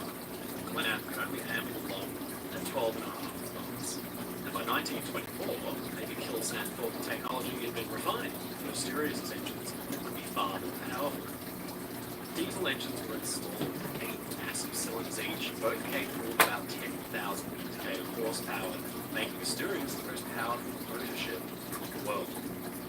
20,000 horses pushing them through the water, Kilsand must have thought that Asturias and her subsequent sister ship easily hit their 20-knot speed target. That's 23 miles per hour, or about 37 kilometers per hour, by the way. In 1926, the ship was completed and ready to go to sea trial. Motors were worked up, and the ship roared through the water at cruising speed, 16.5 knots. She could go faster, but it would mean that the engines would be at full throttle the entire time, burning fuel. Even then, she could only get 20 knots. Now, if Royal Mail Line was a normal customer, they would have flat out rejected the ship then and there. Harlan Wolff would need time to cover the cost of re-engineing and come up with some kind of clever solution. But as it was, there was only one person to blame. Lord Kilsand, who chaired both companies, he had decided on the engines. A pair of sisters, Royal Mail Line desperately needed to service one of their most competitive and lucrative routes, a repair of flying elephants. In fact, their French competitors, the company de Navigation Sud-Atlantique, had a pair of ships on the route that could easily hit 20 knots and beat Asturias and Alcantara to Buenos Aires by days. The most embarrassing thing about this was that one of the French ships, the Lutetia, was over a decade older than Asturias. It was then Britain's newest liner, one which had been heavily marketed and proudly proclaimed to be the most powerful motor ship in the world. It would take a few more years yet for diesel engines to be perfected. It seems that in 1925, Kilsand had jumped the gun. By 1931, Lord Kilsand was in shape. I covered wide in my video about the cancelled super ocean liner that won't start on its planet with Christianity is good. Because it's a wild story. But the gist of it is that jailed for fraudulent activity. Asturias and Alcantara were having their butts kicked in the Southland, grouped by German and French competitors. Royal Mail Line, now under new leadership, began to float the idea of replacing the ship's engines to get them up to speed. They gave the task to Harlan Wolff on the condition that the yard could put in new machines to get the ships up to at least over 18 knots. The yard agreed and got to work. They knew that for every knot slower than that speed, they would need to have to pay out the penalty. They ripped out the underperforming diesels and put in 6 powerful turbines instead, as well as boilers generating superheated steam. The result was a 25% increase in power, and the two ships could at least hit just under 20 knots. remained in service up until the 1950s, but the failure of their original designs was just another blight on Kiyosani's career. Curious footnote, in 1957, Mysterious was awaiting scrapping in Faslane, Scotland, when a film production crew asked for permission to use her for a movie. They renamed part of the hull, and Mysterious played a role in Titanic, the scene where the ship's boats are being lowered, for the movie A Night to Remember, which is all more fitting because both ships were being built at the same shipyard. Now, Mysterious and Alcantara are an interesting case study, although their engines were underpowered. Designs of the ship's hull and interiors were sound, all they needed was to be re-engined. But some design errors are actually way more serious because they're built into the ship's very structure and steel. This can result in quirky behavior, better than good and worse, and can lead to deaths of many. Take, for example, the German ocean liner Imperator, which was intended to be a response to British superliners like Mauretania and Olympic. The mastermind behind the ship, Hamburg America Line's brilliant Aldebaran, intended for the ship to be the first trio design absolutely out of the British in every way. In itself, it's a fascinating story. I've also done a video on that too. Description. In 1906, the biggest ship the Germany had ever built was the SS Kaiser Augusta Victoria, about 24,000 gross registered tons. The Imperator would be twice that size. Now, building a ship that big is a huge learning curve the German shipyard Ulkenwerker was having to take on. The design called for an immense ship with 3 towering smokestacks and ornate interiors with a model of some of the most famous hotels in the world, specifically the Ritz. In 1913, Imperator set out for sea trials. Their builders and owners must have been extremely proud because they'd achieved their goal. Imperator's interiors certainly put the newest British liners to shame. But there was a huge problem. The designers had messed up somewhere along the way because Imperator didn't seem to want to stay on an even keel. The ship's designs was over to one side has become legendary. Passengers on some of the earlier voyages were so dismayed, they gave her the nickname Imperator. The ship's hull was huge and towering, and the smokestacks on top of the height of the 5-story building meant that the ship's center of gravity was just way too high. Urgent calculations must have been done by the builders because they figured the ship was safe enough to operate, but the ship would exhibit some quirky habits, namely responding to any rubber inputs like glazing over to about 5 degrees and staying there. She wasn't at risk of capsizing, but the ship was clearly unstable. It would need to be rectified, but it was too late. The publicized maiden voyage was coming up. The Imperator was set to sea. It's actually hard to find a bit of footage or a photograph that shows the ship on an even keel. This, coupled with electrical failures and fires, resulted in Hamburg America Line pulling Imperator from service just one season into her career for a full weekend. Now, they did everything they could to fix the issues. First, the funnels were cut down in height by as much as 3 meters, or almost 10 feet. And 2,000 tons of cement was poured into the ship's double bottom to act as ballast. Passenger cabins were attacked as well. Marble bathtubs were ripped out. They were replaced with cast iron ones, which were actually lighter. Decorative panels made out of marble, a kind of marble, were replaced with plaster, and heavy wooden furniture was ripped out and replaced with cane. In 1914, Hamburg America Line held their breath as the new and improved Imperator entered service, but then they were dismayed to find that the chambers had done relatively little to help.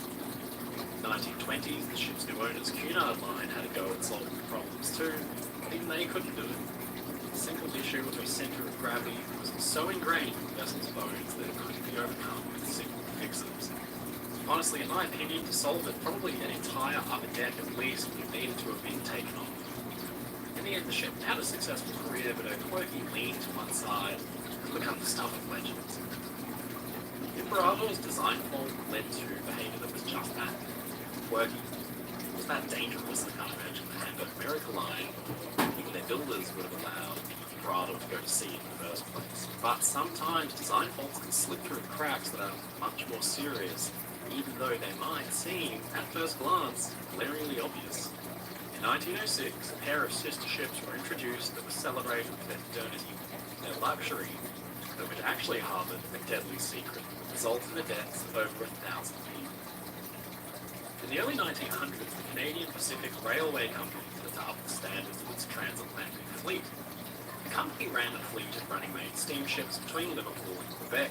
but they were simple, utilitarian passenger cargo vessels with just as much emphasis on the cargo as they did the passenger. Canadian Pacific's dream was to build a celebrated pair of liners to bring standards of luxury to that route, previously only been seen on board the most celebrated liners of the day, who sailed from the prestigious service to Newport. The result was a pair of ships built at the famous Fairfield shipyard in Govan, Scotland, the Empress of Britain and Empress of Ireland. The two ships were of medium size, about 14,000 on gross registered tons. What they lacked in size, they made up for in modernity. The ships featured electric lights throughout and modern fixtures like flushing toilets and tall bars. The passenger spaces were lush and comfortable. They brought a whole new standard of luxury to the route. In that regard, Canadian Pacific Line absolutely nailed their dream. The lounges, cafes, ornate stairwells, and smoking rooms were a huge hit when the ships were first introduced. What Canadian Pacific Line was most proud of was the modernity and safety of the two ships, because they'd done everything in their power to up the standards of safety at sea as well. In the decades leading up to the introduction of the Empress systems, a series of maritime disasters guided shipbuilders in how to protect their ships. The most obvious takeaway was the need for a double bottom, and then compartmentalization. A double bottom was like a skin on the ship's lowest point to protect it from damage from below. The second skin would trap water and prevent it from flooding into the ship, but the hull could still be damaged from the side. So to stop water from flooding freely throughout the ship, the hull was split into sections called compartments, which were separated by watertight bulkheads, tall steel walls rising up from the bottom of the ship that could be sealed off by watertight doors. If the hull was damaged in one spot, the flooding would be contained to that one compartment. In later years, watertight doors could be closed electronically from the bridge, but at the Empress of Ireland's day, it was still largely a manual process. So the crew were trained and drilled in the event of an emergency to take heavy brass keys and then manually hand crank the 24 watertight doors shut. Practice tests could be done in less than 3 minutes, which is fairly impressive. The Empress of Ireland and her sister ship featured 10 bulkheads that rose through the hull as high as the shelter deck, creating 11 compartments. Water trade regulations have stipulated since 1890 ships longer than 425 feet in length be designed to remain afloat with any two adjacent compartments flooded.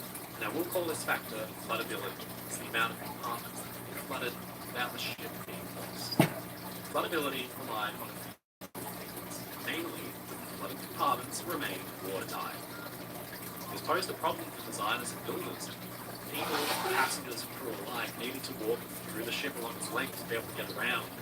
The bulkheads rising up from the bottom of the ship and intrude on passenger spaces, making navigating very difficult. It also adds more doors for the crew to close in an emergency. So for reasons like this, back in the day, watertight bulkheads did not rise to the top of the hull, but only as high as some of the lower passenger decks. Now, this would prove suitable for most situations because the water just couldn't spill over the top and keep flooding the ship, so long as the doors were shut. This is all common knowledge now thanks to the Titanic disaster. That ship was designed to stay afloat with 3 or 4 compartments breached, but in the event, all were flooded, creating a cascade domino effect that sank the ship. In the Empress systems, the compartments had to be designed to make sure that if any two adjacent compartments were flooded, the margin of buoyancy would not be exceeded and the ship wouldn't sink. If the 2 compartments were made too big, for example, in an emergency, the combined volume would pull the ship down and sink it, because the ship would be made far less buoyant. And here is where the Empress's designers made their first misstep, because 2 of their compartments were far too big. It was the engine and boiler room compartments that were the largest of their kind because of the size of the machinery they had to house. The dead center of the ship was a pair of cavernous boiler compartments, separated by a single, tall, watertight bulkhead and a series of large coal buckets. Now the compartments were huge. They were 87 feet, 26.5 meters long, compared to the forward compartments, which were about half that length. If open to the ocean and flooded, the Empress of Ireland should still have been able to stay afloat, providing the watertight doors were closed. But then, only barely, because the compartments were so voluminous. If they were flooded, it would become dangerously close to exceeding the margin of buoyancy, and the ship would sink. There was absolutely no margin for error. If those 2 compartments flooded, the Empress could take on absolutely no more water whatsoever, or she'd sink like a rock. Her designers knew this. Unfortunately, it was a necessary evil to make those compartments so big purely because of the size of the boilers. Now, the common saving is they came up with what they thought was an ingenious solution. They could take the compartments and subdivide them even more, something like mini compartments that would slow or maybe even stop the spread of flooding water. They couldn't do it across the width of the ship, because the crew would still need to be able to get around through the boiler rooms as easily as they were. So instead, they could do it down the ship's length, adding things called longitudinal bulkheads that split one half of both boiler rooms essentially into two. In the empty space, they added storage for coal. It meant that if a boiler room was breached, only half of it would flood. Simple. And besides, the odds of a ship being in a dead center like that must have seemed extremely low. Job well done. The ships were built and introduced. They served well for the better part of a decade. But then in 1914, the worst case scenario played out. The Empress's Achilles heel was revealed. In a dense fog, the Empress of Ireland was ranked dead center by the coal-carrying ship Storstad. And honestly, it's almost as if the disaster had been designed as a kind of engineering experiment, as the Empress was hit in exactly the worst possible spot. At least 15 to 20 feet of Storstad's bow, which by the way was designed and heavily reinforced specifically for ice breaking, plunged deep into the Empress, creating a gash which stood stories tall. Suddenly, the celebrated safety measures which were put in by the builders were put to the test, but there was an immediate series of problems. So when Titanic hit its iceberg 2 years earlier, something like 12 square feet of the hull was opened up, allowing water to slowly come in and fill the ship over about 2 hours. But the Empress of Ireland was opened up to the river right between her two boiler rooms, with the hole allowing 60,000 gallons of river water, or 250,000 litres, to enter the ship every second. The stewards rushed to their posts to shut the doors, making the compartments watertight, but they were immediately overwhelmed. Stewards in third class were met with a tidal wave of river water that drowned them all on the starboard side of the ship. The doors remained open. The boilers, the stokers didn't even have a chance of closing the doors. They did their best just to run out of the way. So now the two largest compartments were open to the St. Lawrence River and flooding incredibly quickly. The Empress's margin of buoyancy would be exceeded, and she would sink. But the designers had foreseen this. Remember, the Empress's boiler rooms had those longitudinal bulkheads designed to split the massive compartments into two and keep flooding restricted only to one side. This choice would have devastating consequences for passengers and crew, because as soon as she began to flood, the water's flow was hampered by the longitudinal bulkheads, and the starboard side of the ship had taken on tons and tons of water that the port side didn't. The ship went over in the water so severely that the lifeboats on the port side of the ship were useless as they soared higher and higher in the air and they swung inwards. Worse still, on the inside, passengers struggled against the lean as they tried to escape desperately through stairways and spaces that were now almost impossible to climb out of. With only one side of the boiler compartments fully flooded, with the water flooding unimpeded into other compartments, the Empress followed in the water until finally the inevitable happened. The starboard side of the ship settled lower and lower into the water. Now portholes which were open on that side began to allow water in too. The ship's centre of gravity was met and exceeded, and then she rolled over, dramatically, fully capsizing, coming to rest on her side. Again, some 1,012 people died as a result of the Empress of Ireland's sinking. The ship was always going to sink, and that blow from the Storstad was an absolute killer. There was nothing the poor stewards and crew could do to shut the watertight doors. In the event the ship had been built without the longitudinal bulkheads, the boiler rooms would probably have flooded evenly, and bought the ship a little bit more time. She would have begun to sink on a fairly even keel, enabling people to escape. Lifeboats on both sides of the ship would be swung out and lowered, and would have saved dozens more lives at least. If the ship had been sailing through the fog with her watertight doors shut as a preventative measure in the first place, she wouldn't have sunk it. Nowadays, ships at sea have their most critical watertight doors shut by default. It makes it more difficult to get around, but it means that in the event of an emergency, the most important compartments will already be made watertight and the flooding will be contained. And this was actually put to the test in the 1990s when a cruise ship almost sank.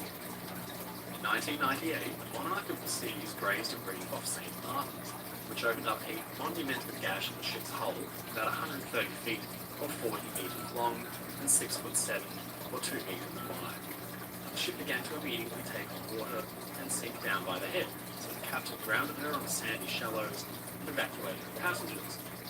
subsequent report found that an incredible amount of the ship went over to the ocean, with 3 whole watertight compartments breached and flooded, and 16 tanks and spaces in the double bottom flooded as well. And SOLAS, the body responsible for maritime safety, found that the ship would have been able to stay afloat if she hadn't been breached anyway, because the ship still had plenty of reserve buoyancy, and the flooding had been contained because the watertight doors were shut. Unfortunately, safety lessons usually come at the cost of human lives, and in the case of longitudinal bulkheads that run along the ship's center line, it was found after the Empress Vara was lost, they had actually contributed to the loss of life. The center line subdivision was dangerous. It split massive compartments into 2, meant the ship would leak dangerously over the water and flooded.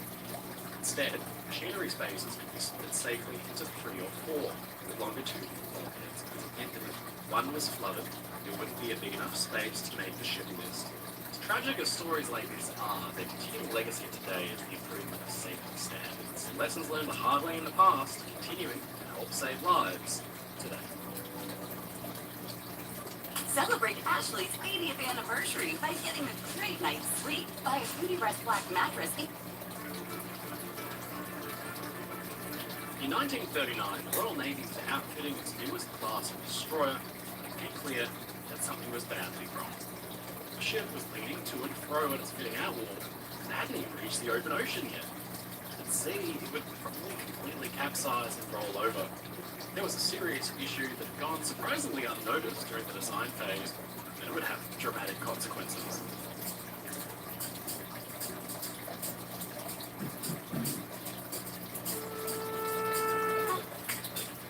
In the late 1930s, the British Admiralty was preparing for an impending war with Germany, because at the time, it seemed like an inescapable likelihood. If a war broke out, the burden of defending Britain's coasts and trade would fall to the world-famous Royal Navy, so much effort was put into upgrading warships and phasing out all the types wherever possible. By the late 1930s, the Admiralty had realised it needed 2 completely different kinds of destroyers. These heavy warships were like a Swiss Army knife. They were capable of many different tasks, but some would need to be specialised to accomplish specific roles. The Royal Navy needed destroyers for fleet work, that is, serving alongside warships to engage enemy fleets in open ocean. They prioritised speed and a heavy torpedo armament.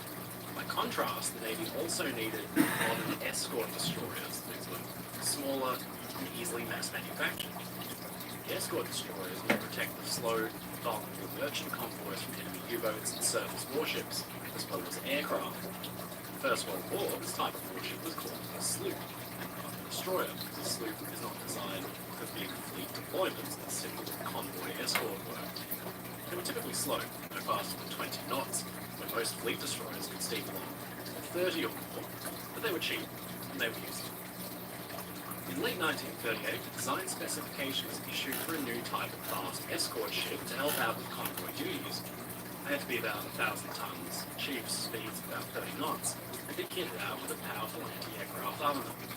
Crucially though, they also needed to be easily mass-manufactured and cheap to produce. Rather than start from scratch, with the outbreak of war looming dangerously close, the Admiralty design team under the naval architect Sir Stanley Goodall took the recently introduced HMS Bittern and the escort sloop and decided to base their design off of that. The plan was to use Bittern as a basis and upsize her to create a new, larger, more powerful class of convoy escort warship. If that were all the design team had to accomplish, it wouldn't necessarily be a problem. But as always, bureaucracy crept in. The new class of ship would be expected to lend a hand in fleet actions as well, if necessary, meaning they would also need to be fast. The design team got to work. The new ships would be called the Hunt class. First, Bittern's design was slightly lengthy, about 266 feet to 278 feet. Their beam was narrow, 37 feet to 28 feet, 10 inches. The greater length and narrower width of the beam would make the ship faster through the water. On top of this, the draft, which is the amount of ship below the waterline, was reduced from 8 foot 5 inches to about 7 foot 9 inches. Hopefully, this is ringing some alarm bells for you already. Surprisingly, apparently, it didn't do so for the design team. When equipped with powerful Parsons turbines outputting some 19,000 shaft horsepower, the Hunts should have been able to achieve speeds close to about 30 knots. As part of their escort duties, the Hunts would need to protect from German aircraft. They would need a heavy anti-air defense armament and seakeeping behavior that would make it easier to aim the guns. The first part of that equation was easy enough. The main armament, the Hunt class, copied HMS Bittern, it mounted 3 turrets, each with a pair of 4-inch dual-purpose guns, for a total of 6 guns. Now the Hunt class had their anti-air armament, the designers went to work ensuring they could aim easier. The ship's designer could actually influence just how much the ship rolls in the water. We looked at this on the channel before. It has to do with the ship's metacentric height. For a ship designed to engage aircraft like the Hunt class was, a long, slow roll would be better than a quick, snappy one. The ship was rolling slower, and predictably it would make the gun easier to aim, so the Hunt class needed a low metacentric height. This was calculated with complex mathematics by the design team and checked by Sir Stanley himself. But off the bat, Sir Stanley had his reservations. In his daily diary, he wrote that the design team was, quote, poor. They might need more supervision, but in the rush to rearm and upgrade the Royal Navy in the face of the war, Goodall's remit was completely overloaded with projects that all required his attention and sign-off. Fortunately, it meant that several obvious signs that the Hunt class would be a disaster went unnoticed all the way from the drawing board to construction. Upsizing a ship's design, like that of the Bittern class sloop, was actually quite difficult because all the careful calculations that were made to ensure the stability and seakeeping needed to be done and done again. The first Hunt class ship, HMS Atherstone, went down the slipway in December 1939. It was completed, ready for duties in March 1940. Tests showed some alarming behaviours. Before even putting to sea, at the fitting out wharf, it was found that Atherstone was dangerously unstable, which was a serious problem because the first 20 Hunt-class ships were already ordered and under construction, nearing completion. Atherstone, with her anti-air turrets mounted high up, seemed likely to capsize in anything more than a moderate sea. Something had gone terribly wrong. Complex mathematics required to calculate the ship's centre of buoyancy and its rolling motion would take the design team some time to calculate. But somewhere, somebody had made a mistake in the math. Basing the Hunt's design on the Bittern class sloop, and concessions that needed to be made, in the quest for more speed, it should have already been setting off alarm bells that the Hunt class would be required to mount a heavy defensive armament high up on the superstructure, while also being significantly narrower than the Bittern class. Early on, Sir Stanley had actually caught wind of this issue and he figured that the beam would need to be increased. Before Atherstone, the first Hunt-class ship was laid down, the beam was increased by 9 inches, but clearly it wasn't enough. To account for the additional heavy guns and the need for a specific metacentric height to provide a stable platform, lots of calculations were done around the predicted vertical centre of gravity.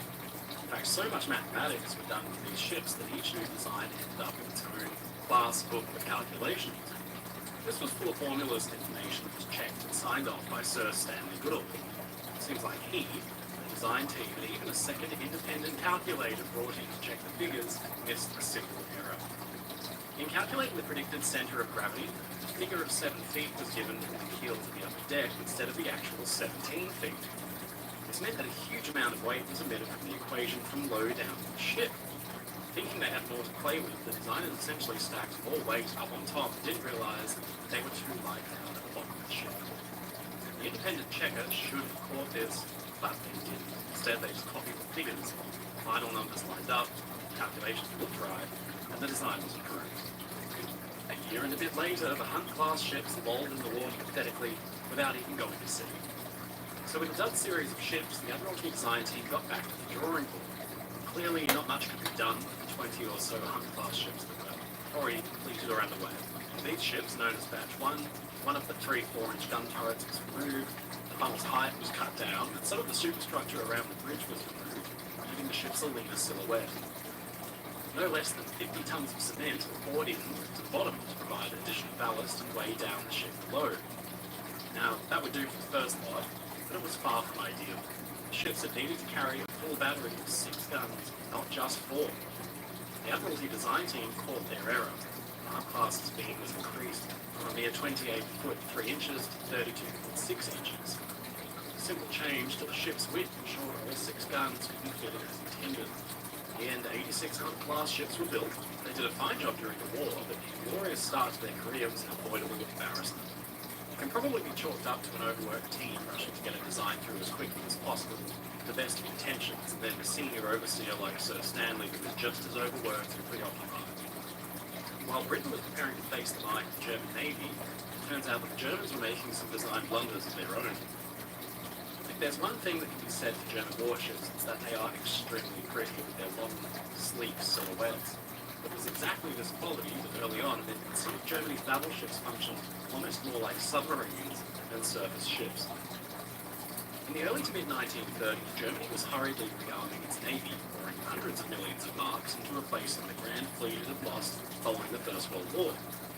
The resultant surface warships actually took a lot of technical design cues from First World War ships as far as armor layout, things like that, but essentially they were designed for close-range engagements in the Atlantic and North Sea, and especially for hunting down Allied merchant ships and convoys. Early on, the surface warships were given relatively small caliber main guns. Famous pocket battleships like Admiral Scheer were designed as a kind of heavy cruiser. In 1935, Nazi Germany committed to building proper battleships with the sisters Scharnhorst and Gneisenau. These were formidable, modern, fast battleships that mounted 9 to 28 centimetre or 11-inch guns, small caliber as far as battleships go, but one ideal for picking apart merchant ships. The real secret to their success was their speed, impressive 30 to 31 knots, thanks in part to the immensely powerful triple steam turbines outputting some 160,000 shaft horsepower, but the speed was derived from that power plant coupled to the hull shape. The battleships were long and narrow, a hull form ideal for cutting through the water like a hot knife through butter.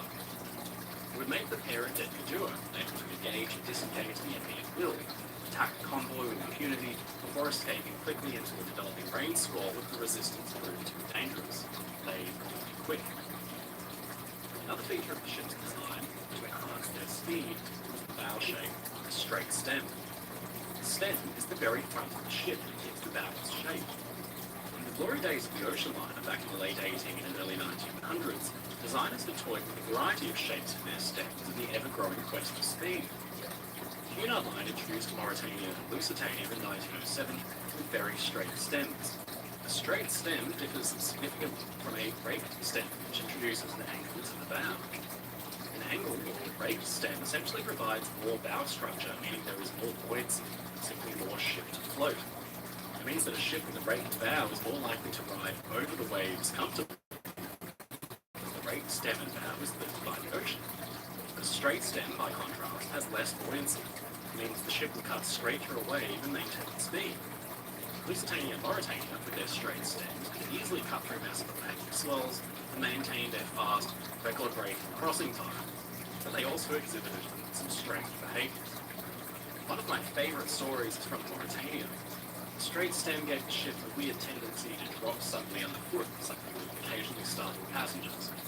Once, her captain dressed up to the nines for dinner, went quickly to the bridge to check that all was well before heading below, and suddenly, in the face of a big wave, Mauritania's bow dropped, and the wave rolled up the bow, crashing over the bridge wing, dousing the captain completely in seawater. Designers back then used to account for this loss of buoyancy forward with an emphasized shear, that is, exaggerated angle on the ship's deck. As the bow narrows, the shear line flips up dramatically, providing, once again, simply more ship's structure to float and prevent any unwanted dropping right ahead. Scharnhorst and This is the aircraft carrier shelter you seized, previously owned by a small faction of about 800 people. Now, it's entirely yours. Although you lost over 500 Gneisenau were each designed with straight stems to emphasize their speed. In fact, most of those early Nazi German surface warships were, including the pocket battleships, and even the modern heavy cruiser Admiral Hippo. Scharnhorst and Gneisenau went for their sea trials. They sure were fast, but then their bows started dropping into the sea. A straight stem, there just wasn't enough buoyancy for the ship to ride over waves, which, to be fair, is exactly what the designers had wanted. They wanted their ships to cut through the waves instead. But with such low, sleek hull forms, there was barely any freeboard. That is to say, barely any ship above the waterline to begin with. Lusitania and Mauritania had tall hulls, meant they could deal with the heavy seas, even with a straight, narrow bow. Scharnhorst and Gneisenau were the opposite. Even worse, they had relatively little shear to account for. They shipped tons and tons of water over the bow when the sea was up, and waves were bigger.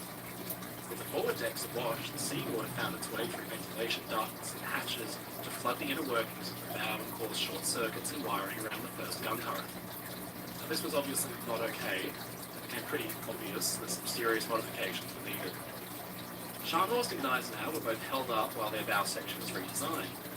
The old straight stem was cut away, and a new raked shape was added instead. The anchors, which had sat in hose pipes on the side of the hull, were moved to sit up on deck because, with decks awash, they were likely to be ripped away. The new bow came to be known as the Atlantic bow. It turned out Scharnhorst and Gneisenau weren't the only ship that actually needed them. The surviving pocket battleships like Admiral Scheer had their bows replaced, so did the brand new heavy cruiser Admiral Hipper. Then the famous Bismarck newly launched was given one too. Her sister ship, Tirpitz, didn't have a completed hull yet, so she was actually launched with a new raked bow installed. For Scharnhorst and Gneisenau, the fix didn't totally remedy the issue, but it did enough to prevent serious flooding. Now they rode the waves a little easier instead of sinking under them. It was still common in heavy seas for the ships to travel with their forward gun turrets reversed to point backwards to prevent damage to the gun barrels from any unusually large waves. The fact was, they had such little freeboard and such a shallow shear line, they would be doomed to ship water over their bows for the rest of their careers. To be fair, this problem wasn't unique to German battleships. Other warships from the time, including Allied surface vessels, became known as wet ships for doing the same thing. The Germans, the issue was serious enough as to require a full redesign and refit for most of their big surface warships. Lastly, here's a short one for you, and it has to do with the Titanic, but not in the way that you might think. We all know about the ship's design shortcomings. We've actually covered them in exhaustive detail on this channel before, but one stands out because the night of the sinking it caused some proper confusion. Titanic was the second in a trio of sister ships, the first being RMS Olympic. The ship took a number of design cues from all the White Star liners, and clearly one of the great Avoyant pastimes at sea was walking. Early White Star Line ships featured lots of lovely long promenades for people to get fresh air and stretch their legs. On Olympic, the designers gave first class no more than 3 massive promenades. First was up on the exposed boat deck at the top of the ship. Then below that was the open promenade on A deck that ran the length of the superstructure. And then below that could be found a fully enclosed promenade space to protect passengers from the elements, natural light coming through from big square windows that could all be hand cranked open. Early on it became clear that this was just too much. Passengers enjoyed having some enclosed promenade space, but 3 dedicated promenades was just too much and a huge waste of space. The designers fixed this on Titanic, deleting the B-deck promenade almost entirely and installing new and insanely luxurious suites and staterooms in its place. Up on A-deck though, they did something interesting. They provided first-class passengers a kind of half-and-half experience. The forward section of the promenade being enclosed with a screen and windows, the same that we use on the B-deck promenade, and the aft section was left open. It gave Titanic's exterior a unique look and solved the problem well, except that there was one huge issue that was completely overlooked. See, the promenade deck wasn't just a space for passengers to stretch their legs. It was also meant to play a crucial part in the ship's evacuation during a potential disaster. Olympic and Titanic's evacuation plan called for passengers to meet on the promenade deck on A deck to wait to get into the lifeboats. The boats were stored up above the boat deck, with passengers waiting below and out of the way in an orderly fashion to give the crew enough space to ready the boats and swing them out. The boats would be brought to the level of the open promenade on A deck. The passengers could step up on a small stool, climbing out through the railing into the boat. Easy enough. But on the night of April 14th, the morning of 15th, this plan was actually put into action and found severely wanting. After his ship hit the iceberg, Captain Smith ordered the lifeboats to be ready, swung out and lowered down to A deck, as was standard practice. He'd been captain of Olympic before that and had done such lifeboat drill on that ship. The crew got to work, the passengers waited down on A deck. Those early boats encountered an issue. Smith had forgotten that the Titanic had one whole half of its promenade deck enclosed. It meant the passengers couldn't get through. The windows had to be hand cranked down. Lifeboat 4 on the port side was actually lowered down to A deck before they realised the windows were closed and couldn't be opened without handles. Somebody was sent to fetch some, and the crew moved on to lowering other lifeboats. Lifeboat 4 was left swinging there empty for most of the evacuation until finally a member of the crew got a handle and managed to crank some of the windows down. Passengers were fed awkwardly through the open windows into the boat, and it was lowered away a full hour after it had been swung out in the first place, 1:50 a.m., 25 minutes before the ship was gone for good. It is only a minor design error. In the end, most of the boats were boarded from the boat deck. It was a big deal. It seems incredible that it should have been overlooked in the first place, so it needs to go down in history as one of the great maritime design fails.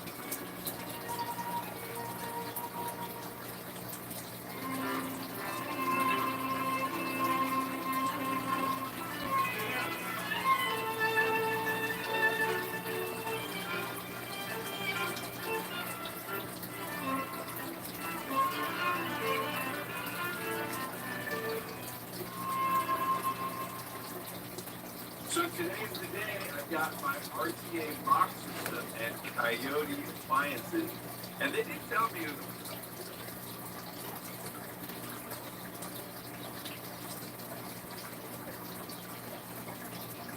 Ladies and gentlemen, it's a friend like Ray. Now, one question I often get asked is this. Michael, what is the question you most get asked about ships? And it's true, people do come up, they recognise me and they ask a question about ships. But people are most interested in what other people are asking about ships. It sounds confusing, but it's really not. There are some really interesting facts and things that may seem simple to some. Like, for example, why do ships float? Why are ships painted red on the underside? Things like that. And they're not obviously apparent answers if you really sit down and think about it. We've already covered a lot of these topics on the channel before, but we've done them in little individual videos. And today, just while I'm on vacation, we thought we might do something fun. Kind of combine them all in together into a sort of supercut compilation. All of the fun and interesting questions that I always get asked the most about ships. If you feel like listening to me talk about ships for the next hour or so, then I cordially invite you to sit back with your favorite beverage, potentially a lemonade or a nice iced coffee, quite hot, and enjoy 5 most commonly asked questions about ships.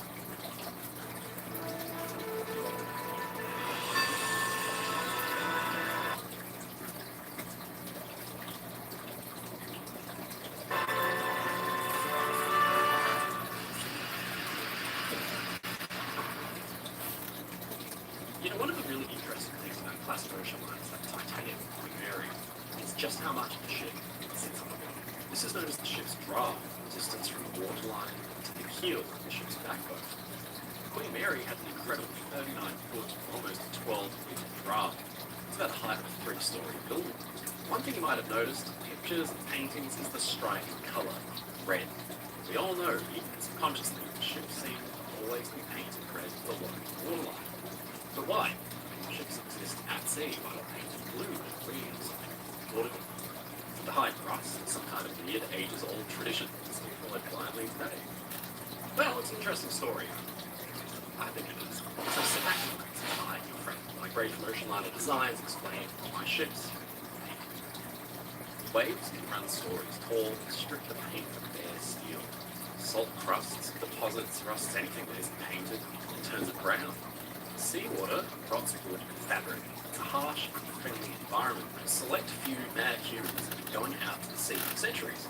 The mariners, strange specimen of humankind, seem to enjoy this bizarre kind of lifestyle, so when they set out to sea like our ancestors did in the 1500s through the 1800s, their ships were fairly simple.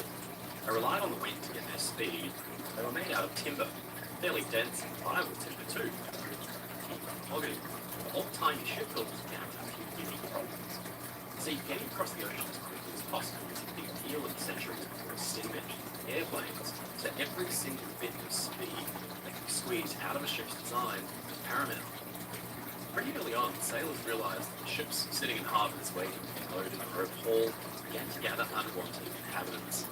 Yes, of course, they were rats, but below the waterline, something strange was happening. Seaweed, barnacles, thick marine growth began to build up on the ship's hull. Aesthetically speaking, really can, but it had a huge impact on the ship's speed. Clumps of marine growth in the hull, the ship couldn't as easily slice through the water. It would slow down. So ships had to regularly be scraped clean of unwanted hitchhikers. It was a problem back in 1600, and it remains a problem today. hilarious to think that all these years of technological advancement, even in the golden age of the ocean liner, mammoth luxury ships like Queen Mary had to be regularly docked and scraped clean. And in the days of sail, it wasn't just marine growth that had to be stopped, the ship itself had to be protected from being eaten away. Shipworms were nasty thing, technically the kind of mollusk that eats ships, specifically the wood was used to build them. Every day, our world gets a little more connected. Back in the day, sailing ships were made of timber, and over time, little critters would burrow in and do some serious damage. The ancient Greeks had this issue. Their fancy wooden ships were being eaten away below the waterline, so they started attaching lead plates for protection. By the days of sail, lead in contact with iron bolts would cause galvanic corrosion, so something else had to be used. The answer was copper. Sailing ships had thin copper plate nailed into their wooden hulls. Copper could be easily replaced, and the ships would still need to be dried off with scrape to get all those nasty barnacles off, but at least now shipworms have been mostly defeated. That's why a lot of paintings and pictures, ships from the golden age of sail either have a golden colour to the waterline, kind of like a milky green colour. As copper ages in water, it turns green. Nowadays, shipwrecks from that period often have their wood long gone, eaten away by sea creatures and bacteria. But what's left behind is the copper sheathing that once would have protected it. Anyway, I'm getting sidetracked. By the time iron and steel-hulled ships had come along, copper sheathing wasn't necessary. Shipworm can't borrow. But using metal hulls presented new and exciting challenges for ship builders and operators. For one thing, marine growth was still a thing. But now ships were getting bigger, and scraping them would have to be a less common occurrence. Not only that, but steel and iron would rust. They corrode water, which means an unprotected hull would be eaten away and the ship could sink. The answer was very simple. Any ex-Navy person watching this can confirm the old adage is, it's rusted, it's painted. But painted with water. You can't just use something like a house paint. That stuff would be stripped right off by the water. No, a special kind of thick protective paint needs to be used. One was developed that could serve two special purposes. Guess what colour it was? It was back in 1865 when a chap named Heinrich Radien from Germany patented a paint formula that was designed specifically to protect the underside of ships' hulls. By this point, iron-hulled ships were everywhere, and a number of formulas were put forward to varying degrees of success. Here's 300 of them. The Radian's mixture would be in use from 1865 for decades. It wasn't just any ordinary old kind of paint, because its 10th ingredient was arsenic. Radian's formula used these ingredients: wood alcohol or methylated spirits, shellac, thick turpentine, linseed oil, common rosin, which is a kind of resin, gallipot, which is another kind of resin, tar spirit, tallow, Venetian red, remember this one, arsenic, zinc oxide, and mercury oxide. Now, those are pretty serious ingredients. Using shellac, two kinds of resin, and the paint would be insanely hardy once allowed to dry and set in place. And the arsenic and mercury oxide would make the paint toxic to marine life. Barnacles and marine growth wouldn't accumulate because they'd be poisoned. It'd be touched up, of course, but it would mean the ship's underside would need to be scraped way less often. It's that ninth ingredient, though, Venetian red, that gave the formula its colour. Venetian red is a pigment, the colour of the paint, that dates back to ancient times for one simple reason. It's naturally occurring. It's made from iron oxide and volcanic rocks. Because of that, it is insanely abundant and crazy cheap to make. It's been used in everything: cave painting, medieval art. In the 1600s, the British Army began to use it to dye their jackets for easy identification in battle. This was the birth of the infamous redcoats, a tradition that continues to this day. Venetian red is extremely durable. The whole point of the paint is durability, after all. Ships would be expected to go many months in between dry docking and painting, so the paint had to last. The formula, a mixture of durable pigments and oxide, resulted in a red paint that protected the ships from corrosion and marine growth and greatly increased their durability. The special paint was called anti-fouling.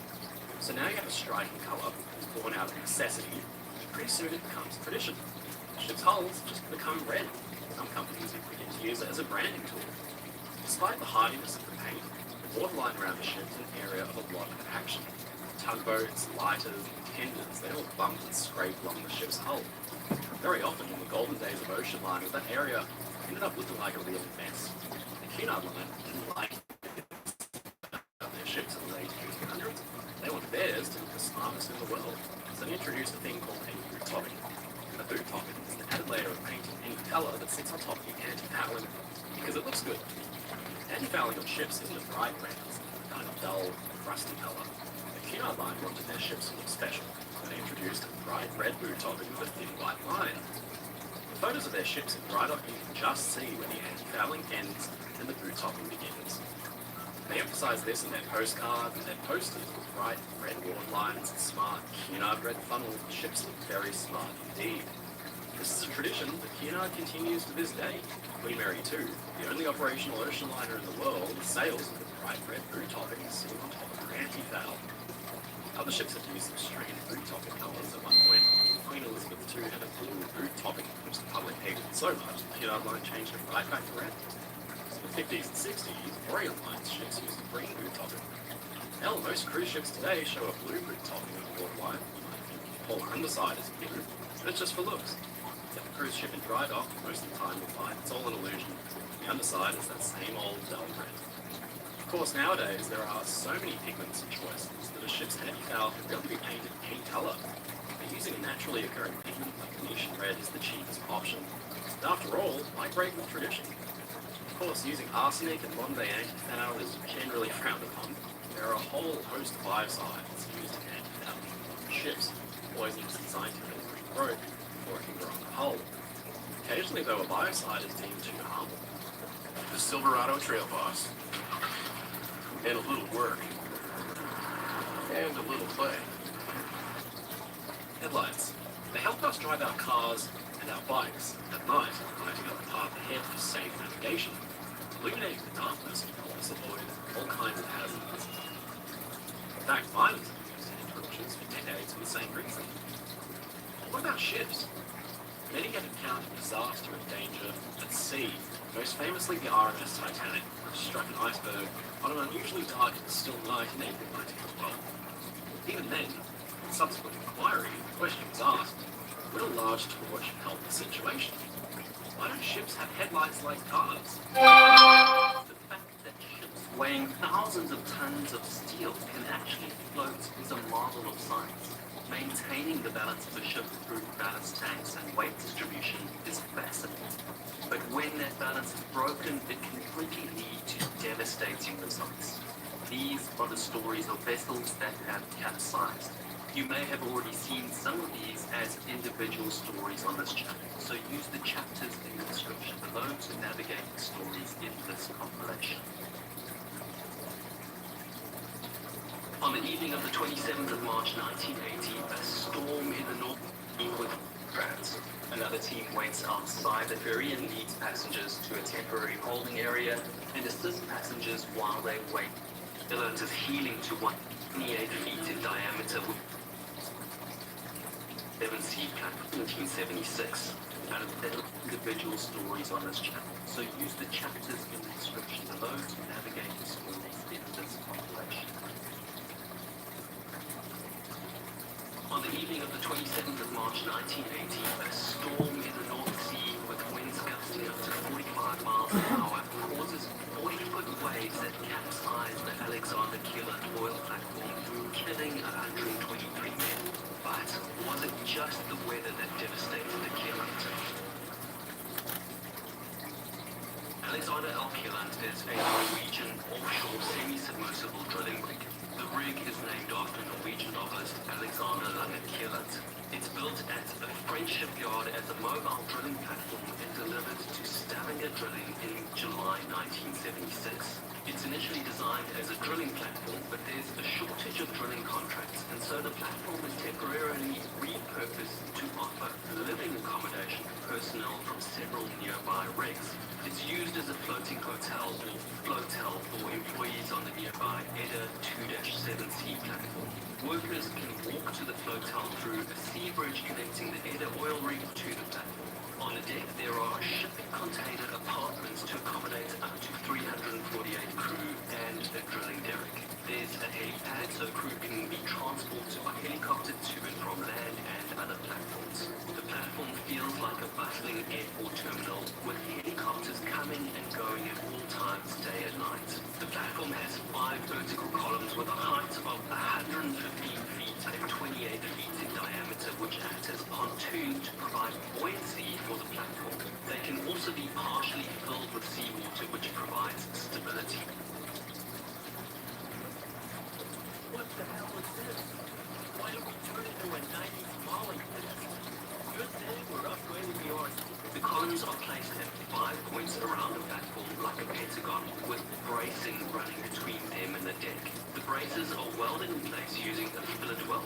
A fillet weld is the type of weld used to attach a metal plate to another at a 90-degree angle.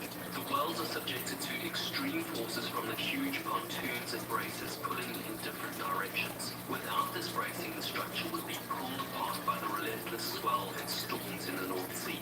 Fatigue cracks in the fillet weld should be re-welded and maintained over time. The keelhunt is 338 feet by 325 feet and weighs over 10,000 tons. The platform has 6 anchors holding the rig in position. In 1978, several new accommodation container blocks are added to the drilling deck of the platform, increasing its total capacity to 386 people. If they get a lucrative drilling contract, these containers are simple to remove. The crew members talk about the platform as one of the greatest in the North Sea. In 1980, the keelhunt is contracted to Phillips Petroleum. On the 27th of March 1980, the rig's located 200 miles east of Dundee, Scotland. A storm is approaching and the crew are readying the Edda oil platform for impact. As the storm builds, it knocks out several electrical outputs on the platform. Helicopters are grounded and management decide to evacuate non-essential crew from the Edda to the keelhunt. The crew batten down and secure all drilling and manufacturing gear on the deck of the Edda. Non-essential crew and support staff transferred to the keelhunt via the sea bridge. The winds are reaching up to 70 miles an hour. 50-foot waves batter the 2 platforms. As the swell rolls through and the winds push against the structure, the welds that secure the support braces are working to withstand extreme forces. The head count is 212 people on board the keelhunt when they remove the sea bridge and disconnect from the Edda.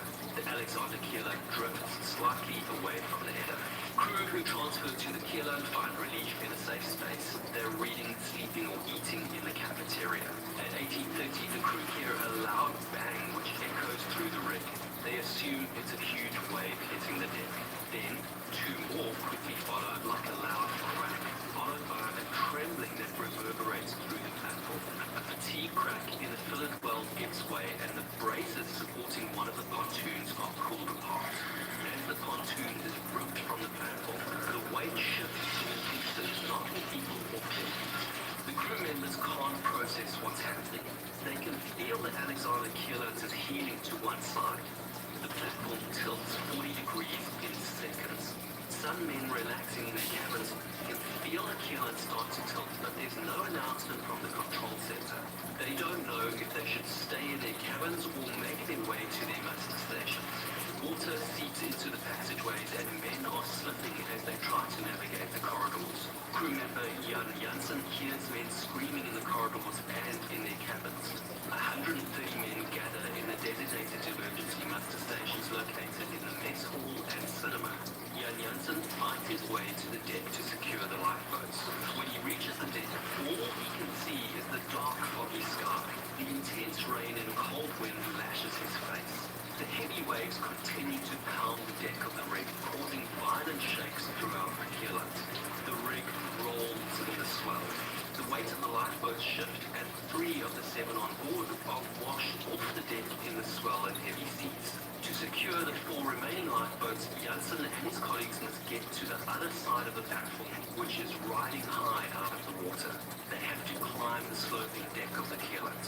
If they slip, below them is the freezing ocean. But even if they make it to the lifeboats, they can't be certain they'll be able to lower them into the sea. They fight their way up the tilting platform. Some men make it up the platform and lower themselves into the lifeboats, but the keelhunt continues to tilt. The generators cut out, casting the platform into darkness. Men are stuck inside the accommodation blocks. The angle of the floor is so steep they can't climb out. Chairs and tables are sliding down the floor in pitch black grooves. On the deck, men are climbing the handrails to get to the highest point of the rig. If they stay in position holding the handrails, no ship can reach them. The wind is blowing at 60 to 70 miles an hour with heavy fog engulfing the rig. The rig is now heaving at a 60-degree angle. Reaching a lifeboat seems like the only chance for survival. The only alternative is to take their chances in the freezing North Sea. Those who make it to the lifeboat still face a major problem. The lifeboat is usually deployed using gravity to drop into the ocean. The angle of the tilting rig means the lifeboats don't have a clear path to the sea. Men struggle to release each lifeboat, but 3 are stuck and don't budge. Eventually they manage to release the last lifeboat, and there isn't enough space for all the men. Right now, you can get Disney Plus and Hulu for just $2.99 a month. A price so low, you'll want to scream. Your favorites from Disney Plus? With no options left, the remaining crew start to jump from high on the rig. They plunge several feet under the frigid waters with no life jackets or survival suits. As they hit the freezing water, they have to fight their body's impulse to gasp for air, or they will inhale water and drown. Cold water shock sends their heart rate and blood pressure soaring. Crew from the Edda now release the Edda's lifeboats and send out a distress signal. The Alexander Keeler is almost 90 degrees. Men in the water are fighting for their lives. They try to hold their composure long enough to catch their breath. Then they start to swim towards the Edda platform. The upper pontoons of the Alexander Keelers are completely out of the water. The listing rig is acting like a sail caught in high winds. The first anchor chain snaps under the extreme forces, then another until only one anchor chain remains intact. The men still on the platform are now trapped in a sinking vessel. The wind continues to blow. The final anchor chain holding the keeler steady snaps a little over 20 minutes after the first support brace breaks free. Without any support, the rig slowly rolls, leaving crew members trapped and fighting for their lives. 30 minutes after the first sound of a cracking fillet weld, the 10,000-ton Alexander Keeler rolls over and is fully inverted. 50 men are trapped under the capsized rig. Crew on board the Edda can see men in the water battling the heavy rain and strong winds. If the men in the sea aren't pulled from the water soon, they'll either drown or freeze to death. One of the Keeler's lifeboats surfaces, but it's upside down. Some men in the water climb onto one side. They use their weight and the waves washing over the lifeboat to flip it right side up. They start to pull their colleagues to the safety of the lifeboat. 19 men. Nobody's prepared for such a devastating disaster. Only a handful of the 212 men on board the Keeler make it to the cabin to retrieve their survival suit. A survival suit is like a dry suit that creates an air gap between your body and the water. 47 vessels, 24 helicopters, and almost 2,000 men responded to the distress signal from the Edda. Only 89 of the 212 crew survived. 123 drowned in the frigid waters. The commission appointed to examine the incident found that the fatigue fracture in a support brace on one of the platform's columns was the direct cause, and insufficient weld wasn't picked up during manufacturing, resulting in the formation of a fracture that grew over time.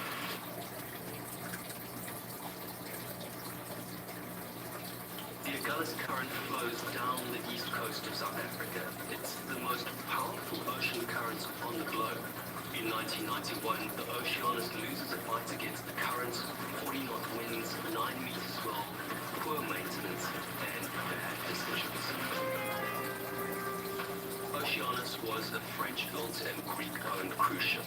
The ship was originally launched in July 1952 as the Jean Le Beau in Four Chantiers de la Piedmont in Bordeaux as the last of 4 sister ships constructed for Messageries Maritimes. Perhaps you can let me know in the comments how badly I've butchered those French names. It's 153 meters long, 20 meters at the beam, draws 7 meters below the waterline, and has a capacity of 550 passengers plus 250 crew.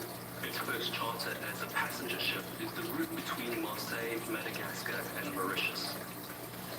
Over a period of more than 20 years, it undergoes several name changes, including Mykonai, Ancona, and Eastern Princess, before being registered in Piraeus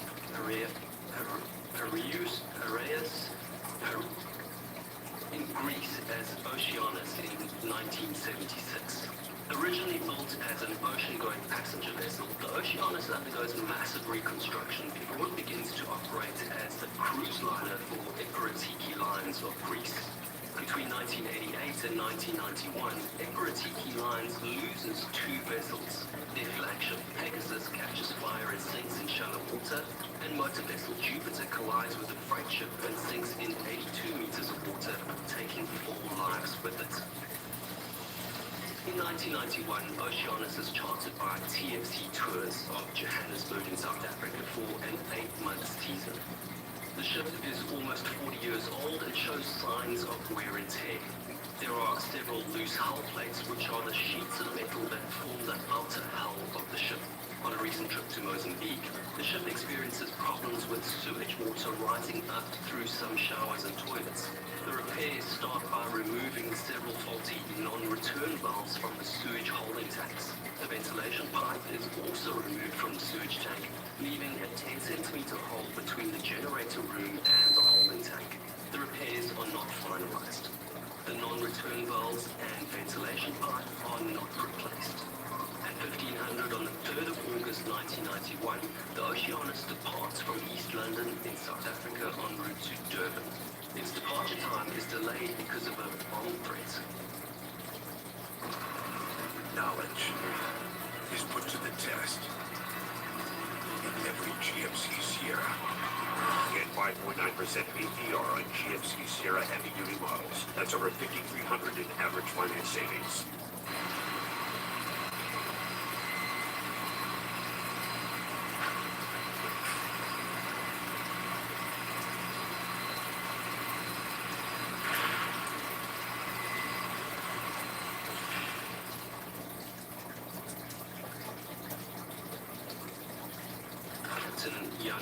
A seasoned mariner with 20 years experience as an officer and 30 as a seaman, is at the helm. As the ship heads into 40-knot winds and confronts towering 9-meter swell, the sea conditions grow increasingly turbulent.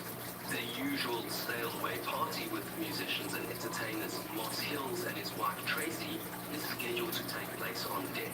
The rough seas force him to change the venue for the shelter inside the Four Seasons Lounge. Despite Moss, Tracy, and the ship's entertainment crew's best efforts to create a festive atmosphere, most passengers opt to stay in their cabins to ride out the storm. The storm intensifies as the evening wears on. During the first sitting of dinner, the waiters struggle to maintain their balance, making it difficult to carry food trays without spilling. Cutlery slides off the dining tables while the ship rolls in the swell and wind. Just what you want on an ocean cruise. Ships have an opening to the sea below the waterline called a sea chest. This allows the ship to draw ocean water to cool the engines and distribute to ballast tanks. The sea chest has sprung a leak. At 21:30 off the wild coast of the Transkei, there's a small explosion in the engine room. Then the ship loses power. The ship's engineer reports to Captain Avranis that water is breaching the hull, flooding the generator room, which has created a small explosion as the generator short-circuits. Without power, the engines die and the ship begins to drift in the heavy seas. The water level continues to rise until it reaches the 10-centimeter hole in the bulkhead where the air vent pipe should be. Seawater reaches the bulkhead and fills the sewage tank. With the non-return valves in this holding tank removed for repairs, water travels up through the main drainage pipes. Showers, toilets, and waste disposal units connected to the system allow water to flow from the sea chest through the sewage holding tank and up into the cabins. The crew in the engine room escaped the flooding compartments. In their panic, they don't close the lower deck bulkhead hatches, which is standard procedure during an emergency situation. With the engine snuffed, the ship loses any stability created from its momentum through the swell. As the ship rolls idle through the rough seas, waves slam against the deteriorating exterior hull plates. The crew don't sound the alarms, nor make any announcements to alert the passengers to the situation they're facing. Moss Hills, a musician from Zimbabwe, and his wife Tracy, along with their fellow entertainers, notice the ship rolling in a way that doesn't feel normal. The ship is listing to starboard. they decide to investigate. As they head below decks, they find water flooding through the cabins and into the passageways. The Oceanus is sinking. Lorraine Betts, the cruise director, tells them that the captain has given the order to the crew to abandon ship. Crew members make their way to the lifeboats and start to evacuate the ship. They take on board any passengers immediately available, but don't fill the lifeboats before making their escape.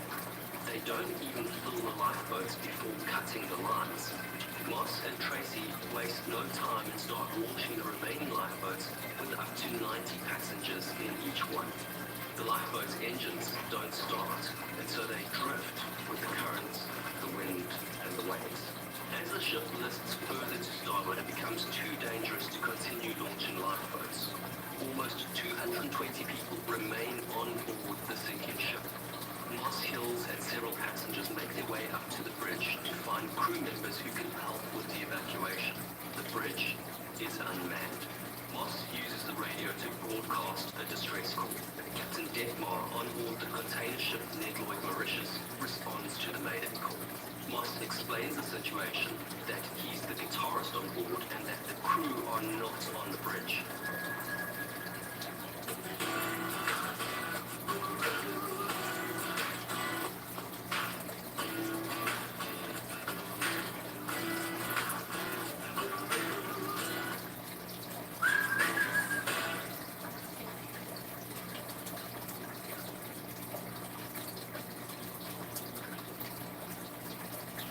Celebrate Ashley's 80th anniversary by getting a great night's sleep. Buy a Beauty Rest Black mattress and get a free adjustable base. Plus 0% interest for 80 months when you buy in store. Don't miss the Ashley 80th anniversary sale. Shop in store and online.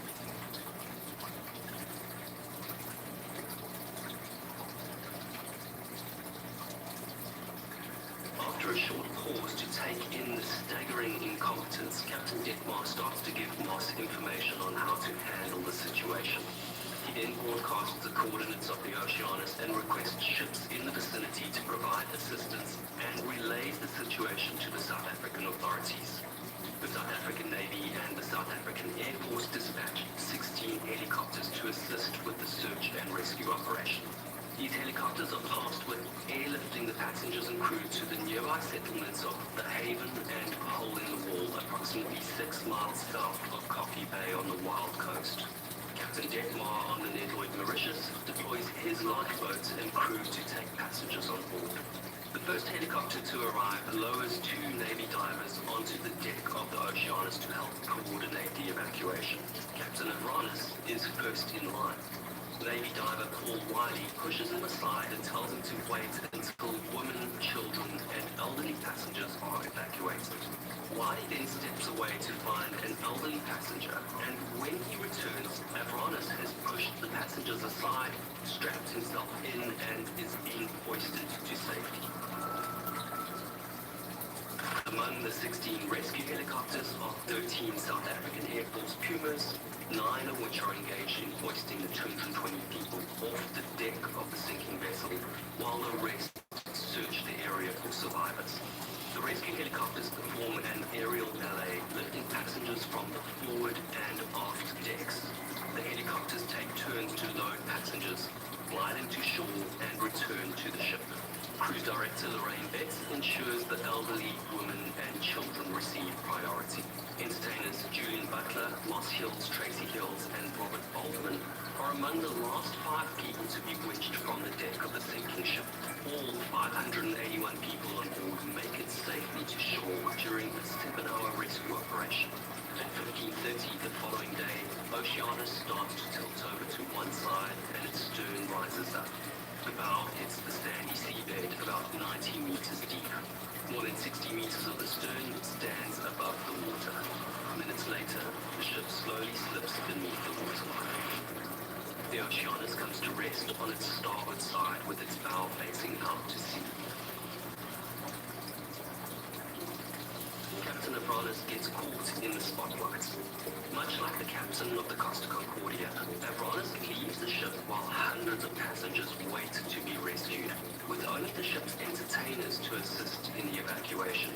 He defends his actions, claiming he left the ship early to organize the rescue efforts and then supervise the rescue from a helicopter.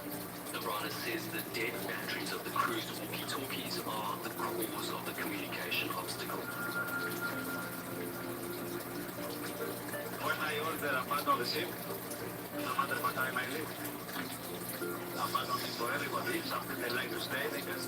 Despite his explanation, the media portrays him as an example of unprofessional behavior while in command. In 1992, Captain Abranes and other officers are found guilty of negligence by a Greek Board of Inquiry for fleeing the ship without aiding the passengers during the crisis. Abranes doesn't do any jail time, and his employer, Eprotiki Lines, gives him command of a ferry until his retirement.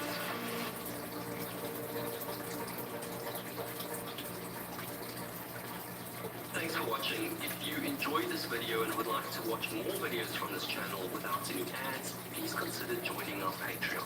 The link is in the description. You can join for free or select a membership with benefits ranging from ad-free videos through to early access and live Q&A calls. I look forward to meeting you there.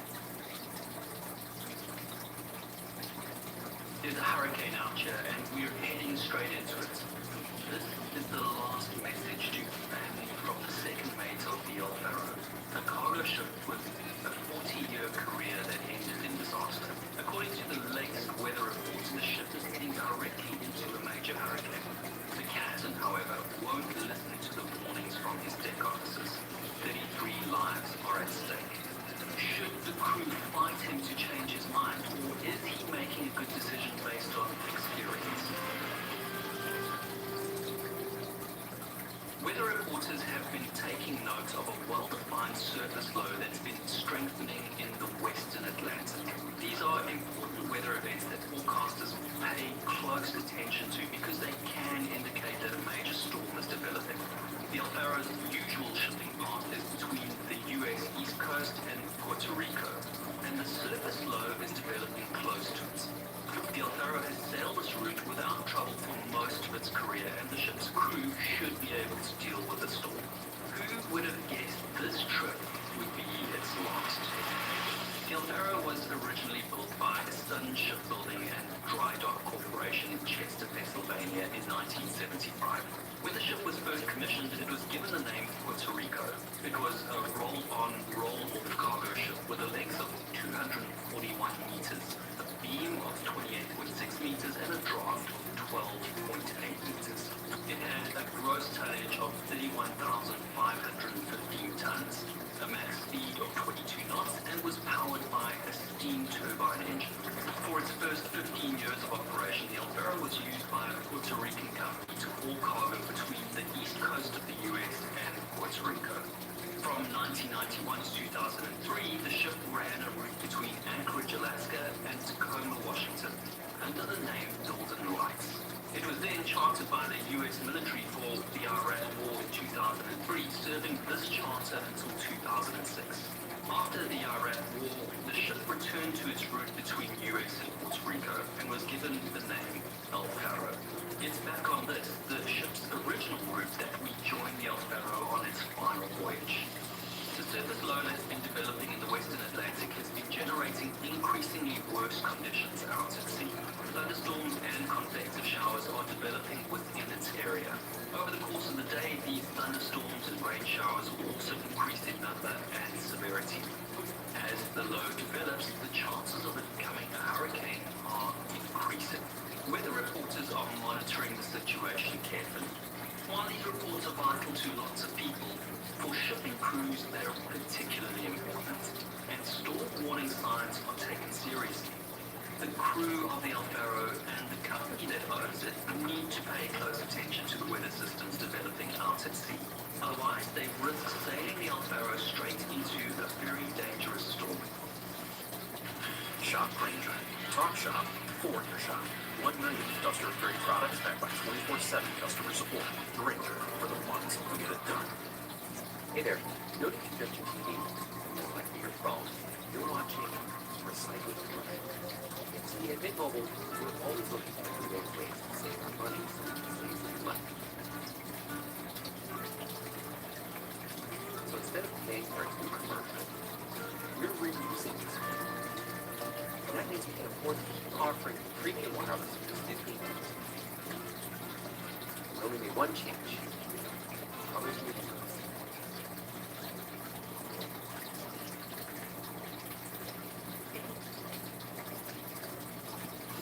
The following day, on the 28th of September, the Alfaro is at the port of Jacksonville in Florida.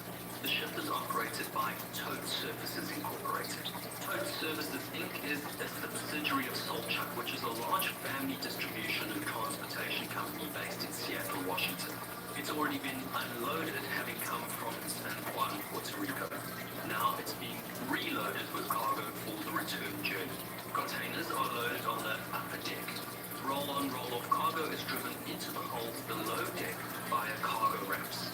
Once the roll-on, roll-off cargo is placed in a stowed position, lashing gangs secure it with chains and other lashing gear.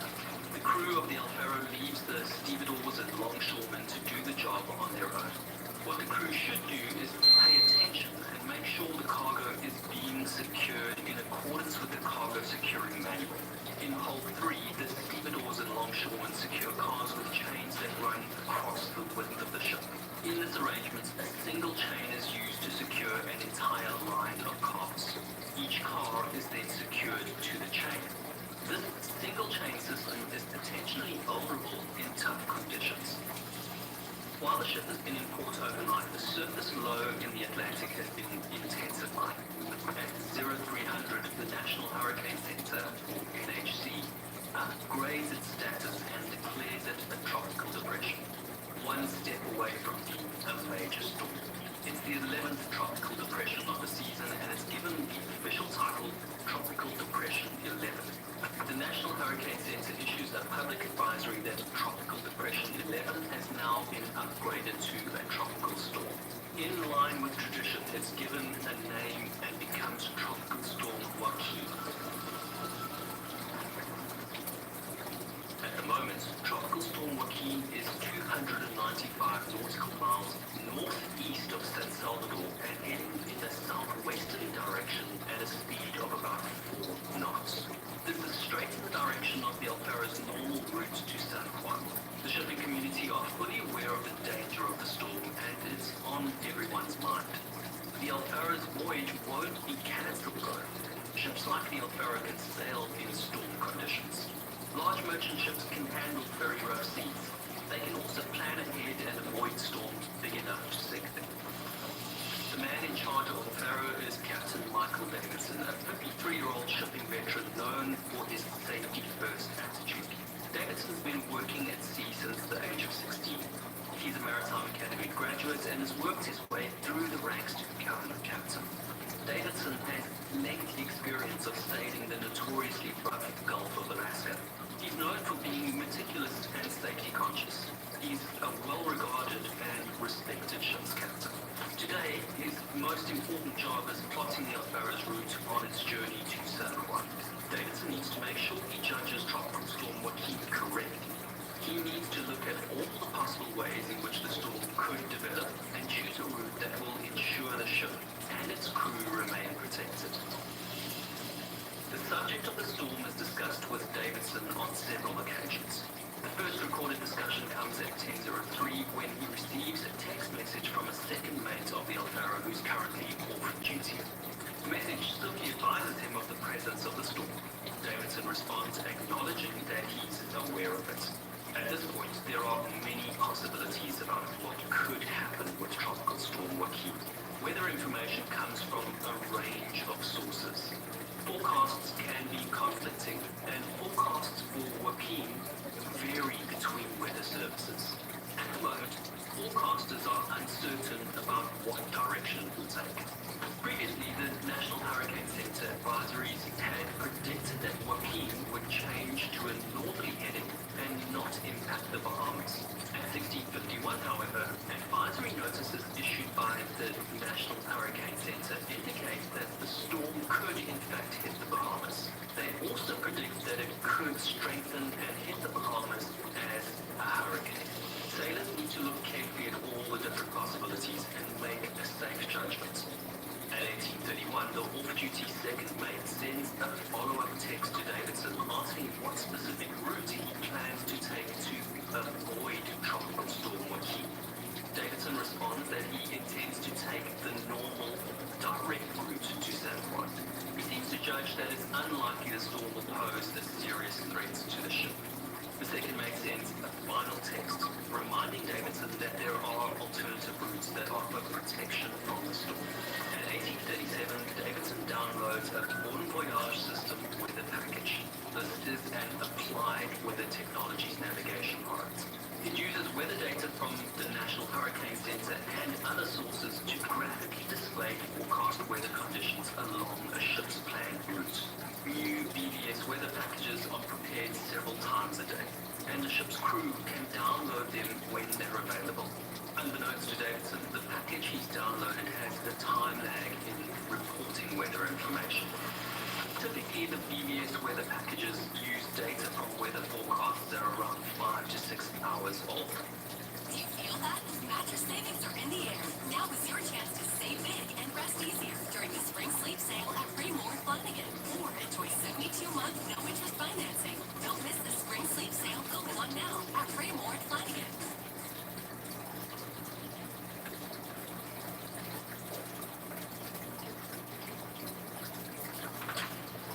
Want to turn hair loss into hair gains? With Hims, discover a range of prescription treatments in a variety of convenient forms, like the quick-drying 4-in-1 spray. Hurricane forecasts can change rapidly, and forecasts can change drastically in just a few hours. AWT have a more advanced subscription-based routing service that could provide real-time information. The Alfero's holding company, Toast, hasn't subscribed to this service. BBS also has a tropical update feature, which immediately emails tropical updates to ship as they're received. The Alfero doesn't have this feature activated for this voyage. The other major piece of weather reporting equipment the crew relies on is its National Weather Service SATC terminal. This doesn't display information with the same graphic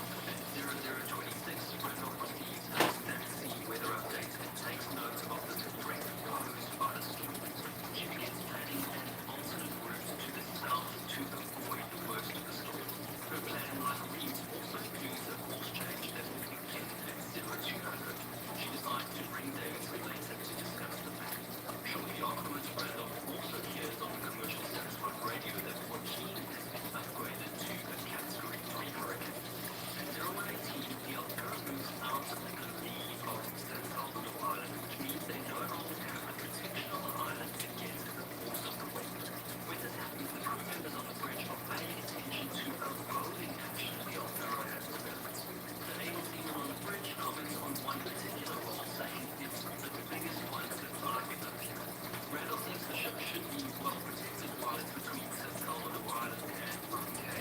She questions whether they should expect the ship to roll and says we're right between the islands, so I'm wondering why we're rolling.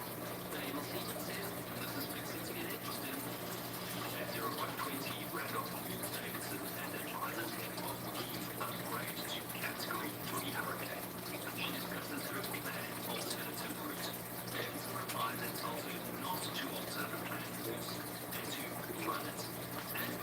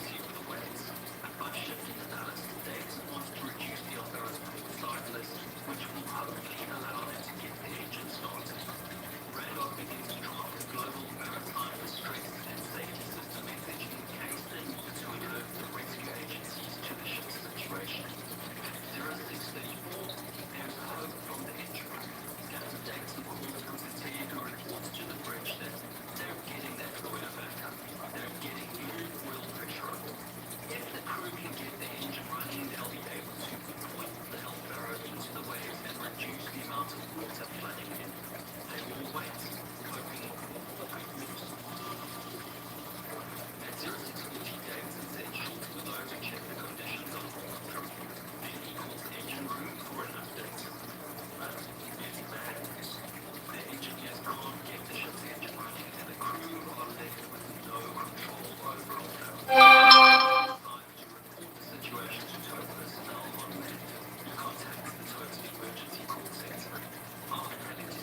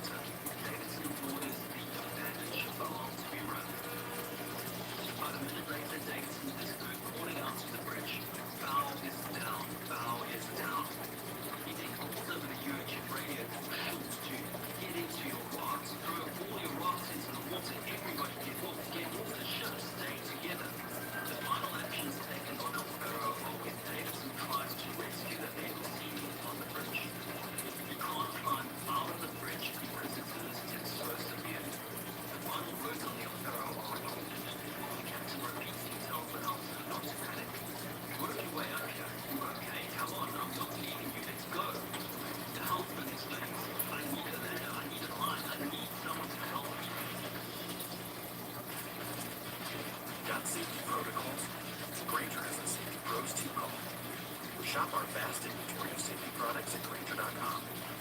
Call, click, or just stop by. Grainger, for the ones who get it done.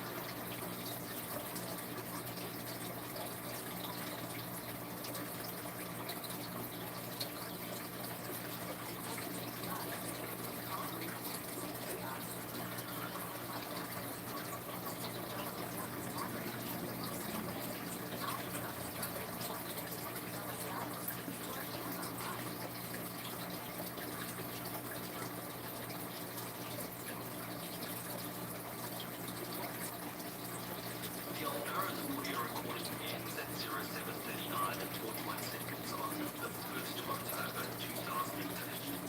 The last relay position of Alvara is 23 degrees 52 minutes north, 74 degrees 02 minutes west, about 35 nautical miles northeast of Crooked Island. Rescue operation is launched, but there's very little anyone can do in a tropical hurricane. On the day the Alvara sinks, the Hercules aircraft from the U.S. Air Force tries to locate the ship through the storm. Nothing is found. The first day passes while the storm continues to rage. The next day, another Hercules aircraft also searches through the storm for the ship. It's joined by 4 helicopters and a fixed-wing patrol aircraft, but nothing is found. Time is running out. On the third day, aircraft continue to search in very challenging weather conditions. They get a glimmer of hope as the helicopter crew manages to locate a live ring from the Alvaro, but that's all they find. 4 days after the Alvaro sinks, conditions finally improve and a major search operation gets underway. The helicopter crew spots something. One body is found on the Alvaro, but it's unrecognizable with its head already swollen to 3 times the normal size from decomposition in the seawater. The crew is unable to recover the body immediately, so they place a locator beacon for later retrieval. The beacon fails and the body is never found again. The search continues. Debris from the Alvaro is sighted. Search teams find one heavily damaged lifeboat, the deflated lifeboat, and several unopened survival suits. No bodies of the crew of the Alvaro are ever recovered. On the 5th of October 2015, the Alvaro is declared lost at sea. The Alvaro was eventually discovered on 31st of October at a depth of around 4,600 meters. The ship is in an upright position and in one piece. The ship's voyage data recorder was eventually found on April 26, 2016. With the information on the recorder, investigators were able to piece together events on the day of its sinking. Out-of-date weather information puts the Alvaro on a collision course with a hurricane.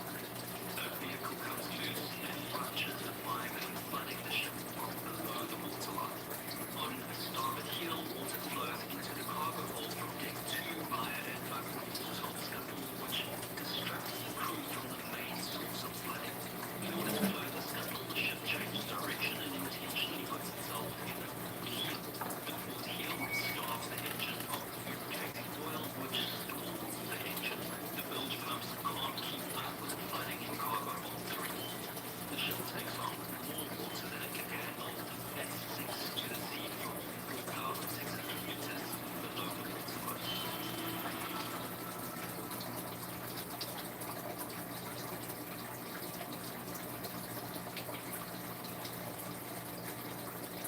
An air and sea search is continuing for possible survivors of the Edmund Fitzgerald. Fitzgerald was transporting iron ore when it ran into high winds and 25-foot waves.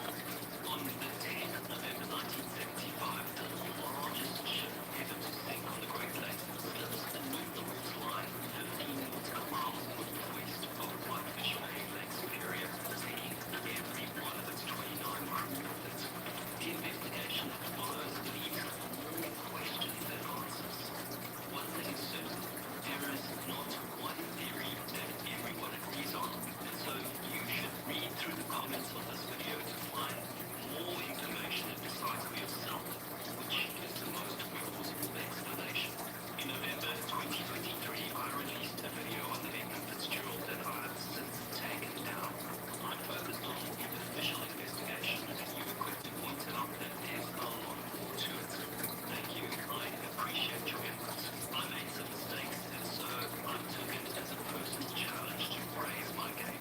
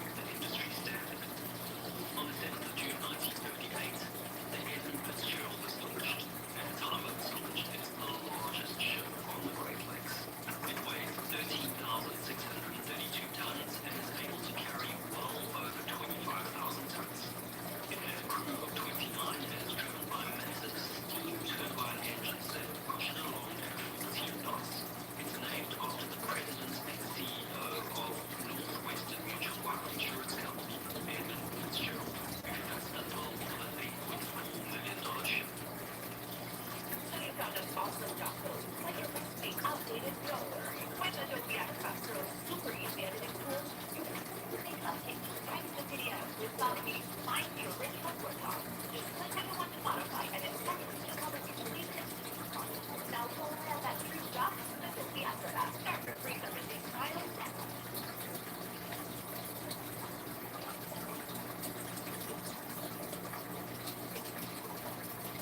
IRS e-file is now open. Snap your W-2 and file your taxes 100% free. Plus, get your biggest refund. File free now. Roughly 37% of filers qualify. Simple form 1043 results. Good for eligibility.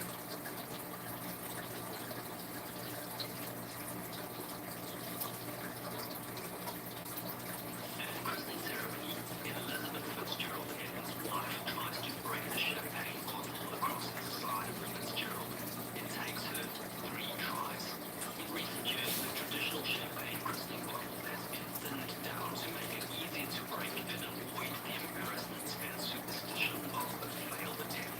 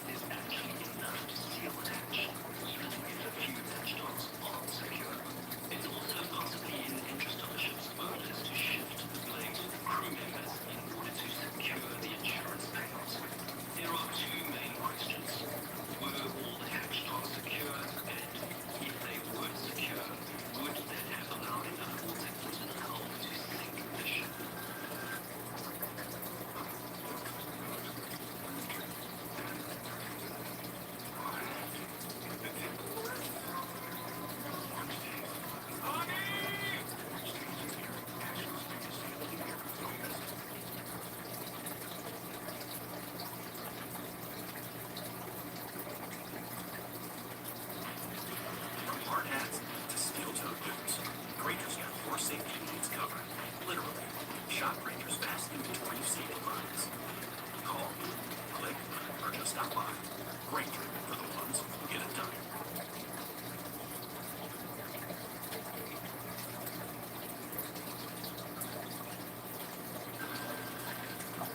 On board the Edmund Fitzgerald, all was going well as they sailed into the late afternoon. Unexpectedly, the barometer quickly drops and it becomes clear that the storm will hit the lake Superior. At 15:30, another freighter, the Arthur M. Anderson, departs 2 harbors, Minnesota, just ahead of the Edmund Fitzgerald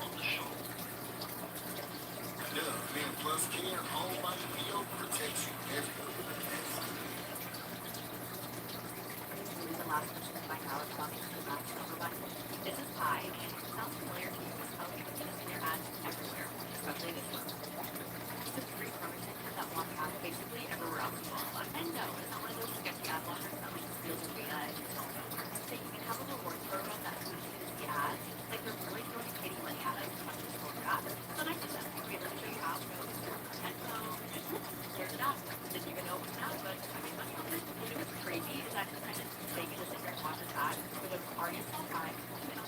So download my link. It's free.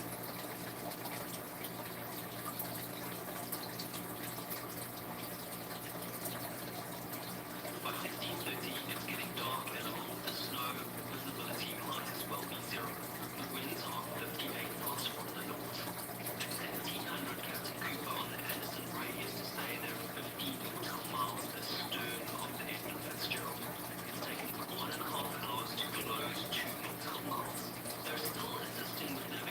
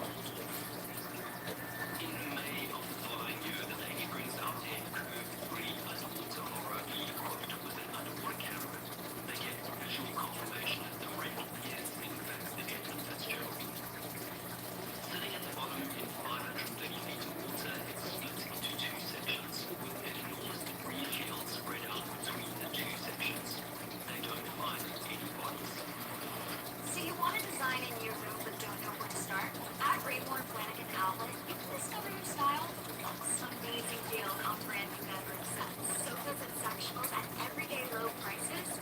Yes, please. In-store mattress matching will help you leave that work fresh. Think personalized sleepovers. Thanks to their pay over time option and 3-day delivery guarantee. Waiting is so last season. Treat yourself to a brand new look at Raymond Flanagan Outlet.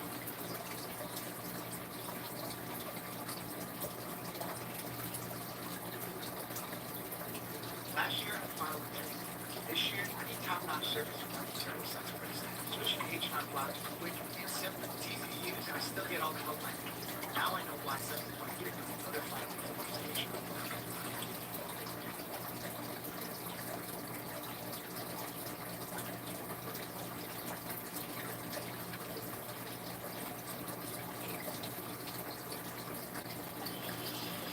Adventure sailors' lives are painfully cut short during the fatal 30-day voyage when the Veneto 40% yacht begins to take on.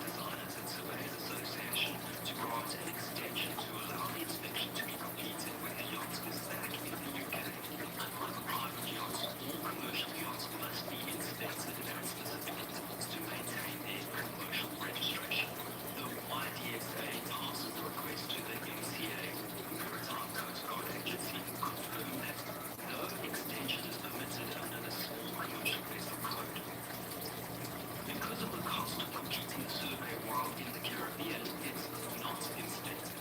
The Cheeky Rafiki's Category 2 commercial coding expires. In the spring of 2014, after competing the Antigua Sailing Week Regatta in the Caribbean, Cheeky Rafiki prepares to sail back to Southampton in England. The skipper, Andrew Bridge, and Douglas Innes, the director of Stormports, discuss the passage plan and whether a route for the transatlantic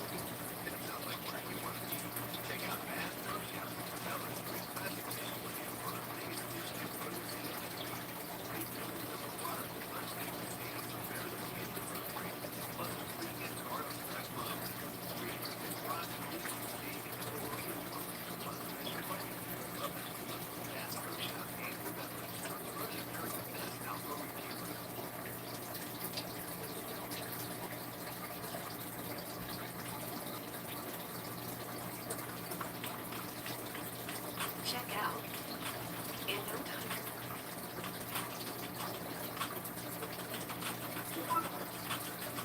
Choose Chrome to save time with autofill.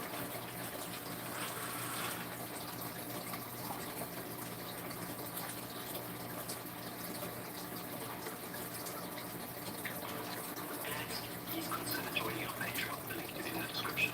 You can join for free or select a membership with benefits ranging from ad-free videos to early access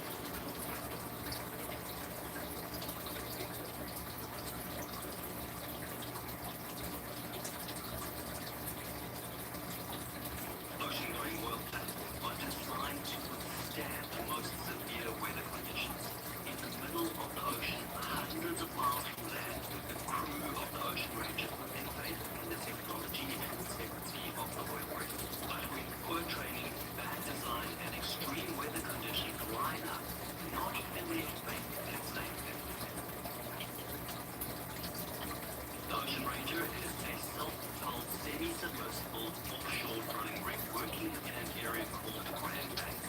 It's owned by an American company, Ocean Drilling and Exploration, or ODECO for short. It's chartered to Mobil Oil Canada, who own the drilling rights for Hibernia Oil Field. Mobil Oil Canada is a subsidiary of the American company, Mobil Corporation. As times built, it's the world's largest semi-submersible platform. The rig weighs almost 25,000 tons. It's 396 feet long, 362 feet wide, and 337 feet high, making it as high as a 30-story building. Of course, when it's floating, almost a third of that is below the waterline. It floats on two 400-foot long pontoons that lie 80 feet below the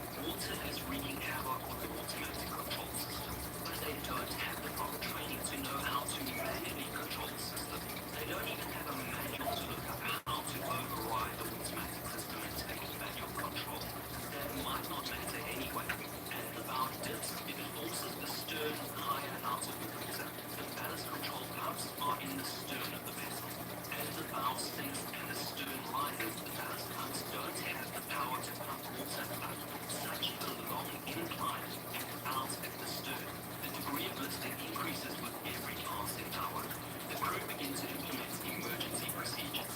These are sets of predefined actions designed to regain control over the rig's stability and prevent a complete disaster. They unsuccessfully try to manually control the ballast tanks. They halt all drilling operations and prepare for a potential evacuation. They shut down all non-essential systems and operations on the rig in order to focus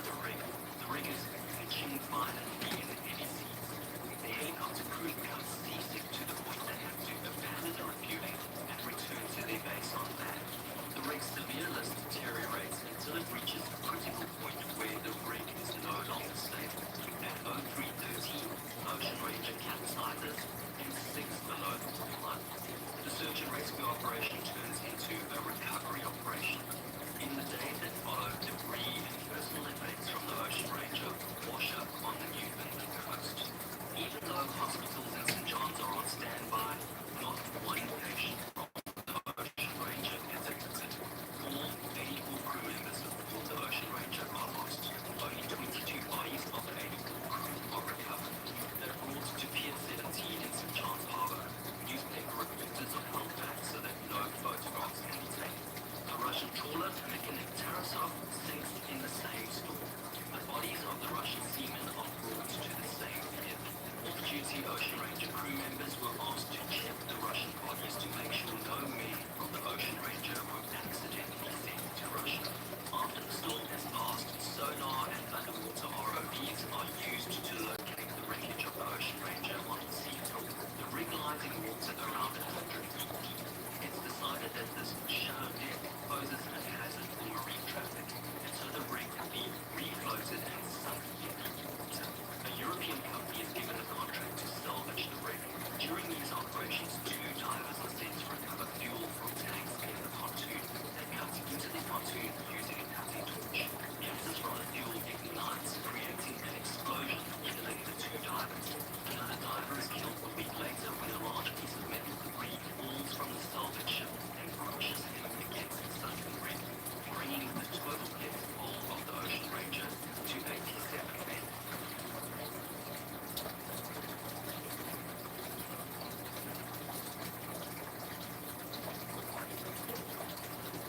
On Tuesday, the 23rd of May, 1990, a rare typhoon hits the Gulf of Thailand, capsizing the drill ship Seacrest. 91 of the 97 crew members don't survive. A series of upgrades and calculations are called into question. The Unoco Corporation is an American petroleum company. It has its roots dating back to the late 19th century. Headquartered in El Segundo, California, it plays an important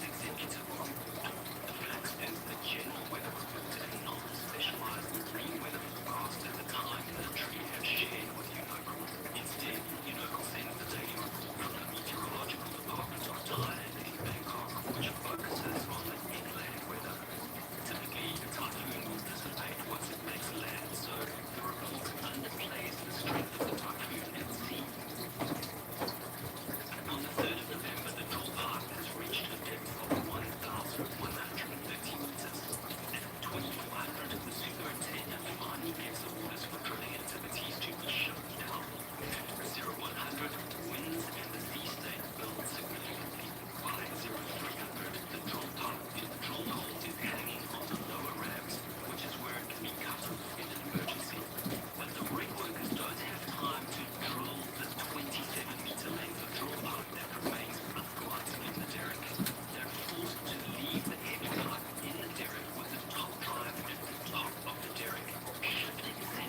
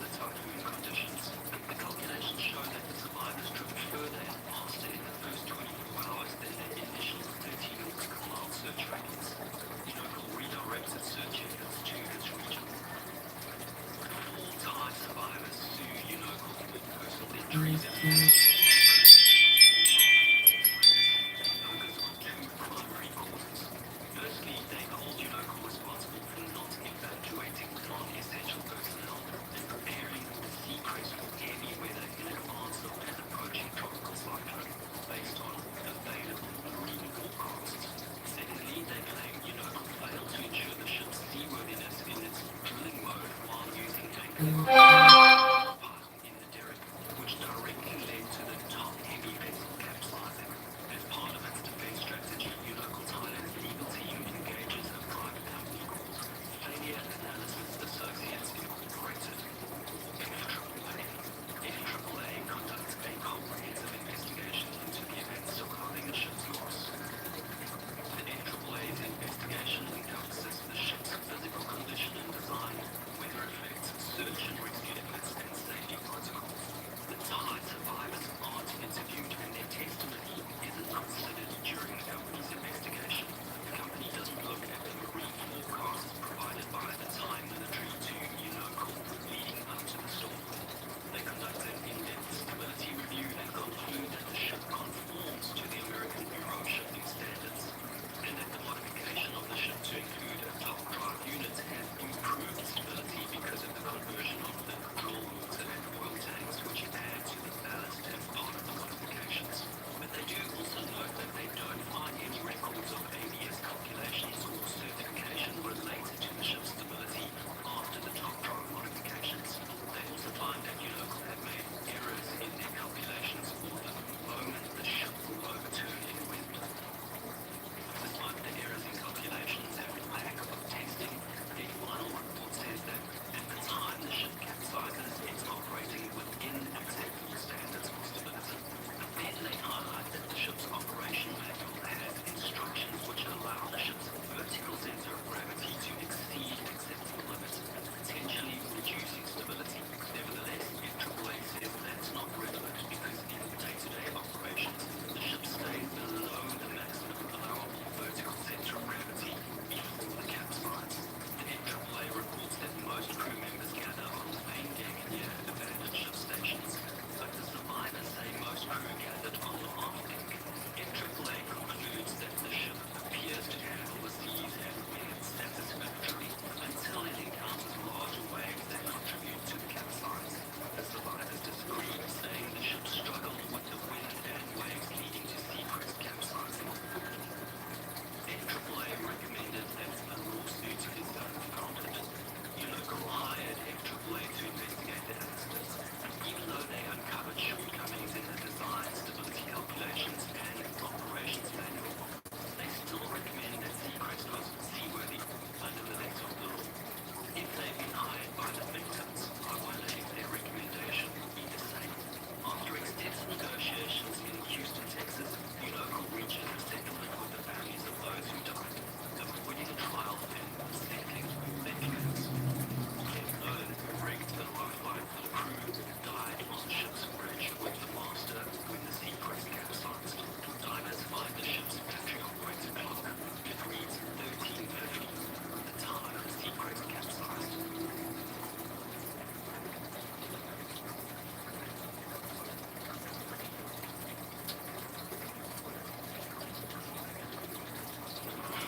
During a gale force ice storm in the Baltic Sea, passengers and crew hear a loud metal crash in front of Estonia's flagship ferry.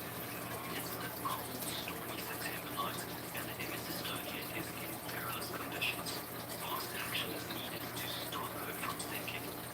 But the crucial moment to prevent a disaster is missed, and water begins to flood the vessel. The ship quickly fills with more water and rapidly sinks sideways below the waterline.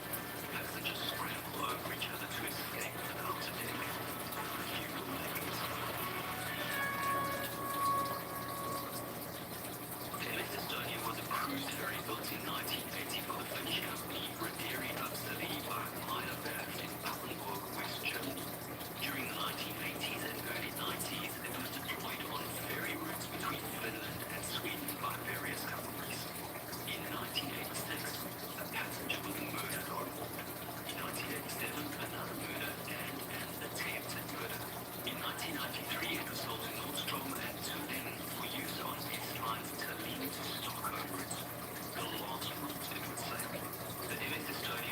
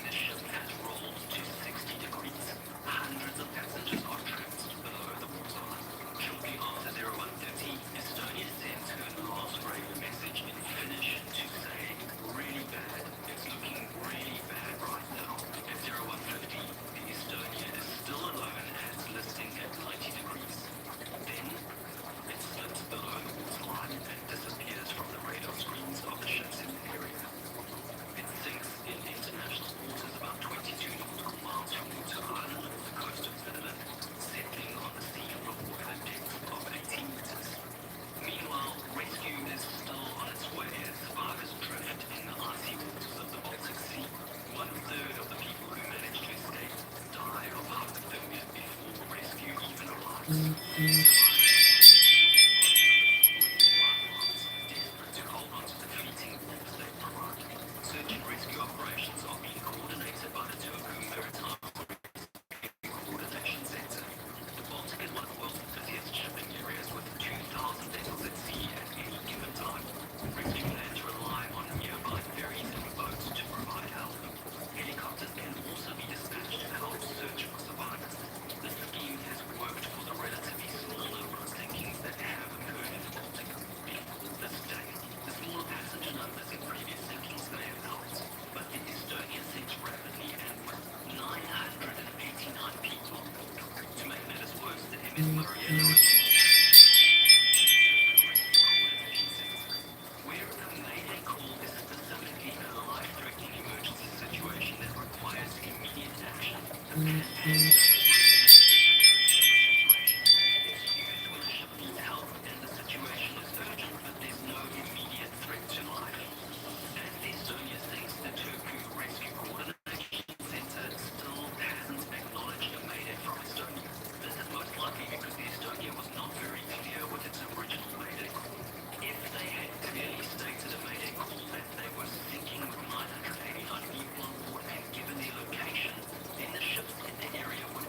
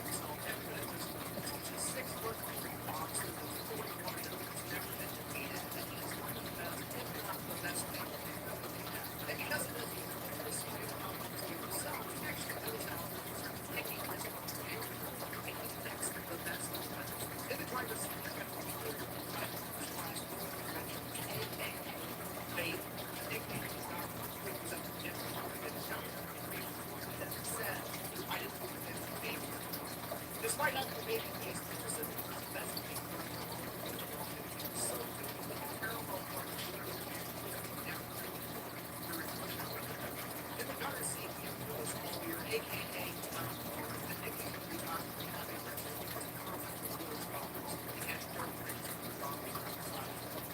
he's the oldest man in the 58 years old.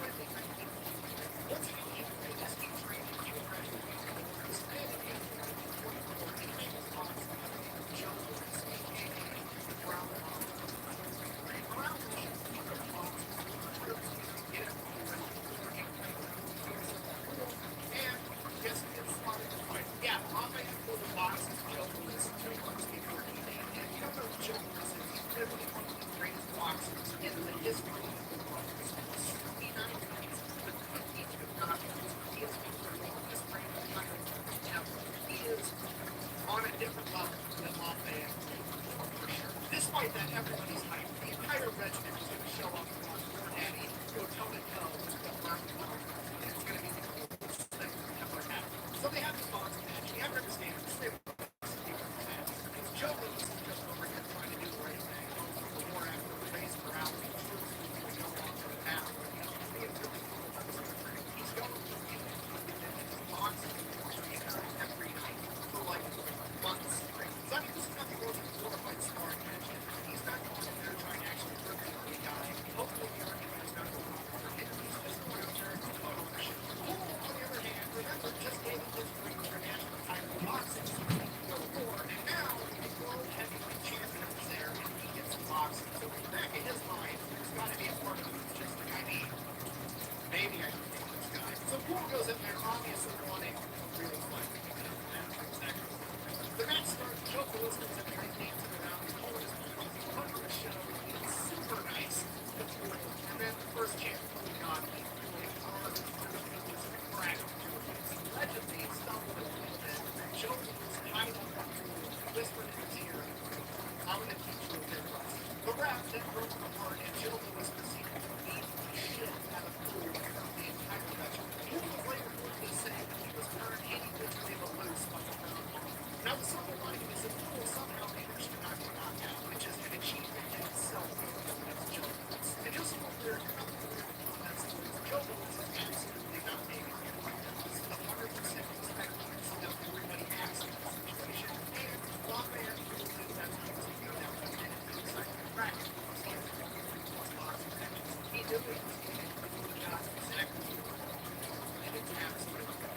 And then for Eddie's defense, it was actually very clear to say, I got a legitimate fight with children in this house alive, knowing that my hands were being and just to say I had a glorified slaughter cat with children. And pretty much everybody else agrees that this story is all the justification. That's what he wants to do. Prevention.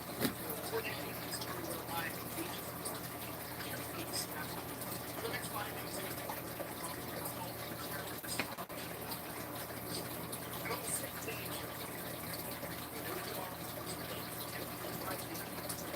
using a combination of gas and drive off the plane, drop the nose, and then recover.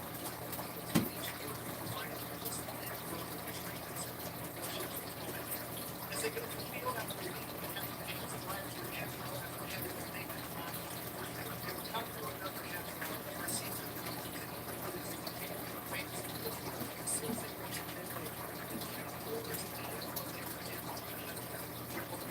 they had walked directly into Germany and had taken damage. They began taking fire from anti-tank guns, machine guns, and panzer guns, and punches, which were the German rocket launchers designed to take out Allies. The Germans were so well camouflaged in the heavy roads ahead, they could see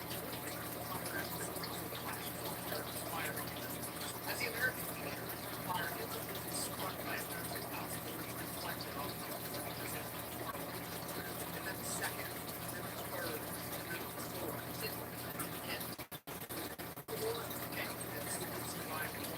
The American tanks are moving through the fire, pushing through the air, as they close the that's where Germany is taking. They came out of the effective way of the tank. Then the third and second team was the enemy had knocked out as the orders ran out of the organization that was about to go back to center fire.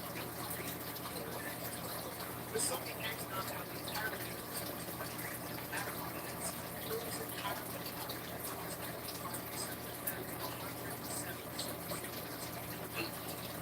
so who should have known that someday died, tanks and bombs, brief day, getting reinforcements, getting everything done, forces were that his name was knocked out himself, and here the hospital most tanks were these bombs taking everything here, not getting here. But what happened is we're absolutely they want to get back to the fight now, so the mayor it's Cheney Grants. Says, here you go.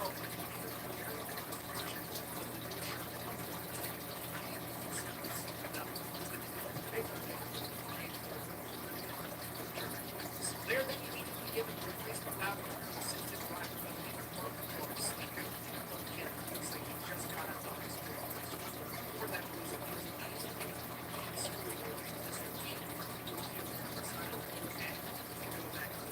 who said he was more that close to that training fire? He took the maintenance and training fire. They waited until they got fire. For that reason, you need to wait until fire during everything. And this extremely slow pace on that way. Just feel everything ambush, fight after fight, and they conquer 5 fights. This wasn't just bullshit, this was the entire military fighting to manage every inch of everything out. Because it was general rather than simple operation. Plan bomb the enemy first, then bomb the enemy again, and again, and again. Then tanks to take care of it. It's like these 6 days operation Apex.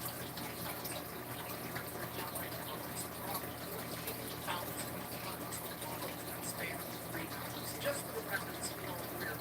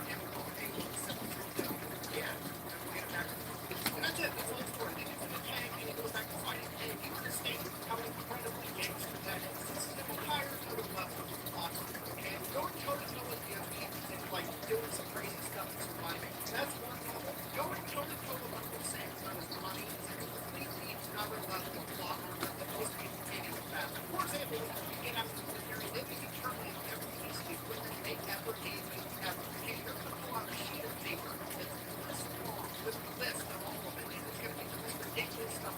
Right? They're going to be like, yeah, we gave you a marker type 2003, marker 2 type color. Sure, we gave you a Sharpie 2003. Okay, let's pay for how much does the government pay for Sharpies? $79.95 is what we pay for Sharpies. They can have to pay the government $79.95 for a Sharpie that cost 20 years ago because they make it injection rates. The rest of us criminals are over here getting harassed by the US military because we lost a king to the levels. Meanwhile, poor daddy's over here walking away an entire tank. He's just walking away like nothing happened and nobody cares. This is an unprecedented level of plot. So that's August 16th. It's a new tank. On the 17th, the very next day, they come to me on his path. They enter the entire church. It's 12 cameras. Start maybe like this. 9 minutes. So they come in on this plane. They come in and they bomb the entire thing. Then after the plane's dropped on the bomb on them, then all of the American troops start to advance. And a couple minutes later, 800 American planes come. They were at the peak of the 837. Either way, American planes come. And they proceed to bomb everybody. During this bomb, infantry in the tank next to them were killed. Luckily, nobody was hurt. However, both of the tanks were knocked down. At least more than the Italian troops. Everybody had to go back because things had just been catastrophically wrong. The forces back home, they allowed them to run back. Baby the truck, their children, the motorhome, people don't. They hop out of the tanks and they run back. They're like, oh, there's some more boys left inside this. The other tank right next to infantry also bails out and they all run on. One of those was terrible, terrible hit on the ground. Poor daddy saw this. Mom's at a Disneyland. Runs over and starts standing drawing all of the machine gun fire from the German side. Poor daddy was looking at the middle of this other tank. They're probably the same. However, they're vertical boys. Now he gets down underneath the German police and he digs in and buries himself underneath the tank, hoping that he's not hit by machine gun fire or an American tank. That's all he does. He just lays underneath the tank, he kind of buries himself in the dirt, he waits, and he waits. Machine gun fire bounces off his leg, and there's American bullets exploding in the background, and he just waits. 10 minutes go by, and suddenly somebody moves and dives under the tank. It scares the shit out of him. And he looks at the ground. It's an American, so he kind of relaxes for a second. That thing's not the same. And very close, schoolboy recognizes this guy. This is his friend from basic training that he hadn't seen for years. And closer to his first day of basic training, this guy got just a question from the road start running and what was your response? I don't know. After we got through their training, that particular road start always told this guy, what do you think? Every time the schoolboy asks the guy, hey, what the hell happened? And that guy responds, I have no idea. Which schoolboy responds the same thing the road start responded. What do you know? And that guy whipped his head around, recognized him as his friend, and they were reunited after like 20 years, not seeing each other, not knowing who they were by. They just ran into each other and told each other on a certain planet, and they just hung out for an hour and inspired by each other. Literally nothing else they could do. The most army thing they've ever done. So while Hayes is catching up with his buddy, poor daddy makes his way back to safety. He carries that injured tank with him. And he realizes that he's missing a bird. So schoolboy, who's not a good words, but numbers 65 minutes out. And he is ready to run back because the hell we're going to get him. He is then missing because spraying and can be directly on the whatnot. So like an hour goes by, schoolboy is on there just chilling in front of the records and then pretty waiting for a mom to clear up. Finally, it turns on the comes to the tree, he gets on there, and then for this guy to get up and walk back and everything's okay. So now the next call is that infantry is gone. They no longer have a tank. Well, by that time they had already replaced the motor and the two were ready to come back from that. So the next day, August 18th, August 26th, 4 days go to air base there, mission, driving further, wrecking absolutely anybody that gets hurt. Over the military, making the entire football division deeper and deeper in enemy. During this point, the football division was in the spearhead division because they are taking the rest of the military into what just advancing so rapidly. These are the largest unmanned interceptions in the world being spearheaded by poor daddy and his crew in the Their mission so hard, so fast, that you start getting correct. How do you slow down? There's a chance.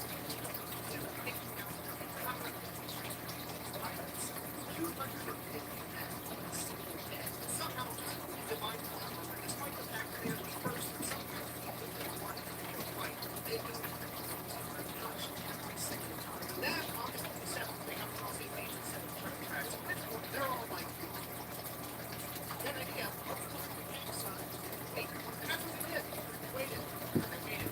Like 8 hours later, here comes a German train, like, twisted, tanks, and other vehicles, rolls down the tracks, and a bunch of Sherman tanks fired through the entire thing, shooting out, destroying absolutely everything on this train. I was going, cool. Now that I know this direction the trains are headed, I'm going to get the next one. Takes off in the opposite direction than the train is headed. So, it's going to catch this train where it goes. And sure enough, like an hour later, you're going to get your train headed in the exact same direction. Now, get over this train, every man, this was the news, there's 576 rounds into the engine of the locomotive. After 2 shots, you completely disperse the engine because the rest of the train glides along. As they go around the rest of the train, there are 4 German high-altitude tanks on this train. They have never trained anyone to combat yet. There's 4 of them sitting dead on this train. The Germans they want to get in the tanks because it's going to get the continuity and everybody is Germany absolutely destroyed. Probably with the same. At this point, some boys are using 40 cal machine guns or 4 days or 50 caliber rounds to shoot at these other tiger tanks. Not because they actually are tanks, but because all their shit there is heat. The Germans are getting inside of the BOPs. And while that's going on, Groundhog is opening fire on the tanks with 76 and over and over, finally being able to break through the tiger tanks armor, destroying all 4 of the tanks as they continue to destroy everything else on this train. For the next half hour, it's absolutely shooting down these little debris tacklers through the vents of the train. At some point, the rest of the tanks catch up to the engine, but the majority of the credit is to the smoke clears, they make sure all the Germans are gone, and we only like see what else, and then burning itself, hoping for like, I don't know, German chocolate, food, the most important foods. We go in, we start looking at the cargo, it's an entire train, the size of the tanks, and the cargo. All the cargo, just like French lingerie, fancy computers, and a bunch of food stuff. Basically, the German was really just trying to kill anything they could find out of that France and finally ship it back direct to Germany to extract as much value as possible and put it across the trade. Now, here's the silver lining. Somebody, early 90s, hey, it's got food. Beer. Hear me out. The entire third Navy is on its way to Belgium right now. And if we show up in Belgium, and we get more babies there with a bunch of French boats ready to review, we're going to be heroes, and maybe, just maybe, they'll wear it. If so, that they can found an entire regiment and 4 Sherman tanks on its full to the brim of fancy French lingerie, review, headed to Belgium. Now, at this point, most of this is something I've watched review the change of names as you know, because Fort Abbey and this tank crew just took out an entire train for 4 German high-altitude tanks. So, we need to get them to some revenue. So, it's clear the change of names is probably the best tank crew that we have right now. And they will do a better job of serving the country. And we will set back home and set the whole world when they can tell their story. So,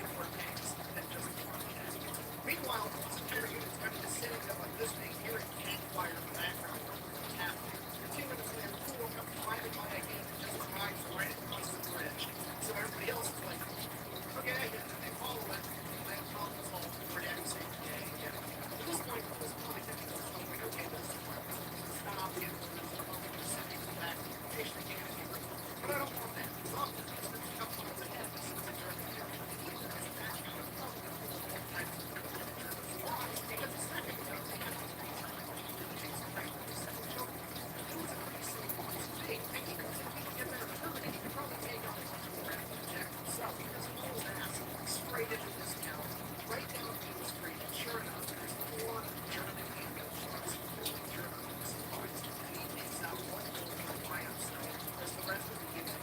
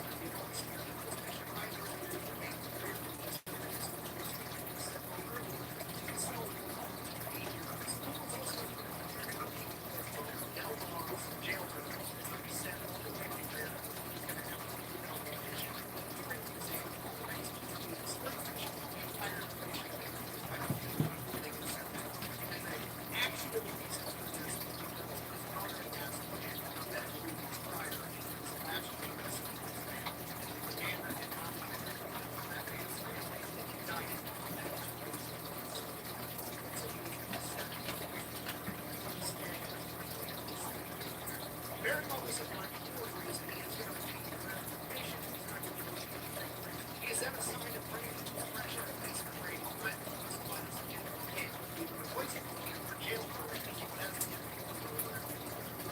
Somehow in Triple J snuck past the American line and managed to handle the section. The ship was in fully meaningful resistance to return fire, which they knew the shell was practically going to split as he launched the fire and began to rise to his last feet. So, full board main component tries to get this kid to the right. He ends up jamming the guns and the fires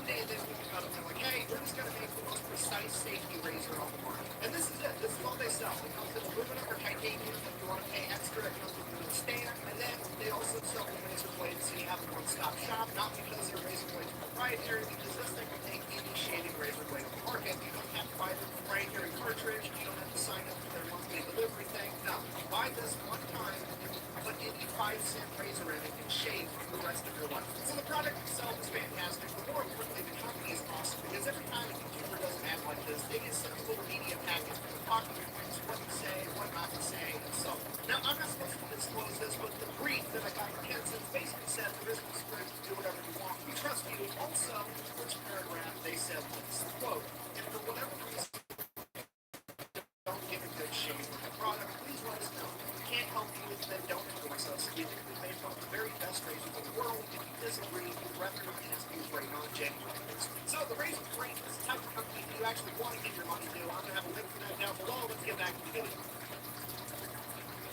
Okay, here's the deal. I've been following American history videos on the internet for about 2 years now, and without fail, every single time I make a video about America and World War II, I get this exact keyboard warrior in the comment section.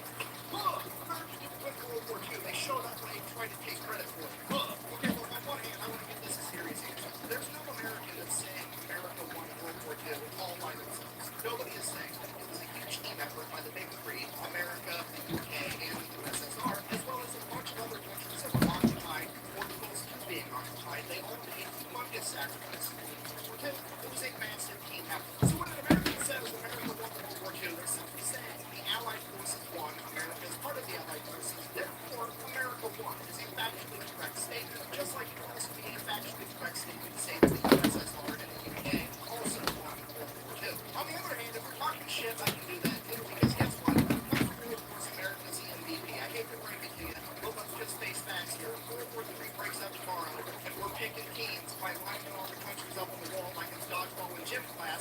Guess who's getting picked first? America. If you disagree with that, that's because you're being disingenuous or you're fucking dumb. And the whole America showed up late to World War II thing. Look, number one seed in the tournament gets a bye. Don't hit the player, hit the game. Furthermore, it's not like World War II was on the verge of ending and America popped in at the last second so they could be on the winning team. Okay, World War II ended because America came off the fucking top rope with aircraft carriers, Sherman tanks, and atomic bombs. Sorry, I'm getting totally sidetracked. I apologize. The point I'm trying to get to is that there's a lot of people on the internet that like to say America showed up late in World War II, but the fact of the matter is it's not like America had a choice. That was literally the only option, because in 1939, when World War II kicked off, America didn't really have a military to go fight with. And I'll break it down for you. 16 million Americans served in the military in World War II, and at its peak, the U.S. military had 12 million people actively serving in it. In 1939, when World War II started, America's military had 200,000 people in the Army and 100,000 people in the Navy. To put that into perspective, America had the 19th largest military on the planet, and 18th was Portugal, which is approximately the size of Indiana, which is one of America's 50 states. And if that wasn't that enough, not only was the American military small, it also just wasn't very good at this point in time either. It was so underfunded that the American military only had 329 light tanks that were outdated and 1,800 aircraft that were also outdated. And if that wasn't bad enough, not only did they not have good equipment, and there wasn't very many of them, they didn't really know how to fight either, because America had to revisit its battle doctrines in World War I, and the only fight that America knew how to participate in was trench warfare, which was not what World War II was. So if America was to have a meaningful impact in World War II, they're going to have to rebuild their entire military from the ground up, both physically and conceptually. So the American government, the American military got to work on this right away in 1939, because they knew America was going to have to participate in this war, whether the public wanted to or not. And hence, the American public wanted absolutely nothing to do with World War II from 1939 through 1941. At this point in time, the American public very much viewed World War II as a European conflict that America had no business getting involved with, and they wanted nothing to do with it. Despite that, the United States government started to institute a draft in October of 1940, enforcing young men into the military to grow the military size, just in case. Fast forward about a year, December 2nd, 1941, a day that will live in infamy, Japan attacks Pearl Harbor, committing armistice on America's boats, essentially flipping the American public sentiment of we don't want to be involved to California it is. In less than 24 hours on December 8th, 1941, the American government, Congress, has officially declared war on Japan.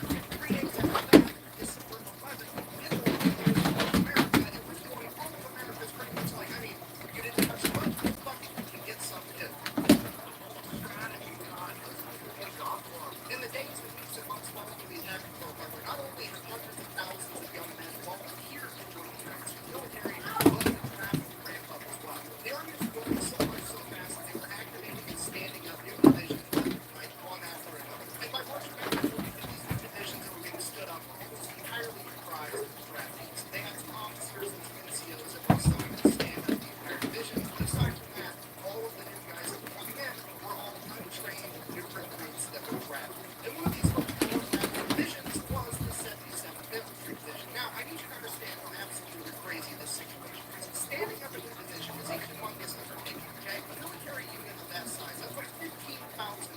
Imagine living, breathing in the okay, there's history, there's standard operating procedures, there's leadership, there's a way of doing things, and that way it's already been written in blood for years before it came before you, and you're just popping one up overnight. Okay, that's fucking crazy. Okay, let me explain this in hypothetical so hopefully you can understand a little bit better. Okay, imagine that you showed up to work tomorrow. Let's say you work on an assembly line or build F-150s, and you showed up to work and they gave you and a couple of your buddies keys and they're like, hey, right across town, there's a big ass empty building. I need you to go ahead and start an notation action.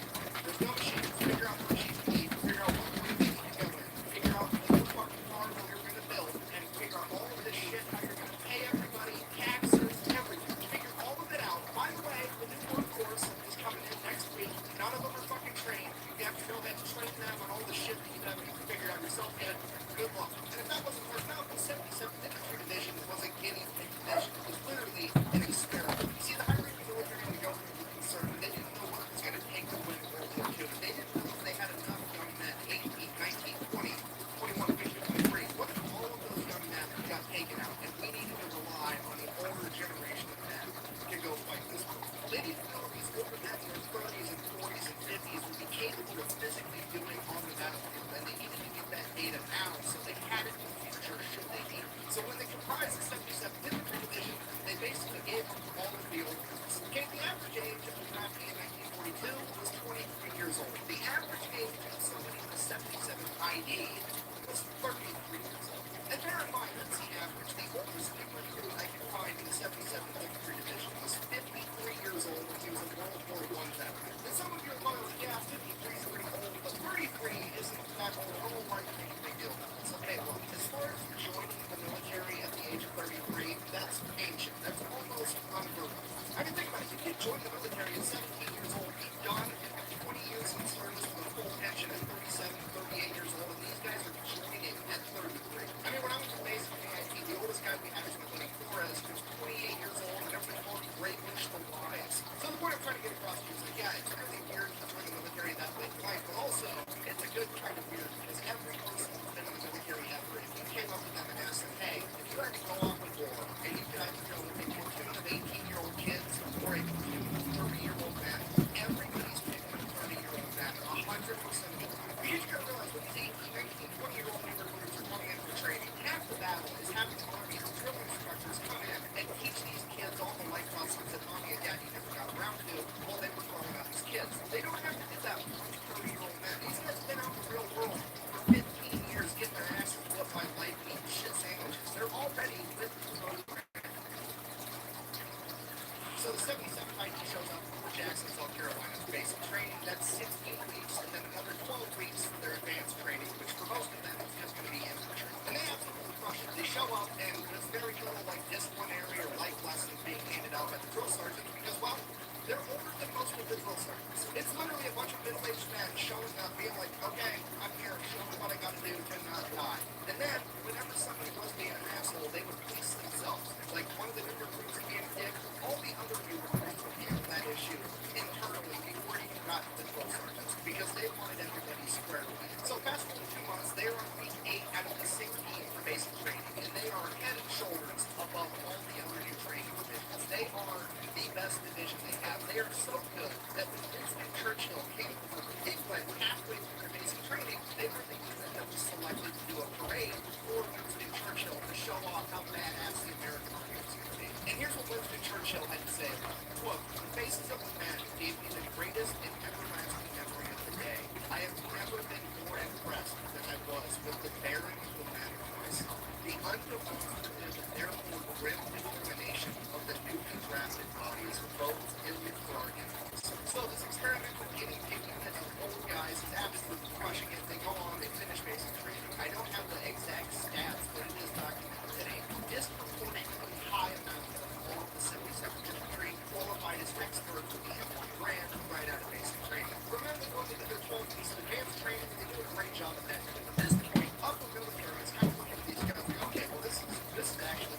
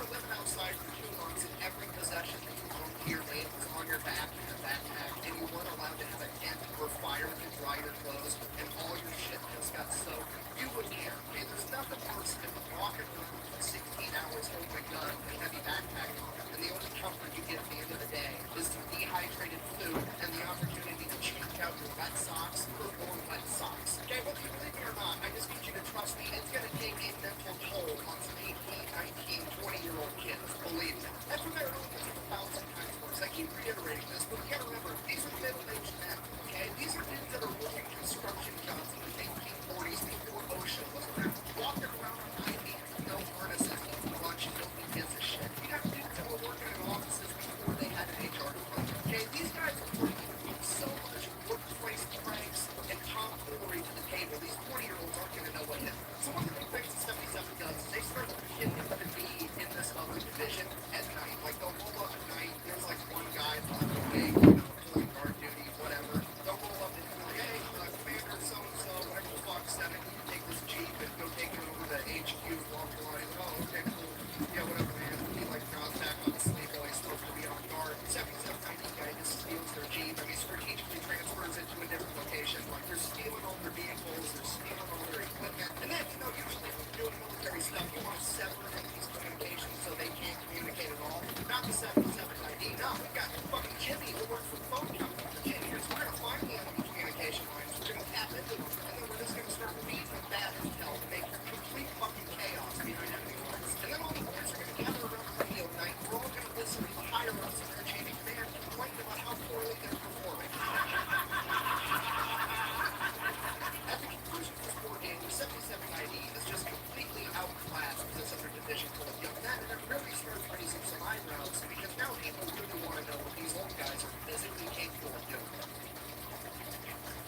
And this is where it goes from being kind of fun to not fun at all for the 77 ID, because the real experiments are about to begin. They sent the entire 77 to a place called Camp Hyder. It's about 100 miles outside of Phoenix, Arizona, in the middle of the desert. So they show up at Camp Hyder. It's literally just the desert with a couple of tents. Not even enough tents for the entire division. They have to go and dig their own wells to find fuel. And then, because of the couple of tents, they're out there building mud huts to live in. So after they got building an army base from scratch, the army comes over to them like, hey, we want to know how far a normal dude can march in the desert in 100-degree heat if we only give them one quart of water. So here's what you guys are going to do. We're going to force you to march. You're just going to keep marching until a certain number of you pass out. That way, we'll have a really good idea of how far a single dude can go on one quart of water. So this is already borderline full of unusual punishment, but it doesn't stop there because after they figure out how far a guy can go on a single quart of water, they decide that they're going to start having 6-day exercises where they have the second lieutenant, the lowest ranking officer that presumably goes east, guide a crew of men through the desert for 6 days straight. And if they want to be able to get their next day's supply of water and food, they have to be in the right place at the right time at the end of the day. Otherwise, they just don't get the food and water. There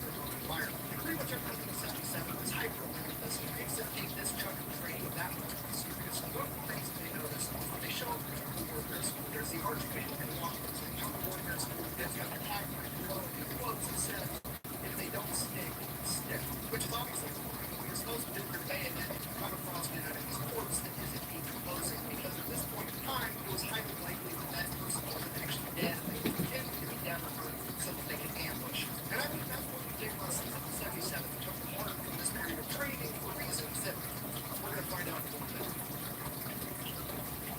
So they're going to show that's it. They're going off to war in the Pacific Theater. Over 2 years of training in multiple different climates and multiple different terrains all over the United States, spanning over the course of 2 years. This unit is now on average 35 years old, is headed. So July 19th, when they show up, they're going to be helping reform the Mariana Islands campaign. This is the Marine Corps operation. They are running the show. The man in charge is the Marine Corps General Holland Smith. And he has not been very impressed with the Army's performance so far, helping him with the first island of the Mariana Islands campaign, Saipan. During the Battle of Saipan, General Smith was so impressed with the 27 ID's performance that he actually had their general relieved of command and having the Marine Corps General placed in charge of the Army Division. So General Smith is already thinking very highly of his capabilities, and when he finds out that he's being reinforced with the 77 ID, a guinea pig unit that's comprised of mostly of middle-aged men, he's not very happy. So the still being on and General Smith's plan is to not send in the 77th Infantry Division as a singular fighting unit. He's going to split them up and basically reinforcements. Like if this unit over there comes to do, he's just going to take one two from the 77th, give it to those guys over there, and he's basically going to disband and piecemeal out the entire division. Is his plan. And that's exactly what happens when the amphibious landing on the wall. They take some of the 77 ID platoons and give them some of the Marine Corps units, some of the other Army divisions, and they send them into battle. A couple days later, General Smith wondered how the old guys were doing. He writes out to his commanders like, hey, how are these old guys performing? Can we use more of them? What's the deal? And to General Smith's surprise, according to all of his leaders in the field, these old dudes can throw down. They're absolutely awesome. And the Marine Battalion commander went so far as to say, and I quote, there is no doubt in our minds that the 77 were good people to have alongside to fight. As a result, we started referring to them as the 77th Marine Division. Okay, so why don't you guys really appreciate what just got said here? Okay, the Marine Corps, I love them, but they're not good at a whole lot. Really, if I were the commander-in-chief, I wouldn't call it the Marine Corps unless I wanted somebody dead, broken, and pregnant. That's really where they shine. That's their wheelhouse. You want to know what they're good at? Giving compliments to other people. They're not about it, okay? So for the Marine Corps to look over at the 77th ID guys, a bunch of middle-aged Army dudes killing people in battle, and go, you're one of us. And that's the best compliment the Marines know how to give, okay? It's a huge deal. This is the equivalent of the Jedi Council giving you a seat on the council and giving you the rank of master. This is unprecedented.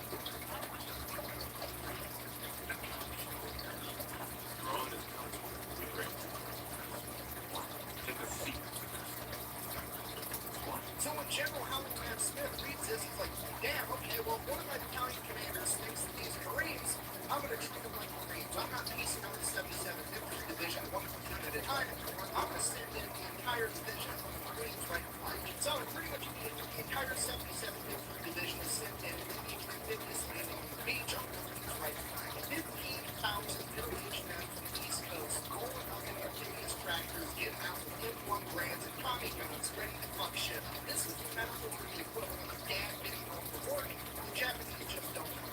And this amphibious landing and movement up the beach into battle was absolutely textbook. It was the epitome of slow and smooth and smooth as fast. It was the least chaotic amphibious landing anybody had ever seen. And as all this is going on, the Navy's and seagoing Marines are watching this amphibious landing take place, and a seagoing Marine famously says, look at those old bastards go, officially christening them with their new nickname, the Old Bastards. Now, the battle of Guam was about 4 weeks until the island is secured on August 10, 1944. At the conclusion of this battle, it becomes clear to absolutely everyone, including General Howland Smith, that his battalion commander was correct about the 77th Infantry. Because over the past 2 weeks of the Battle of Guam, the Old Bastards have racked up 2,741 confirmed kills and sustained only 248 infantry. Okay, that is a ratio of 11-to-1 going up against an enemy that has home field advantage and the luxury of playing defense from fortified machine gun positions, which is absolutely insane. And with a performance like that, their new monitors of the Old Bastards and the 77th Marines are pretty much set in stone, with even General Howland Smith himself referring to them as such.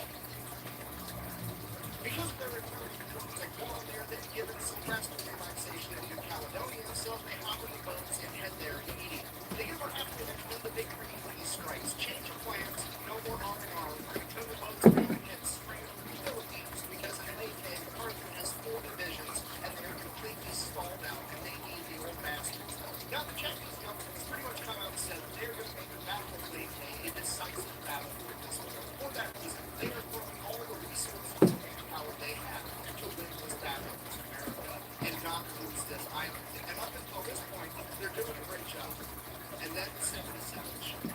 They show up on Thanksgiving Day, 1944, with the energy of dad and take his nap, and now it's going to be fucking everybody's problem. Okay, simplify version of what's going on here. The Americans have one half of the island, the Japanese have the other. The Americans are getting resupplied on their back end, and the Japanese are getting resupplied on their back end from a place called Vermont Bay. So the 77th Infantry is like, that's fine. Hear me out. We'll hop in the boats, we'll arrive on Mount Bay Peg, make an amphibious landing, and we'll take over Vermont Bay, cut off the supplies, game over, we win. To which the chicken man is like, that's absolutely crazy. You're going to be outnumbered 3 to 1, and we're not going to be able to get you any more supplies. 77 is like, that's fine. We'll just bring some supplies with us, and then we'll steal all the enemy shit. And as far as being outnumbered 3 to 1, we've been hanging out with the Marines this entire time. And if they taught us anything, that's just a target rich environment. Let's fucking run. So fast forward a couple days, December 7th, 77 ID makes an amphibious landing in Vermont Bay. They catch the Japanese completely off guard, take over the entire thing, get their entire division into the bay, and in 5 minutes. Then they start bringing in artillery and in tank destroyers. So they put things through in the establishing defensive perimeter, also known as beachhead. Then first thing tomorrow, right, early, they're going to start kicking ass, right? Right, everything's great. A couple hours later, guess who shows up? A Japanese landing ship full of Japanese troops, not having gotten the memo that America runs in Vermont Bay now. So the poor bastard, cover of night, aim all of the artillery and the tank destroyer at this ship as it gets closer and closer, getting ready to offload its barges full of troops and more supplies. The ship that's the closest it's going to get, it sends out the first barge, and the old bastards just wait patiently as the barge gets closer and closer. And as it gets within 50 feet of them, they open fire with 50 caliber machine guns, pretty much sinking it immediately as the man on top of the tank destroyer yells out, "Get some flares in the air so I can hit these sons of bitches." As the flares get shot up, the enemy ship is illuminated as the artillery and can open fire on it, sinking in a matter of minutes. According to the 77 ID's unit historian, this is what we believe the only time in World War II history where an infantry unit has successfully sunk an enemy naval vessel. So we're already got to a great start. What happens next is described by an observer from the War Department as a divisional epic. Over the course of the next 8 weeks, 77 goes on an absolute rampage, taking over 3 cities and airfield and securing 43 miles of main supply chain. Okay? It's not a big island. There's not that many roads. They basically take it over the whole. And the entire time they're doing this, they are acquiring the enemy supplies. Everything from food to vehicles. And anything they don't use, they destroy. And they're not just out there stealing all the enemy shit. They're out there giving out death certificates like for Oprah Winfrey giving out cars. Because during this period, they are credited 19,456 confirmed kills. In return, they suffered 543 Americans killed in action. That's a lot. I'm not trying to diminish that anyway, but it needs to be said. That's a 36-to-1 ratio. Okay, 19,000 to 500 is an aspect and a half, and this will be studied and coordinated by the Advanced Officers Training Program for the next 40 years on how to conduct a clinical textbook-level aspect. This 2-month-long period occurred at the end of the Battle of Layton, America securing the island. In 77, immediately we shipped over to begin preparations for the Battle of Okinawa. So the distinctive area of the Battle of Okinawa, at this point there is a small island chain known as the Amaretto Islands. It is 15 miles off the coast of Okinawa, and the chain of command believes that they are going to be of strategic importance, and the 77 has to go clear.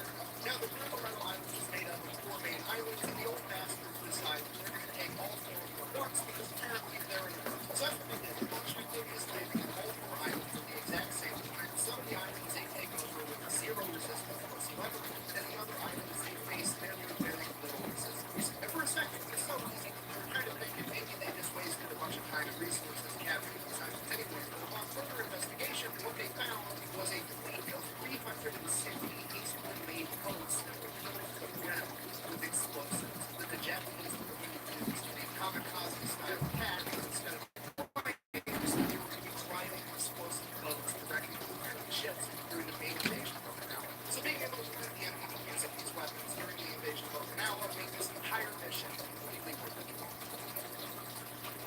Fast forward to days April 1st, 1945, this was Sunday, the Battle of Okinawa begins. It was 2 Marine divisions and 4 Army divisions making the official landing, and the 77th was not one.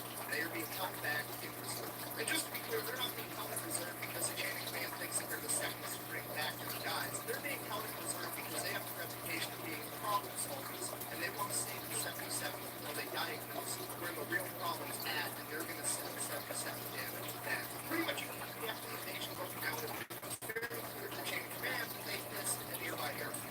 small island in neighboring Okinawa. It's Mishima, and on that island there's a Japanese airfield, and that airfield needs to go away. Problem is that airfield is being guarded by 5,000 Japanese soldiers that are very well dug in, and they are not about to give up on the fight. So, they send in the 77. The old bastards do quick work at securing the entire island of Mishima in 6 days, with none of the Japanese willing to surrender. Virtually all of them were killed in combat, approximately 5,000 enemy soldiers, with the 77 losing 258 men.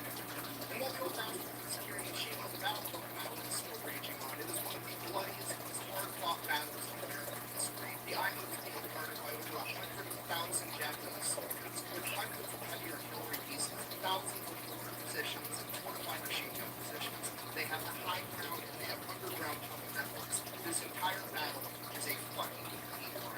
The entire island of Okinawa is an enormous problem, and nobody is having a good time. But one of the most problematic areas is a 100-foot high cliff face with the 96th Infantry Division has been absolutely shredded. This place is known as the Escarpment, or as it would later become known as Hacksaw Ridge. The old bastards are being sent in to do what the 96th Infantry Divisions couldn't pull off. As they show up, they send 2 battalions up the 100-foot high cliff face to engage the enemy. The Japanese throw a whole battalion back, forcing all of them to retreat, all of them except for one.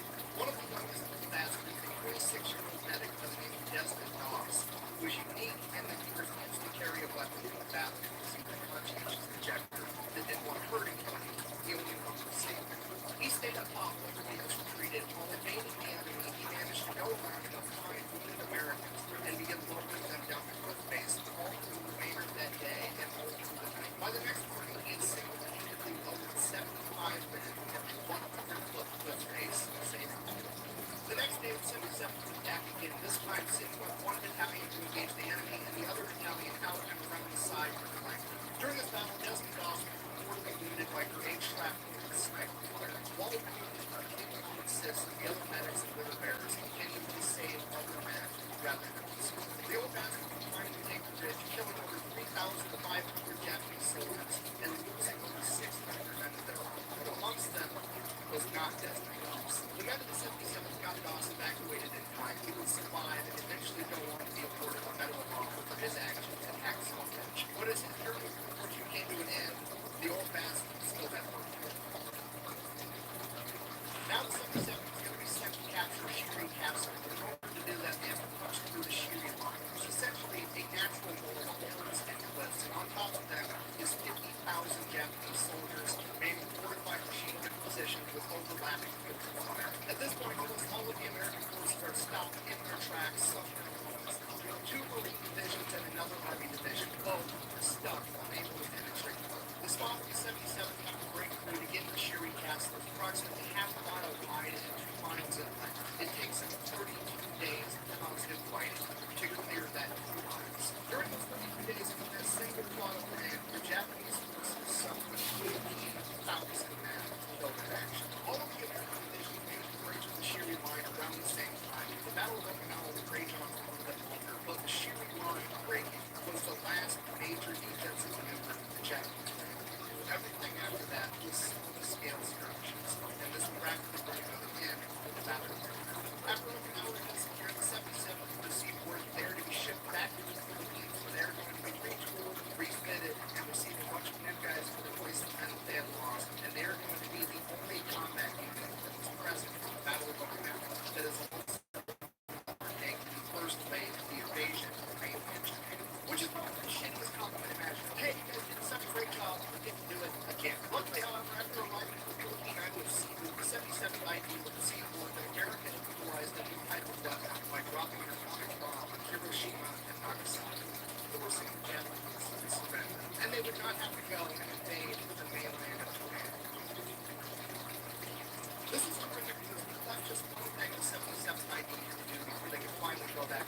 You see, all throughout the Philippines, Southeast Asia, and the rest of the Pacific, there were still Japanese military efforts all over the place, scattered pretty much everywhere. Many of these groups of Japanese soldiers refused to surrender for months, or in some cases, even years or decades previous to believe that the Japanese Empire could ever surrender. And in the case of Cebu, where the 77th currently were, up to approximately 5,500 Japanese soldiers. Fortunately, they were willing to surrender because they outnumbered her. Unfortunately, they were willing to surrender to literally anybody 70-year-old bastards. They're not effective. These Japanese soldiers hiding up in the mountains of Seafood are the remnants of what was left after the Battle of Leyte when the 77th waged a month-long rampage, destroying everything. Now, to be fair, we're not really sure why these guys were willing to surrender to literally anybody except poor bastards. Maybe it was because they remembered a bunch of middle-aged men with a blue Statue of Liberty patch on their shoulder, whooping their ass, and they just didn't want to surrender to them, or I have no alternative here. You see, along this entire journey, the 77th not only gained a reputation for being extremely effective in combat, but they've also gained a reputation for kind of sort of not really taking a whole lot of prisoners compared to everybody else. Now, bear in mind, this is the Imperial Japanese. Not many of these guys got taken as prisoners because they would rather die in combat and lose their honor by surrender. Despite that, after all the POWs that were taken, the 77th somehow managed to take on the least. You know what, let me just read you guys the stats and come to your own conclusions. For all of the Pacific Theater, across all branches of the U.S. military, approximately 50,000 Japanese POWs were taken. That is a ratio of 44 to 1. For every 45 enemy soldiers that the American forces came up against, 44 of them were killed in action, and 1 was taken prisoner. The 77th Infantry Division, on the other hand, only managed to take 358 POWs, which is a ratio of 122 to 1. And it gets way worse when we talk about the Battle of Okinawa in particular. During the Battle of Okinawa, all of the U.S. forces combined took a total of 10,801 Japanese prisoners of war. That is a 10-to-1 ratio. Of those 10,801 POWs taken by the U.S. forces at the Battle of Okinawa, the 77th ID was responsible for 58 of them, at a ratio of 278 to 1, compared to the U.S. Armed Forces ratio of 10. Okay, I'm going to be honest, I have no idea why it's like that. Perhaps because your bastards displayed exceptional rifle marksmanship. Maybe it's the fact that they took the jungle warfare lesson of if they don't stick, they stick to the heart, and they followed through with that throughout the entire war. Either way, the fact of the matter is they've developed a reputation that they don't really take prisoners, and now there's 5,500 Japanese soldiers hiding in the mountains that are too scared to surrender to the 77th ID, and they need them to surrender so that they can finally go home and mow their lawn after like 4 years. Always start before everyone wakes up, including Boosties. Hey, shut up!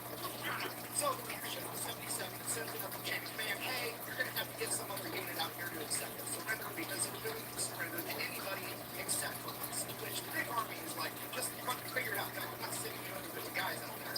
Get them to surrender one way or the other. Make it happen, chop, hurry up. Now the obvious thing is to just practice proxy American diplomacy where you show up with a gun and a sandwich and ask them which one they would prefer and let them know that both is an option. The old bastards, on the other hand, have an even better idea. They're going to close this saga out the same way they opened it up, by pulling some schoolyard bullshit and tomfoolery. So here's what they come up with. A lot of the new reinforcements they were getting weren't old guys anymore, but just whoever the army had. So it was 18, 19, 20-year-old kids. So they took them, had to take the blue Statue of Liberty 77 ID patches off their uniform, and they're going to send them up the mountain, have the Japanese surrender to them, separated from the guns right there, and march them down the mountain. So that's exactly what happened. They start marching the Japanese down the mountain. The Japanese are happy because they've got to surrender to literally anybody except the old guys with the blue Statue of Liberty patch on their shoulder.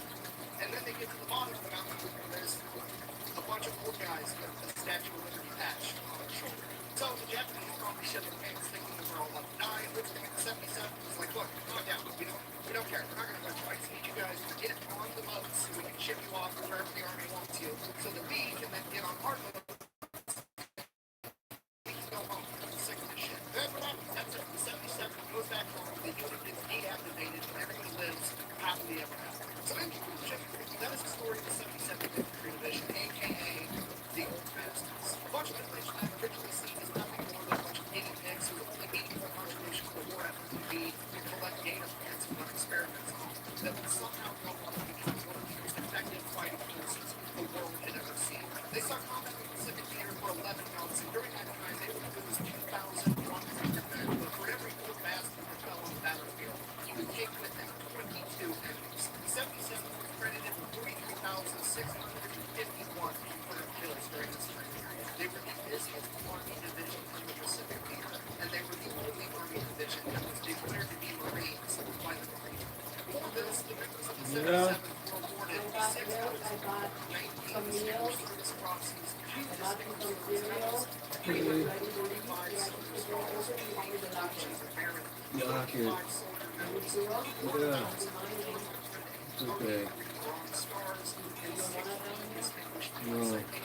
Thanks for watching.